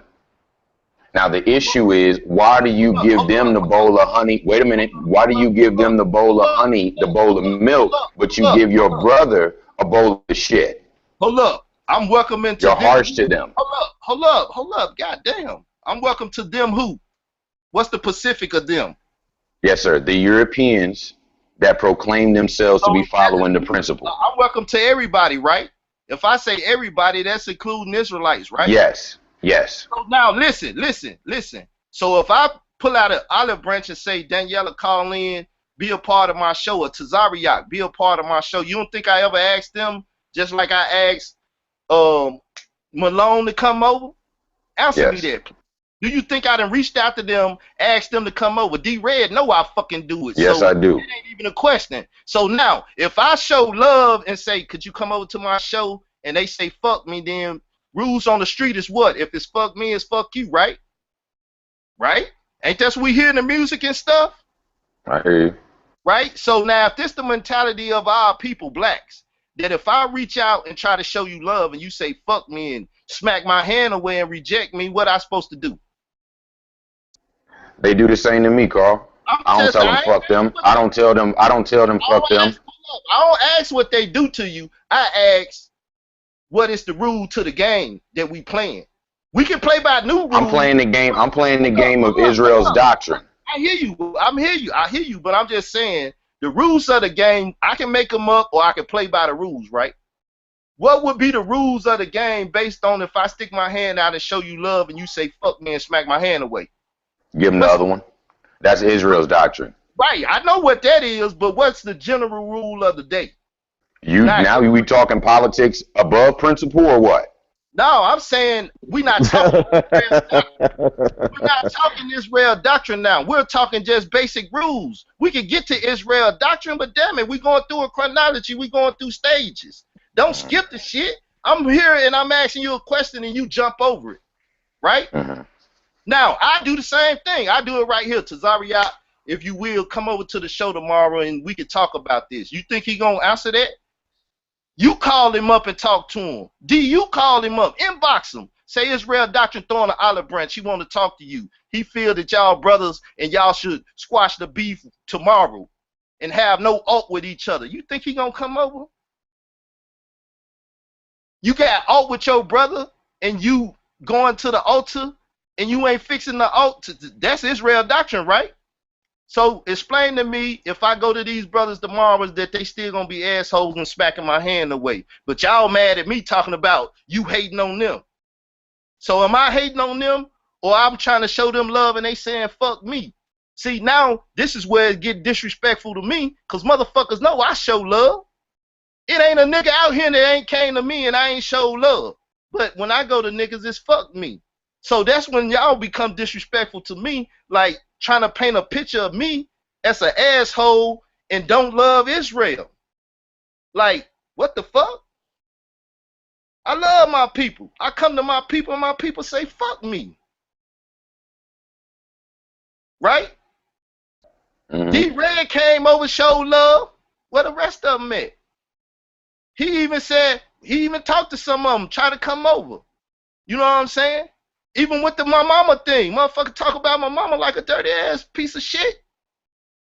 Niggas don't show me love. They went and attacked me for the fucking pair of error, but I'm the bad guy. Now you want to use propaganda on me and say, I don't love Israel. You got a problem. The other nations. Really, if I was the monster that y'all wanted to say, I say fuck Israel, go get with them and we'll ride on Israel. and I help them slaughter them motherfuckers. See, that's the mindset that if I was wicked and wanted to get into that shit, I say, y'all want to kill my people? Come on, I'm gonna show you how to kill them. That's what you're trying to say now, like I'm a race traitor or some shit like that. That's the picture you're trying to paint. I'm trying to tell my people, don't let them slaughter you by keep doing the ignorant shit and reaching out to my people and trying to wake them up. Because if they don't wake up, these people gonna do something eventually. We talking about, we looking at history and state nature. They like hanging motherfuckers. They like shooting niggas in the street. That's their nature. Let y'all tell it. That's their nature. And you gonna go fucking with these killers? I guess you a killer and you want to kill. Or you gonna be playing with the wrong nigga that don't play. They really kill. They got evidence that they really kill. Don't they? They really killers. They not playing. They for real. And these cats playing. They not for real. They talking a good game. That's why even at the same time, you know, when they stand on the street corner, they did 20 deep. And most of the time, one in the background. Because you know you got to protect the captain. He don't want to get the orders. You put the foot soldiers out front to get killed first. To take the bullet. So, I mean, it's just the realness of it all, man. I think people really out here playing. And like I said, for someone to try to paint the picture like I don't reach out to these brothers, like I don't talk to them. When has Tazariak ever been on my show? And I just asked you, do you think I talked to him? When have Daniela been on my show? You think I ain't reached out to him? Who else? Gorilla Hebrew been over here. I reached out to him, he came. He won West like the other. Hebrew Perry been over here. He won West. That don't mean we get along. We still argue and fight too. Shit in the midst of one now. But still, they came because they said, call my brother. And I said, they my brother. And we connected and tried to build as brothers. Now, either we can build or we can't build. But if I reach my hand out to you and you smack my hand off, it's fuck you. I'm in a carnal mind state. I ain't trying to play godly at all. The hell if I reach my hand out to you and you smacking it, then I'm going to be like, nah, that ain't me. I ain't playing that godly. I ain't that holy. I try to be like you. I ain't that, you know what, you sound like, I know why you and D Red vibe. Y'all sound just alike. That's what he telling you. You ain't finna change his mind, you know, based upon that. Like you said, it come down to politics. Once they slap your hand, you finna issue them what they issued you. And D Red saying the same thing about quote unquote Europeans. They have traditionally slapped our hand. They slap our faces in the present, and they have intentions on continuing to disrespect us even in the future. And we see that when we start to analyze the nature of James White coming into the community. They have intentions on doing what they've always done politically. And this is exactly what you talking about when you said our people continuously slap our hands. We issue our hand to our brother. I understand all the politics of that though, but the thing is still standing on the truth. And then, like I said, people keep trying to water down the word of God by saying white people. Like that's the one thing, no matter what the word of God said, that hatred for what they did to us in slavery and stuff will trump that every time. And people go to that every time. When I'm talking about the whole fucking globe of the population of the globe, people go to white folks to try to muddy up the word of God and say, nah, that shit sound like bullshit. It's not my word. It's God's word that you muddying up and saying bullshit. So I don't feel like people really be fighting against me. They fighting against God. And like he said, they ain't love him in the first goddamn place. And they showed it. And these the children of them. These are the children of the ones that put him on the cross and said, let his blood be on us and our children. And you fucking crying because Christ's blood is on you? Because your parents, your forefathers put him on that stake? And as he told Pilate, it's worse for those that brought me here than you doing what you doing. And you crying now? No, the thing is fix that shit. But they not man and woman enough like their parents was, grandparents was, to fix the problem by standing on the truth. That's the truth of the matter. I ain't fucking crying about this, that, and the other. I know them white people can't do shit. Can't nobody kill me, do shit to me unless the Lord ordain it. So I don't worry about shit. If I got a problem with the Lord, I'm worrying. Because I know he can set it off on me. Meaning he will allow somebody to set it off on me. If me and him trump tight, who I'm worried about? I'm hedged up. You want to go to war? You want to go to war with me and the Lord? That's the way I look at it. Like, So maybe bring they him look at home. maybe I.S.U.P.K and them looking at it the same way. I don't give a fuck how they looking at it, really. Okay, but see, you just was saying earlier that you know what I'm saying. You worried about you don't want to antagonize these people because they can wipe you out and they can do all this. And maybe I.S.U.P.K saying, "Shoot, we gonna speak the truth boldly. We don't give a damn if they like it or not. And if they come against us, oh well." And they ain't speaking the truth. You know they fucking lying. You might, But you antagonizing them. You act like they not. You hold on. You act like the black people. Hold up. You might say on some things they ain't lying, but you know what they lying on, and that's what they need to be called out on. That's why you call them out sometime on that. But I'm saying it's 99.9% of lie. Now trying to help black people and shit, that's the same thing that we was talking about with niggas trying to take photo ops. You know what I'm saying? Oh, the world said you a righteous man if you feed somebody. So we having a cookout and let me feed these people. Ain't I righteous? Ain't I righteous? Right? Okay. I ain't gonna do it to everybody. I'm gonna help some black people. Ain't I righteous? Oh, I need to get somebody a coat to be considered a righteous man? Well, you do that to get in the house and do what you need to do, right?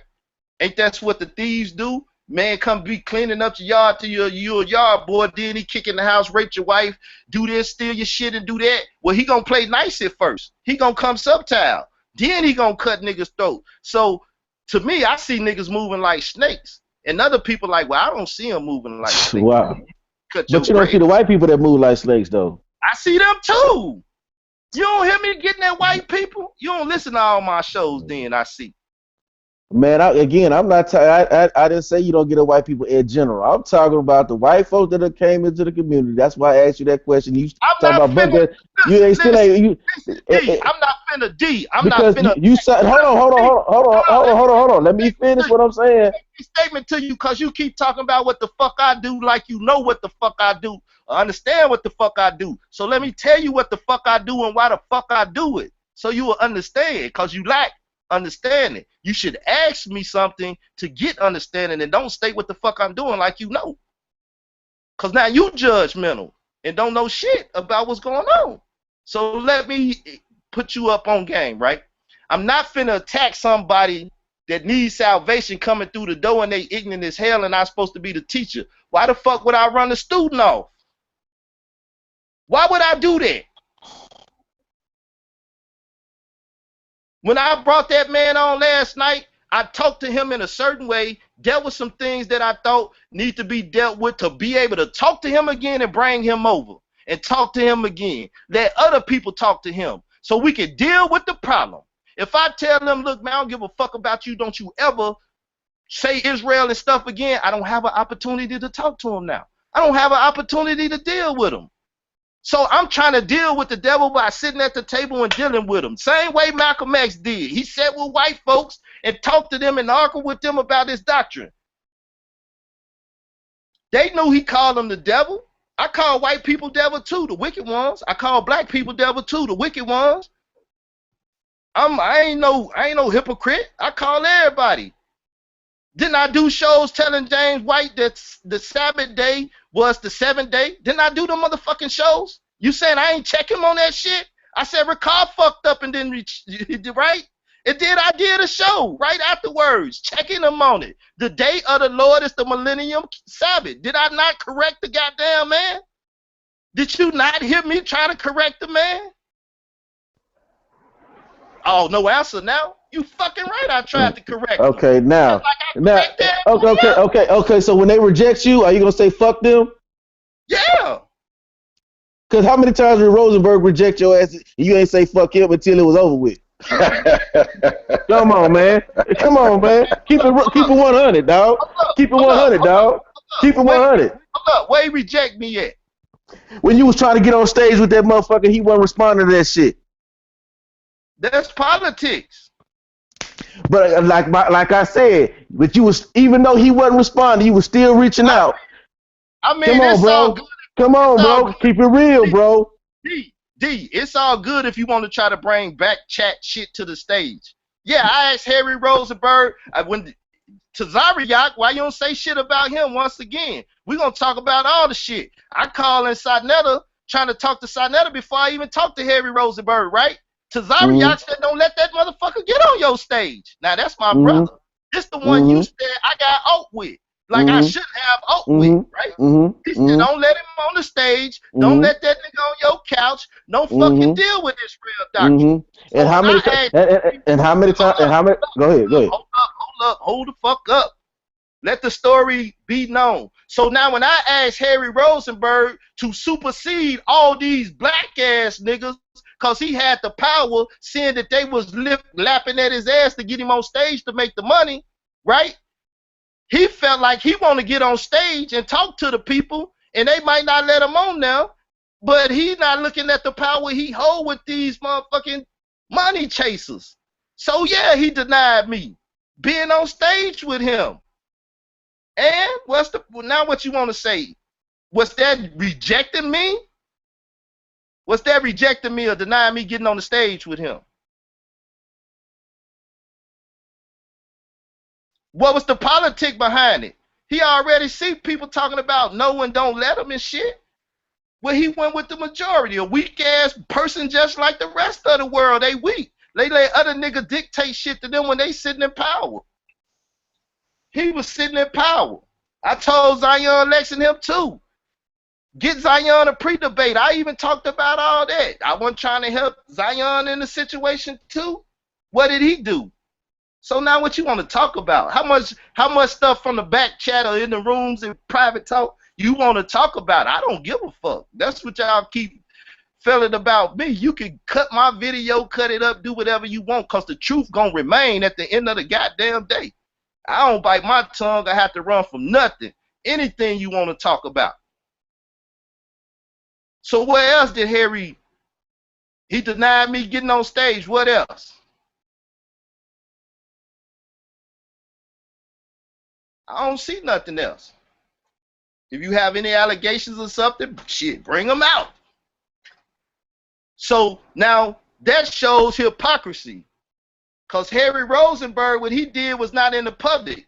Tazariak did the shit on Sinetta TV, right there on the couch.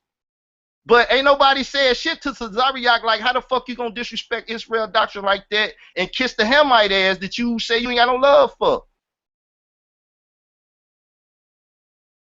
But y'all love Tazariak, that's the man. Captain Tazariak, they feed a motherfucker a hamburger. On the Sabbath day, burning fire. Kindling the fire on the Sabbath day, breaking the Sabbath day, and feeding people. Yeah, but he's the man. He keep the Sabbath day better than James White them. That motherfucker break it too. If you want to be technical. So, I mean, when we want to throw stones, let's throw stones. I don't care, man. I think that's all that's going on, Brother Carl, is I heard you when you said, you don't want to antagonize the lion. But what I propose to you is not to antagonize, the one with his back up against the wall, and we're talking about, some of our people.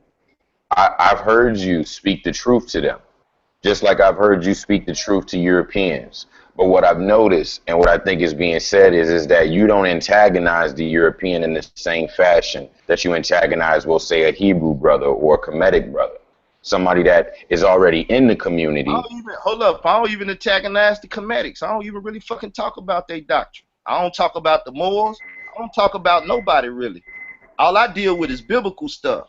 All I deal with pretty much is biblical stuff, and I deal with phony ass Israelites because they put a bad light on me. I go out there say I'm an Israelite, the motherfucker think I'm one of them. And I have to say, I don't even use the term Hebrew Israelite. I hate the shit. Don't call me a Hebrew Israelite. Don't put that stamp on me because I have to deal with that shit. That's politics.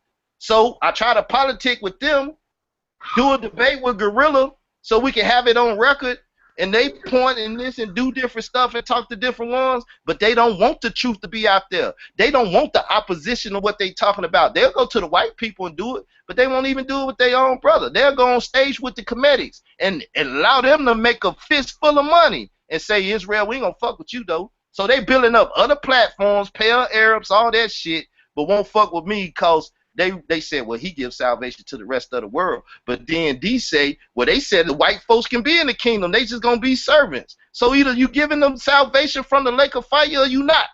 Because that's what the salvation is. If you want to be saved from the lake of fire, and if you in the kingdom of God as a servant, you will saved from the lake. Am I fucking kidding the line or what? That's the truth of the goddamn matter. I understand that. Others may not understand that. So when I speak with that understanding, either people going to say yay or nay.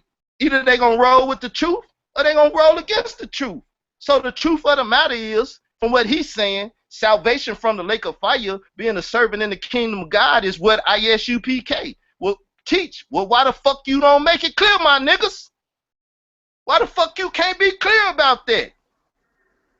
Either you don't know how to do it, or you incapable, or you just fucking putting a smoke screen up in front of the word of God. Niggas stand on the truth. That's all I ever told niggas. Priority. As far as their politics are concerned, and this is all we talking about right now, politics. There is a disagreement with your politics, Carl. The politic is, do you prioritize your teaching? Do you prioritize your teaching with the nation in which you was born from? Or do you prioritize your teaching with those that are not of your stock? That's the question. I prioritize to those that have an ear. If you ain't got an ear, you ain't fucking up my race anyway, or my nation. You not a child of God. You's a fucking child of the devil. If you don't want to hear the truth, that's who I'm talking to. Those that have an ear. Those that don't, fuck them. Tell the truth. That's the truth. Those that have an ear, those that don't, fuck them. Okay. So I speak to all those that have an ear. If you don't, fuck you. That's really the truth. Like if you want the truth, the hardcore truth, so you can go and cut the video and play the sound bite to the world or whatever. If you got an ear to hear the truth, I'm all good with you. If you don't have an ear to hear the truth, fuck you. Because to tell the truth, when it goes down to it, that's the way God gonna come back. And I ain't God, so I'm saying it in the carnal manner. He said in the spiritual manner. I'm flesh and blood, and I'm speaking from a carnal mind now to carnal people. Okay, so you gave that thing to rebuttal to James White. If James White still keeps Saturday, if you keep Sunday as a Sabbath, you gonna say fuck him? You rebutted that Malone dude. Hold up. I guess you can say teacher or hold up. Did he hear the fucking video, D? Have you got it to him? Are you making sure he hear my video so he can rebut it or deny it? No, we don't know if he done heard it yet. If he looking at it, that's not what I said. That's not what I'm saying. You know what I'm saying? We're not psychoanalyzing if he got it or not. We saying, listen, if your question is if I told James Wright what the truth was and he denied, so it's fuck him, then that's what it is. You want my answer? You ain't even gotta ask the fucking question. If he reject the truth, it's fuck him. So you gonna start riding on him like you ride on I.S.U.P.K, saying he preaching false doctrine and he full of shit and he a piece of shit. I'ma do, my nigga. I'ma do what the fuck I'ma do. Okay, I'm gonna hold you to that. I'm gonna hold you to it. I'm gonna hold you to it. I'm gonna hold you to that shit. Because the minute your motherfucker that, I'm gonna hold you to that shit. Because I already know vocab Malone and all them old punk motherfuckers is not gonna change that shit because you say it. And them motherfuckers not gonna change that shit when you say it. And I want to see you say fuck them. Period. D. So you trying to hold me to I gotta verbally say it? That's what you saying? Yes. Because you verbally said about the black folk. Listen, I just said it about all folks. Didn't you just hear me say? Man, I ain't trying to hear that. I ain't trying to hear that right now. That's what I'm saying. You prejudice in your fucking way of thinking because of your politics. If I say whoever have an ear, I didn't say if black folks got an ear. So how the fuck you gonna try to tie me into just black folks and say I just said fuck black folks? And I bigged up white folks. That's what I'm saying. Your shit is prejudiced than a motherfucker right now today. What the fuck wrong with you? Listen to what I just said, bro. D. Miller L understand exactly what I'm saying. That's why he was laughing. You the one that ain't grasping what I'm saying, bro. You not understanding what I'm saying. Okay, if that's what you trying to do. You trying to be subtle in your fucking manner and approach. And I thought you was a nigga that spoke from the hip and mean what you said. I just said it. You taking everything wrong. What I said was, I said, hold on, let me finish, bro. Let me finish. You fucking just lied on me because you said I said fuck black folks, and I didn't say that out loud. Listen, bro. Again. I said fuck black folks, and I didn't say that. That's lying on me. Bro. Let me clarify. Hold on. And I'm hold on, I'm bro. What you mean and what you say. Bro, let me finish. Let me clarify then. Since you said you said fuck the way you ride on I.S.U.P.K. and you talking about them how they preach false doctrine. When this dude said I'm gonna send vocab alone your thing on the Sabbath and make sure he get it. And when I show you he get it and he watch that motherfucker, I'm gonna see if you gonna ride on this dude. Period, bro. Period. Ain't no D, nothing, dog. How you gonna do it? Listen, you can't put me in a fucking box and make me do what you want to do. I ain't no fucking puppet. That's why I said clearly, I'm going to do what the fuck I want to do. If I want to ride on them, I'm going to ride on them. If I don't, I ain't. And I don't give a fuck how you feel about it. My nigga, I'm telling you the truth. If I ride on them, I don't give a fuck if you like it or you don't. And if I don't ride on them, I don't give a fuck if you like it or you don't. I'm going to do what the fuck I want to do. Don't nobody dictate shit to me. By their perspective or their politics, fuck that. You know what I'm saying? That's why I'm saying you trying to put me in a box and be subtle and like, well, you ride on I.S.U.P.K, so you gonna have to ride on vocab them when they say something. I ain't gotta do shit but what I wanna do. And I don't give a fuck who like it. That's what being an independent grown-ass man did. And I've been waiting to get 18 to do what the fuck I want. But I've been doing it since 14. Like I said, I'm gonna hold you to that. You said you ride on, you gonna say fuck them too. All right, Garfield. All right, Garfield. Now you sound like Garfield. That's the same thing Garfield said. You can't tell me who to expose. All right, Garfield. But that's you being the same nigga. You being the same niggas you riding on now. What the fuck you fail to realize is you pulled a trick ass move by trying to say I don't ride on James White them, or I didn't say shit to them. Now you trying to say, well, you got to go to the ultimate with it. But at first you act like you welcome them in. You told them they could break the Sabbath day. You told them they could keep Sunday. You told them they could put a fucking Christmas tree up. That's not what I said, bro. That's not what I said. That's not what I said. That's not what I said. That's not what I said. So now that's not what I said. Now listen to you. That's not what I said, but I meant this. So now you want some, I'm saying this, but meaning some other shit. Mean what the fuck you saying, say what the fuck you mean. That's what I'm used to. Cause I'm gonna say what the fuck I mean and mean what the fuck I say. I'm not cowtailing and running from shit. I don't have nothing to hide. And I don't like when other people have shit to hide and then try to play politics with me. That's why I said, God damn, what the fuck going on? I ride on who I want to ride. I choose who I want to get at and who I don't. Don't nobody dictate shit to me. If you don't like my stance of what I'm doing, ask me if I give a fuck. And the answer gonna be, I don't give a fuck. Okay, Garfield. You're gonna be Garfield number 2 from now on. That's gonna be my official nickname is Garfield. You can't tell me who to expose. I mean, at the end of the day, you're gonna be Garfield number 2. All I hear you saying, D, is you want to be a motherfucking foe of mine. And that's cool if that's what the fuck Hey, if that's how you take it, I'm gonna. Hey, one thing you gonna tell? If you can't handle it, just like I said about In the Black, if you can't handle a nigga getting in your ass, bro, then you don't need to be on top either too. Because you said, hold on. You said if I extend up olive branch, and a motherfucker reject me, it's fuck you. You said you supposed to try to teach. Hold on, let me finish. Let me finish. At the end of the day, you trying to say I got to do it verbally. If I turn my back and walk the fuck away, what the fuck you think that means? So you trying to tell me how I gotta say fuck somebody? But you do it to black people verbally. You don't tell me how I do what the fuck I do. But you do it to black people verbally. You do it to I.S.U.P.K verbally. What I want to do. Come on, bro. But I'm just saying. Hey, you've been hypocritical, bro. You've been hypocritical though, bro. You know what I'm saying? You doing. There's been a hypocrite, bro.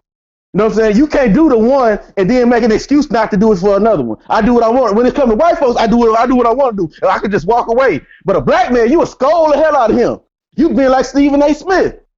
So you better go listen to that coon again. You better go listen to that coon. You better go listen to that what he did interview. So listen, at the same time, once again, I leave I.S.U.P.K them alone. I ain't saying shit about them in a minute. And even when I wasn't fucking with Sicarii, he did that shit at Sotnettles.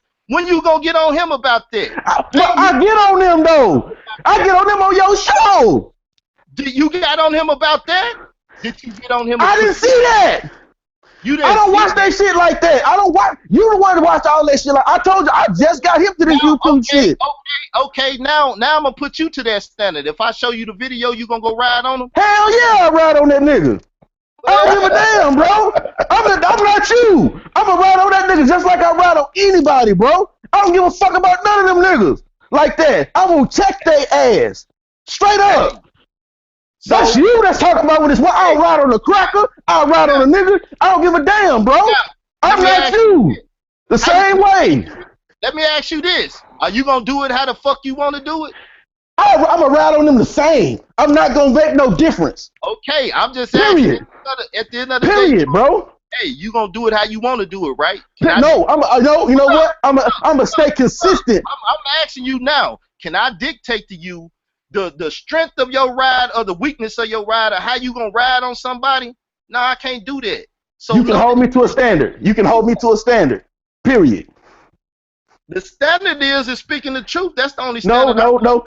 If I ride hard on a cracker, you know what I'm saying, and then I don't ride hard on my brother, then you can say, nigga, you ain't consistent. You take it easy on your brother.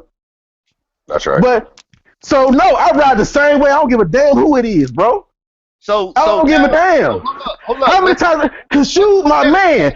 Hold on. Kashoub, my man. How many times have I rode on Kashoub on your show? How many times have I said if Daniela say if the white man is the devil, he gotta stand on that shit? How many times have I said that?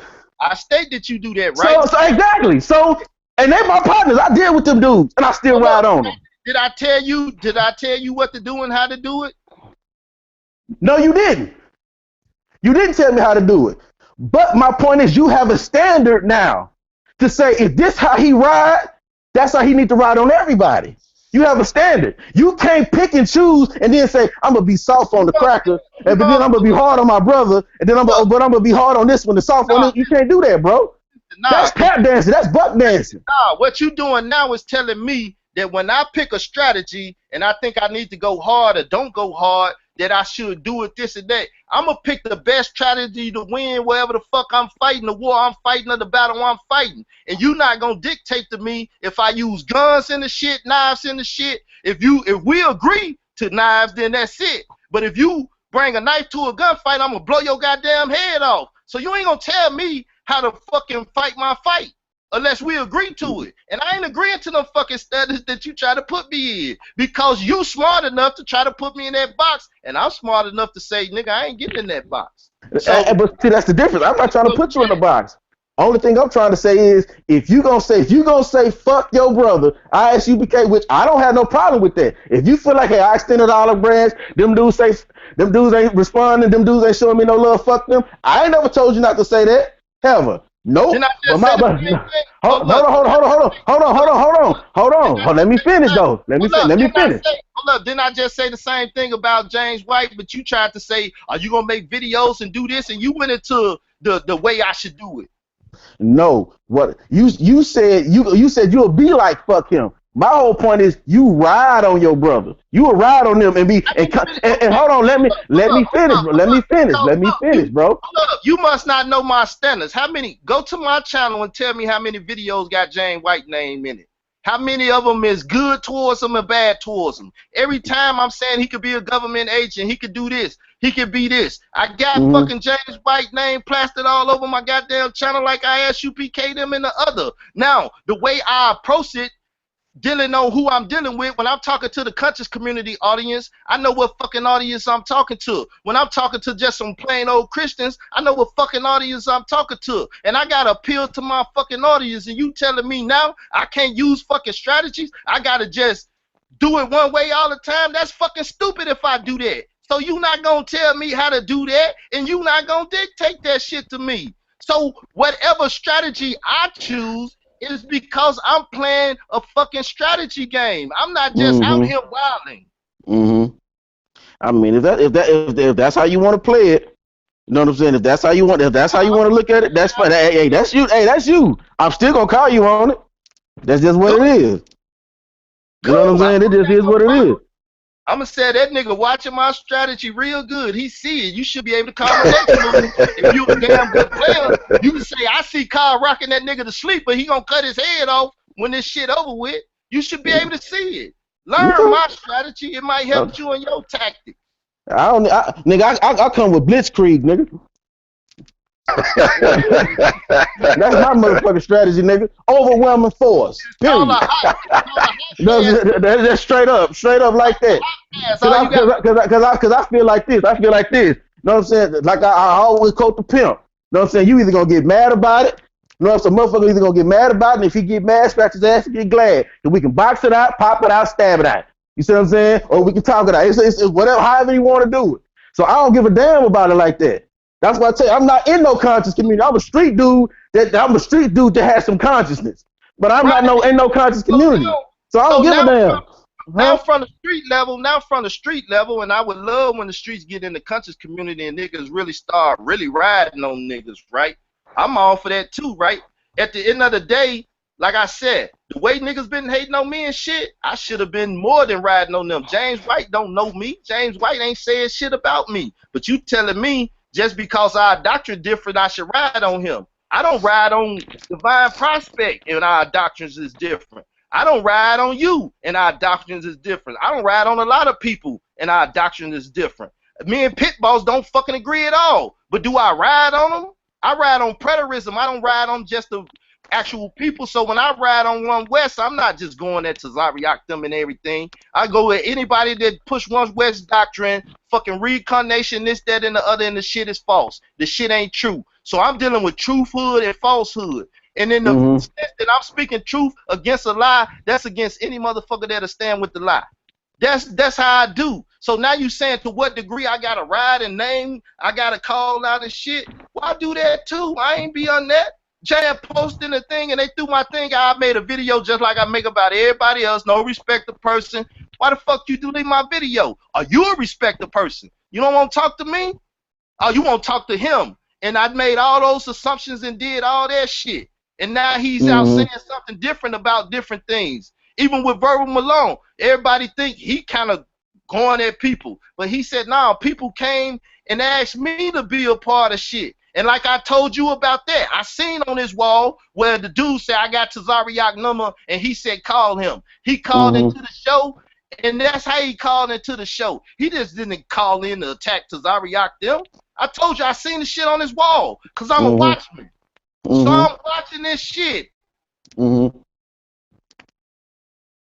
It's all a fucking game. But once again, it's niggas that's true to the game, and it's niggas is out of here false flagging. And they playing, calling themselves Israelites, and them motherfuckers ain't no Israelites. That's why they call themselves Hebrew Israelites. You know what I'm saying? They ain't Israelites.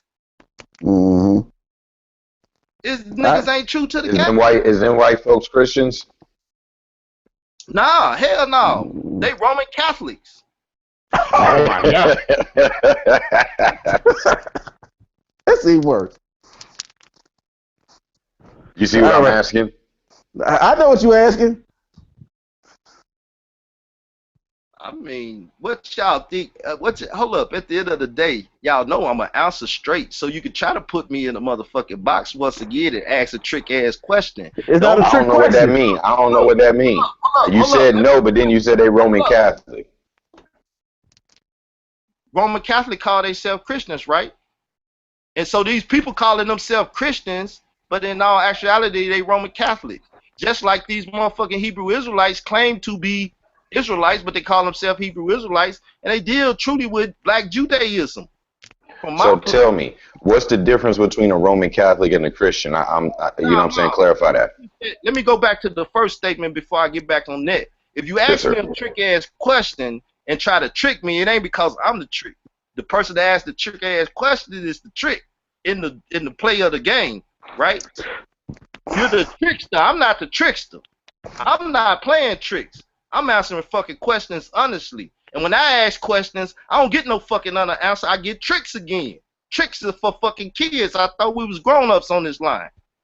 Right? So now, are they Christians? No. Didn't I answer that clearly? Then I state what I believe them to be. Roman Catholics. So what the fuck is the problem and what are you asking me? I'm asking what is the difference between the two? My motivation for the question is to find out, like you said, the Hebrews, they call themselves Hebrew Israelites. You said they're not Hebrews. Or excuse me, they're not Israelites, excuse me. Now you saying that the Christian is not a Christian, I identify him as a Christian. You're saying he's not a Christian, he's a Roman Catholic. So now I'm asking you, can you clarify what do you mean when you say he's not a Christian, he's a Roman Catholic? I thought they was the same. That's what I'm saying. You thought they was the same. Who the fuck told you they was the same? What research you done did to say they the same? So my research is, I know that Christianity has many different denominations. They're all Christians, but they have various denominations within Christianity. Okay. Now you talking denominations, and are denominations Christians or are denominations claiming to be Christians? Either or, I'm not sure. I from my understanding, I take them on their word. They say they're Christians. If I get deeper, they'll say, "Oh, I'm a Mormon," or "I'm a this," or "I'm a that," and I'd be like, "Oh, okay." You can go deep as history as you want to deal with the term Christian. Who was the first Christian? From a biblical perspective, who was the first Christians, though? From that historical text, that narrative. I believe it started with the followers of Christ, the disciples. Well, according to history, Christ, the disciples. That's all I know. I don't know. I'm looking at the book. I don't know. Y'all can clarify. Y'all can correct me on that. I'm saying the Christ is the first Christian. Right. The followers of Christ. So they define what a Christian is based up on the biblical text. How a Christian should walk, how a Christian should talk, and all that. They are the definitions of a Christian. Paul was a Christian. Peter was a Christian. The rest of them was called Christians in that book. So they walk and they talk, define what a Christian is to me. Now we can get into the secular world. Followers of Jesus. The disciples followed Jesus, didn't they? Hold on. Actually, the first Christians were the worshipers of Serapis. You know what I'm saying? They weren't Christians. From the biblical, I said from the biblical narrative, and you can go into the historical all you want. I'm not the historical man. And before they were called Christians at Antioch, they called themselves Nazarenes. They were called Christians by other people. Before that, they were just called disciples of Jesus. Well, they called themselves. Every movement was named after the leader of the movement. That's why you have the Arians, the Ebionites. They were all named after the leader of the movement. The question is, based up on the biblical narrative, who the fuck was the first to be called Christians in Antioch? The disciples. True or false? Yes or no? They were called, but hold on. But called by who? Themselves or other people? Other people called them Christians. Other people called them Christians. They didn't call themselves that. Hold up. Show in the Bible where it say who called them Christians. It just said they was called Christian. It didn't dictate who did it. Am I wrong? Again, I understand what you're saying about the biblical narrative, but you got to also use the biblical narrative. Let me finish what I'm saying. Fuck who called them Christians. See? I'm reading what the book say. The book said they was called Christians. Right? Okay. Right? Like I said, again, you have to use the yes, it says that. But you have to use the book in context with history. Everything is context, bro. What's written or not? Do you accept what's written or not? Bro, yes, I accept what was written. But I also let me finish. Damn, dog. I'm trying Damn, I already answered your. I already answered. You not gonna figure out what the hell I'm going because you keep asking me the same dumbass question. I already said yeah. I'm just trying to figure out what the problem All I'm trying to get you to understand is you can't just say, well, it says it in the book, but you have to understand that that's a historical act. That stuff is history, right? If you said it, but you believe in the Bible, that means it's history, right? So you got to cross-reference it with history as well, bro. Oh God! All right, bro. I'm telling you, I don't give a All right, fuck. You all care right, about. all right. Because the Again, point I'm I trying just to wanted make, to know, Carl. So the again, point I'm trying to make is that if they said they followers of Jesus Christ like his disciples, the first to be called Christians, and that's why they claiming to be Christians based up off of that literary text in the Bible, then they not Christians because they but not doing what what the disciples did. I don't but need what to I'm, get into nothing else. wasn't the Catholic? Hold on. Wasn't the Catholic Church? See, this is why I was asking this. You said there's a difference between a Roman Catholic and a Christian, right, Carl? Man, I was just under the impression that they are all Christians. That's what I was getting at, how Carl. you under that oppression? Are they following Jesus Christ and how he walked? They following the way? I don't be looking at listen, brother. I don't be looking at them like that. That man James White, I ain't see him acting like that. Okay, Paul was a Christian and he kept the Sabbath day. Are they keeping the Sabbath day? Paul was a Christian and he kept You the feast informing day. me, Carl. You informing me, Carl. So let me know. Come on, D, you not fucking stupid of this. Come on now, stop now. You an intelligent man, and I know you done did some research. You know what the fuck we talking about. So please don't do that. this is what I'm. So that was my original question then. My original question was, are they acting like Christians? You said no, and you said they was acting like Roman Catholics. That little part right there confused me. That's all. If they either are Christians or they're not. I was under the impression a Roman Catholic is a Christian. So once you said no, I heard you. But then you said they are Roman Catholics. So I was like, okay. Hold up. You don't understand or never heard the teaching that the Roman Catholic Church is the mother of harlots in Revelation 17. The woman that's acting like the church, which is Israel, the church is Israel, starting from the wilderness. That is the church, Israel, and those that sojourn with Israel. Going back to that knowledge, right? Israel is the church, and those that sojourn with Israel is the part of the church, right? Now, the mother of harlots try to act like she's the wife of Jesus, because Jesus said he married to Israel, his church. So now, the Roman Catholic Church claims to be the wife of Jesus.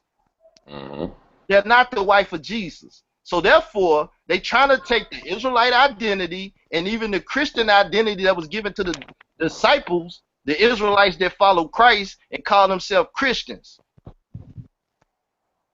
And then even the vicar of Christ try to say he the replacement of Christ. He's the earthly head of the church, and Christ is the heavenly head. So if you don't know Roman Catholicism, dogma, even the Trinity comes from the Roman Catholic Church, which I will be dealing with tonight, right? The Trinity doctrine, because the term is not in the Bible, comes from the Roman Catholic Church, the mother of harlots. The denominations that you was talking about are the daughters of the harlot.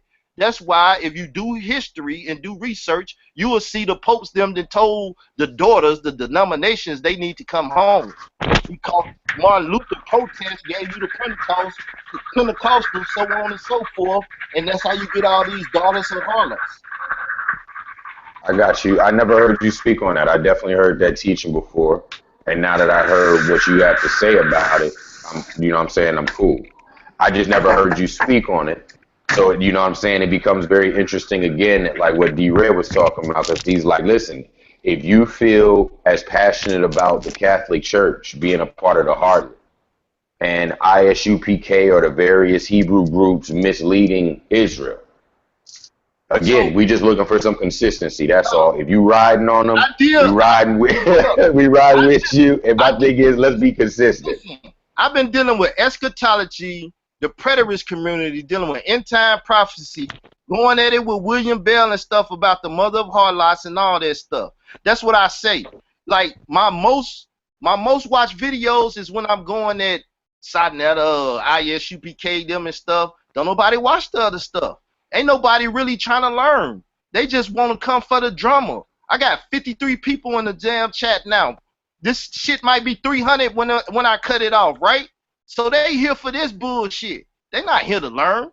They might learn something while they here, cause the nigga show speaking the truth. But they not here for that. They here for the argument. That's feeding they lustful, entice to see fights and division. So that's what they here for. So when I talk all this shit, I got a whole website full of this shit, right? Niggas ain't trying to learn. They want to learn from Sicarii. They want to learn from them niggas. And niggas want to push them to them niggas. That's why I respect D. He came over here, show love, and riding with a nigga. He been over here. He's still over here. We gonna argue and fight because we don't agree on certain things. But he ain't ran, I ain't running. The mother niggas, they be running like some hoes. That's why I talk about the niggas like that. I don't respect them niggas. I don't respect them. Can't nobody make me respect them with the shit they be doing. So that's where we go get the fight when you like, Carl, but them your brothers, respect them. No, them some hoe ass niggas that be doing hoe ass shit. I don't respect hoe ass niggas. Listen to me, and you will hear that from me. You hearing a side that you might not see and stuff that much. But any nigga that talk to me on the phone privately know that this is a side of me and it ain't no fucking joke. It's real, right? It's just like I said, I start speaking truth to people, and I feel like you fighting against the truth. Goddamn it, we gonna go to war. Cause I stand on truth. I'm gonna die for the truth.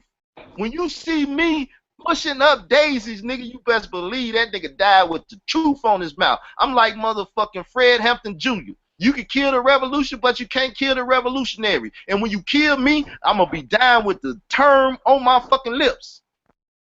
Israel doctrine, and I stood for the truth. When niggas read my obituary or tell my motherfucking story, that's gonna be my story, and I'm gonna make sure, cause I'm gonna stay true to it. While other niggas faking, I'm gonna be true to it. And that's gonna be my legacy when I die. If my motherfucking children that they didn't abort and out there hiding from me, about their daddy, they gonna say that nigga was a rider. that nigga, that's stupid as hell.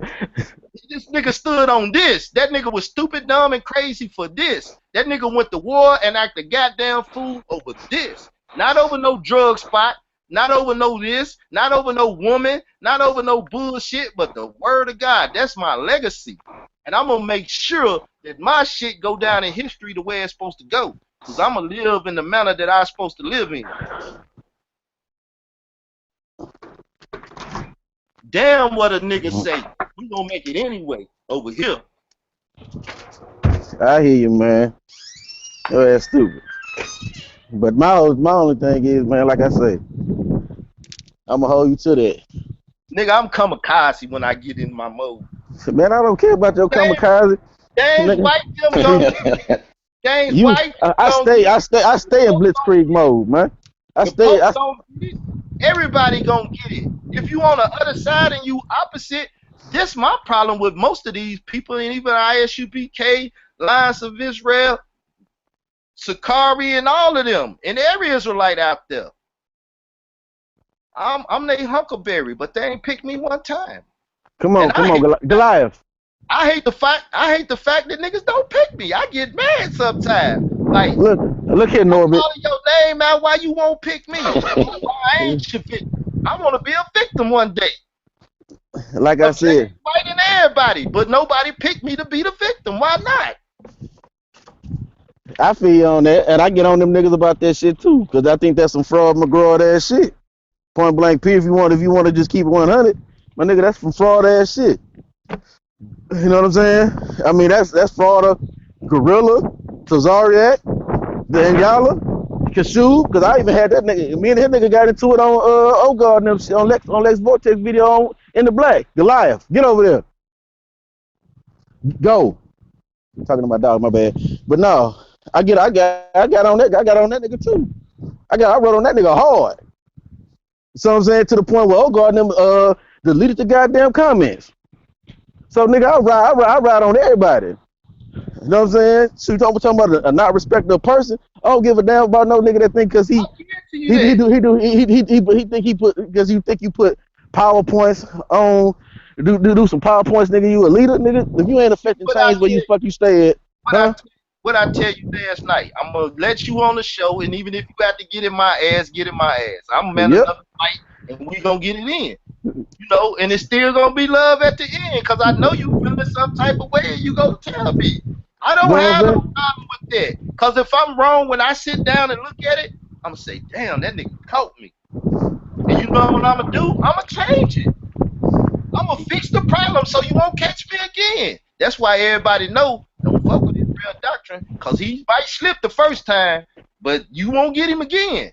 So I love it when niggas check me, because it makes me have to go do a check. I take it as constructive criticism from certain people. From others, I'm just like, nigga, you hate. But you see, if you want to fight with me, I'm gonna make you fight too. Nigga, you gonna have to be right too. Because to get this out my eye, I'm sure gonna point in your eye. Look at you, you see that thing in your eye? What you doing over here? You better get out first. You got to beam in your eye too, brother. And that way we can check each other. That's check and balance. That's love. And that's You the know what I'm problem saying? with the Israelite community, that they really don't got love for Israelites. They got love for politics and pushing their agenda to push their camp doctrine and to get their money and to get their viewership and bring people in so they can get their tithes and offerings and donations to build they little shit up. They ain't trying to build a nation. They trying to build a camp.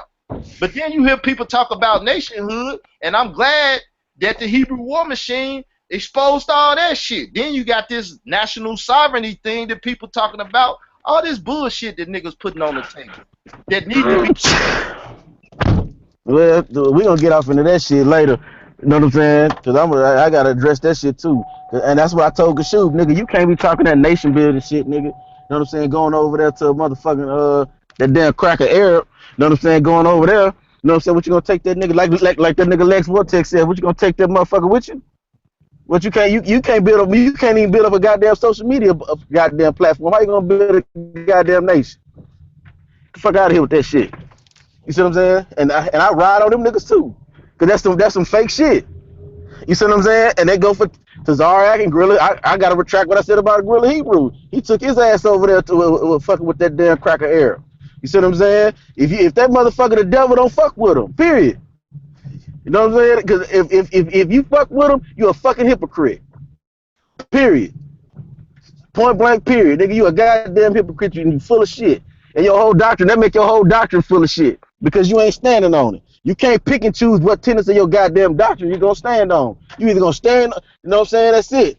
I put whatever I say on both nuts. I stand on whatever the hell I say. You'll never see me over there ever. You know what I'm saying? Not getting on there. Yeah, I watch the videos, and if a nigga, I think you breaking up, D Miller. He breaking I'm up. here. He breaking up. Yeah, he just broke out. Try again, D-Red. But nah, it's all good. I know there's some people here probably never made it to this channel. They checking out the channel from last night's show, this and that. Hey, look, people, I'm going to tell you about this channel and about the host of this channel, right? I'm as real as they come when it comes to even keeping it real goes wrong, right?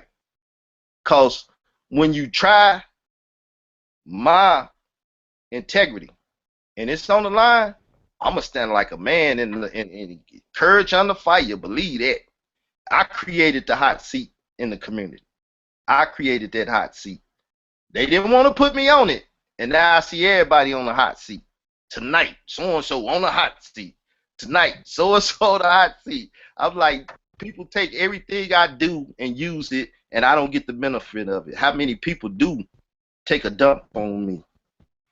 But I'm humble. I'll make something new and do something new and give it to the community so they can run with it. You know, see, that's what happened when you create them. You just create it again. You know how people like, well, Damon Dash made Rockefeller. It wasn't Jay-Z. And so Jay say, well, let Damon go do it again. And Damon said, well, let Jay do it again or whoever. Mike made the Bulls. It was Scotty. This was, go do it without me, right? So that's the thing I love and the fortitude about my channel and stuff, right? New people come over and stuff, but if I quit, they'll never come over. Other people go away. Those that want to stay can stay. Those that don't, bye, right? Once again, I speak for those that have a ear and want to hear this. All my shows ain't like this, but you're going to get one of these every now and then. You might get me up here one day emotionally charged up, And I'm up here crying to the community about something, and y'all like, what's the nigga making this video for today? But for those that follow, subscribe, and know what's going on, you get so much raw, unedited truth over here. You can get all the sound bites you want. I don't care. You can top my video and put it on your channel. I ain't trying to stop you. You can monetize it. Get some money. If I can help you get some money, nigga, eat off me. If I could give you some money, I would give you some money. So I just keep it real. You know what I'm saying? If you don't want to take me, don't take me. But if you want the truth, just keep listening, watching, and go check out the lessons. I do a lesson every Thursday. Check out the lessons and the teachings. Check out the debate tonight. You want to know if the Trinity is fact or fiction? How many in the Godhead and the henotheist perspective? It won't be no cursing tonight. It'll be a fight tonight. It's gonna be a fight. It's fight night. But it ain't gonna be no cursing. It's gonna be thus said the Lord. And if you against the truth, it's gonna be shown. That's how I do, y'all. So it is what it is, man.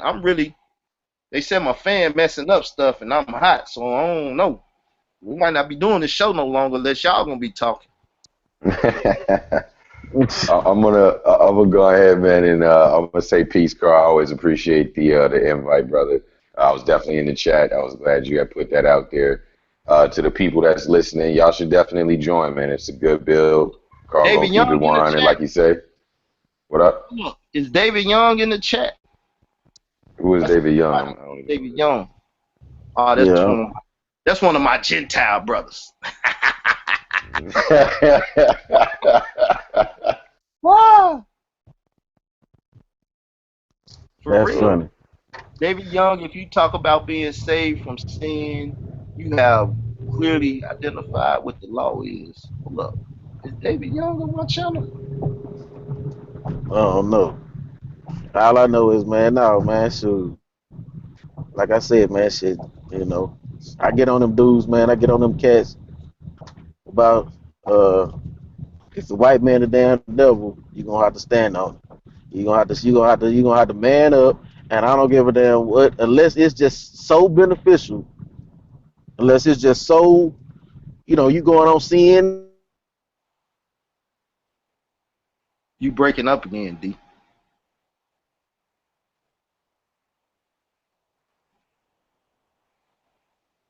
Hey, yo, that's a tough one. I know, D-Ray, you got to come back in, fam. We can't hear you. But that's a difficult one because it speaks to the politics. It speaks to the social life. You know, we have an experience with these people. And I think the wildest part is that some of our people never really understood, you know, what it was like interacting with them. Like some of us, you know, we live in predominantly black areas and we wasn't necessarily dealing with Europeans like that. So I think that there was a place for that teaching at a time, and it might still be relevant depending on where a person is in their development. If you've been living your life like in bliss and you ain't never really had like you haven't been very thoughtful about, you know, your interactions with different people, it only really takes like one time to have like a racist experience happen to you. And if it happens too many times, it won't be long before you come to that conclusion, even without religion. Like there's something about the trustworthiness that, or the lack thereof, between black people and white people, and it has a lot to do with our daily interactions. I had come from very early on in my days. I remember I was engaged in the teachings of Elijah Muhammad, the messenger. And it was very interesting because I had never heard that the white people was the devil before that. However, my mother being from the South, she had always made sure that I was up on game. Like, so here's the thing you need to know, young man, because I didn't grow up in America like that, right? I didn't grow up with blatant racism like that. So I had learned about racism in a book. This should be considered, right? So now, once you actually see racism for real in the flesh, you meet people that do not like you because of what you look like. Like this is something that's mind altering all within itself. So it's just as mind altering as someone telling you the white people are the devil. And my only point is that we see time after time after time where this malicious kind of behavior of a devil is materialized when we're interacting with each other. So, you know what I'm saying?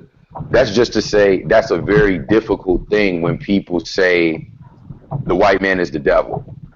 And it's again something to be grappled with when you start to talk about what's going on with our socializing between each other historically and even in the modern context. Look at the scrutiny they put on Obama. Look at the scrutiny. You know what I'm saying? There's something that goes on even till this day. No matter how high the ceiling is or what position you get, there's something going on with our interactions. That's all I'm gonna say. No, I mean, no, I Very understand that. difficult. I understand that.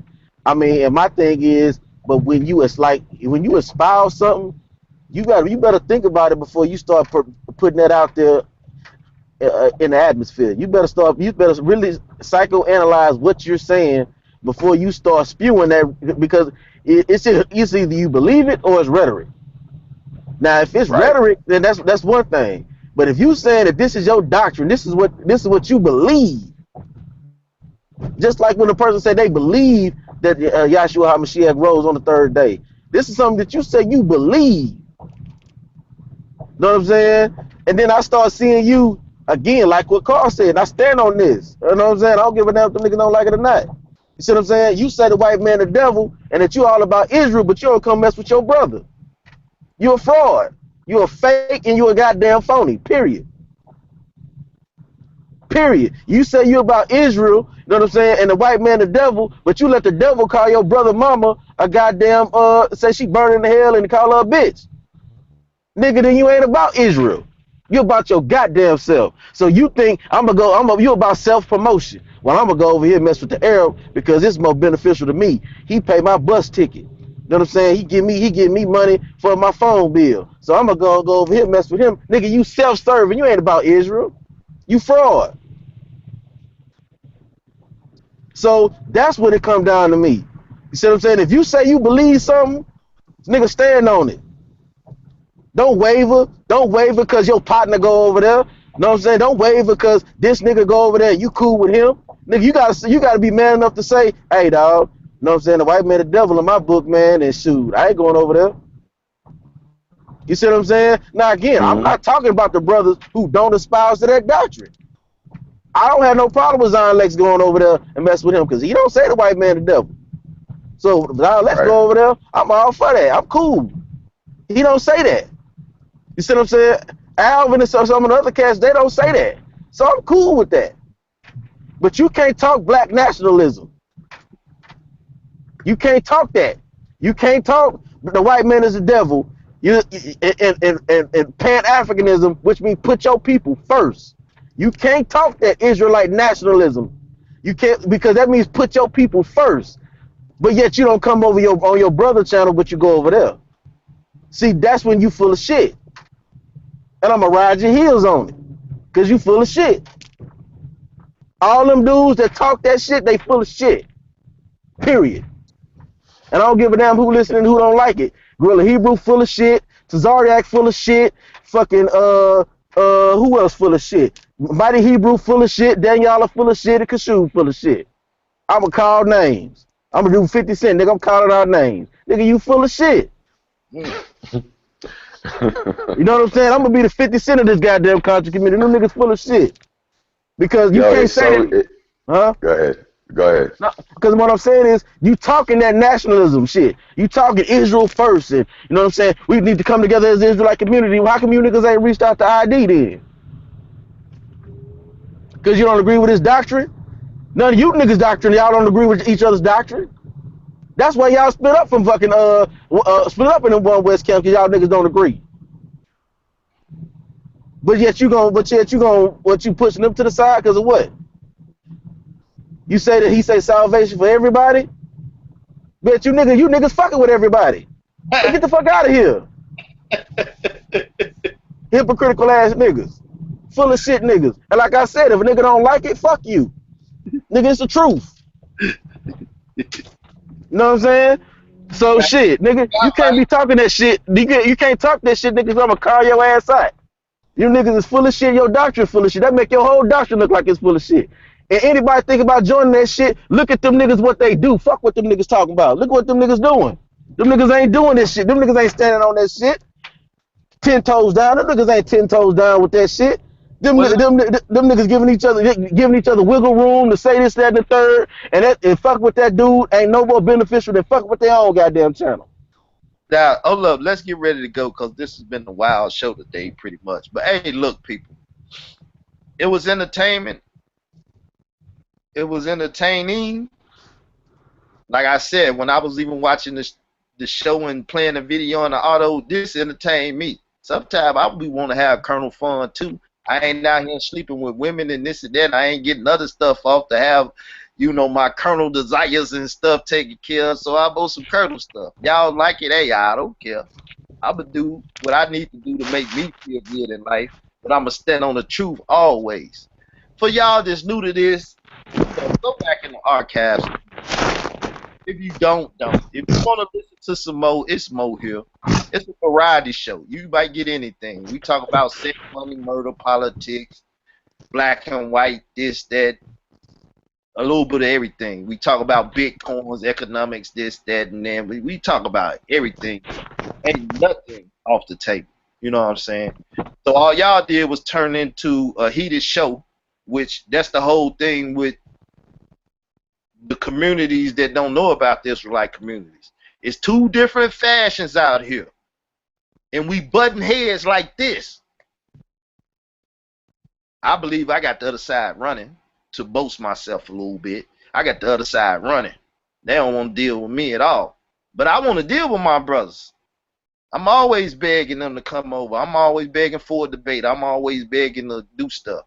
I've been begging them since I stepped in the community. You shouldn't even have to beg them niggas. It should be that should be understood. It should be here Israelite. I don't agree with him, but shit, I got to by obligation. Even if I don't like a nigga, it's plenty of motherfuckers in this so-called conscious community I don't necessarily like personality wise. However, they my brother. I would go on. There's no way in hell I would be going on James White show before I go on the Gorilla Hebrew show. Kind of see what I'm saying? There's no way. Even if I hated his guts, I don't hate his guts, but I'm just saying, just hypothetically speaking, if I hated his goddamn guts, I still would go over on his show before I went on James White show. That's called race first, and that go back to what my Asian partner told me. He basically said they put race first. You know what I'm saying? They don't debate Confucianism versus Buddhism and versus Christianity versus Islam versus Shintoism versus Tao. They don't do that. It's all about being Asian. But these niggas talk all that bullshit, and when it come down to it, them niggas ain't finna stand on that shit, man. You see what I'm saying? That's my issue with them dudes. No, that's my issue with them dudes, and I'm gonna sign off on that, man. Yeah. So now, I'm like this.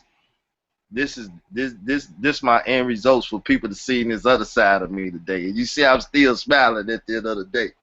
Because like I told you, if y'all really knew my Colonel nature and my old man, yeah, this is nothing. This is nothing. Believe me, this is nothing. Right? But people, you know, politics is not my thing. I'm not a politician. Let me quit lying. That's a lie. Cause when I say I deal with strategy, I'm like the what's the TV show? I still ain't watched it all, but the game of cards or the card. What's the show? House of Cards. House of Cards. Like the House of Cards. I'm gonna play everything to win. I'm playing to win. That's my thing. You know what I'm saying? I'm playing to win. Sometimes I'm super hard. Sometimes I'm super soft. Sometimes I put on the kitten glove. You know. Sometimes I'm the fox, sometimes I'm the lion. But like I said, all y'all got to do is keep rocking with me, and y'all going to see this whole thing, because that's one thing I am going to do. I'm going to report to you what's going on. You're going to hear what's going on. I'm watching. I ain't got no job. This is my job. I work for the Lord. Because at the end of the day, he makes sure I eat and my bills paid and stuff. And don't ask me how all that stuff get done. Don't worry about it. I'm sitting on YouTube making videos, right? And I ain't always the best representative, but one thing about me and other people that claim to represent he know I'm gonna keep it real and truthful and honest and straight scripture. I'm gonna stand on them if I don't stand on nothing else, and I'm gonna fall on them. That's my sword. I live by it and die by it at the end of the day. That's why I tell you that's gonna be my legacy. That nigga lived by that KJV and he died by it, and they got him because he was standing on it a little too hard. So just keep rocking, people. Just keep rocking. Believe me, we're gonna have a good show tonight. I took all this time. I barely got my PowerPoint up for it because I want to lay it out in the visual. See, I understand the meta programs and I understand how people take. Some people visual, some people hand-on, and some people like hearing. So I wish I can give you the hands-on with the visual and the hearing. If I had the technology, I would have, when I do something, I have you punch yes or no on the other side of the screen so you can interact with me. You know what I'm saying? But I ain't got that technology. But, you know, I understand what it takes to teach. And I'm finna teach y'all tonight about this henotheism and how this Roman Catholic dogma for its Trinity go. Check in tonight. I can't remember exactly the time frame. But when I get an opportunity, I'm going to go get the information. I'm going to post the link for tonight. Hit the reminder. Subscribe so when it come up or whatever. But outside of that, I guess I better get off this line, go get me some water and different things. But it was fun while it lasted. No hard feelings. D is love. I love a good fight. I love a fighter. You know what I'm saying? It only make me better. You know what I'm saying? Rest of the world, tune in tonight. Peace.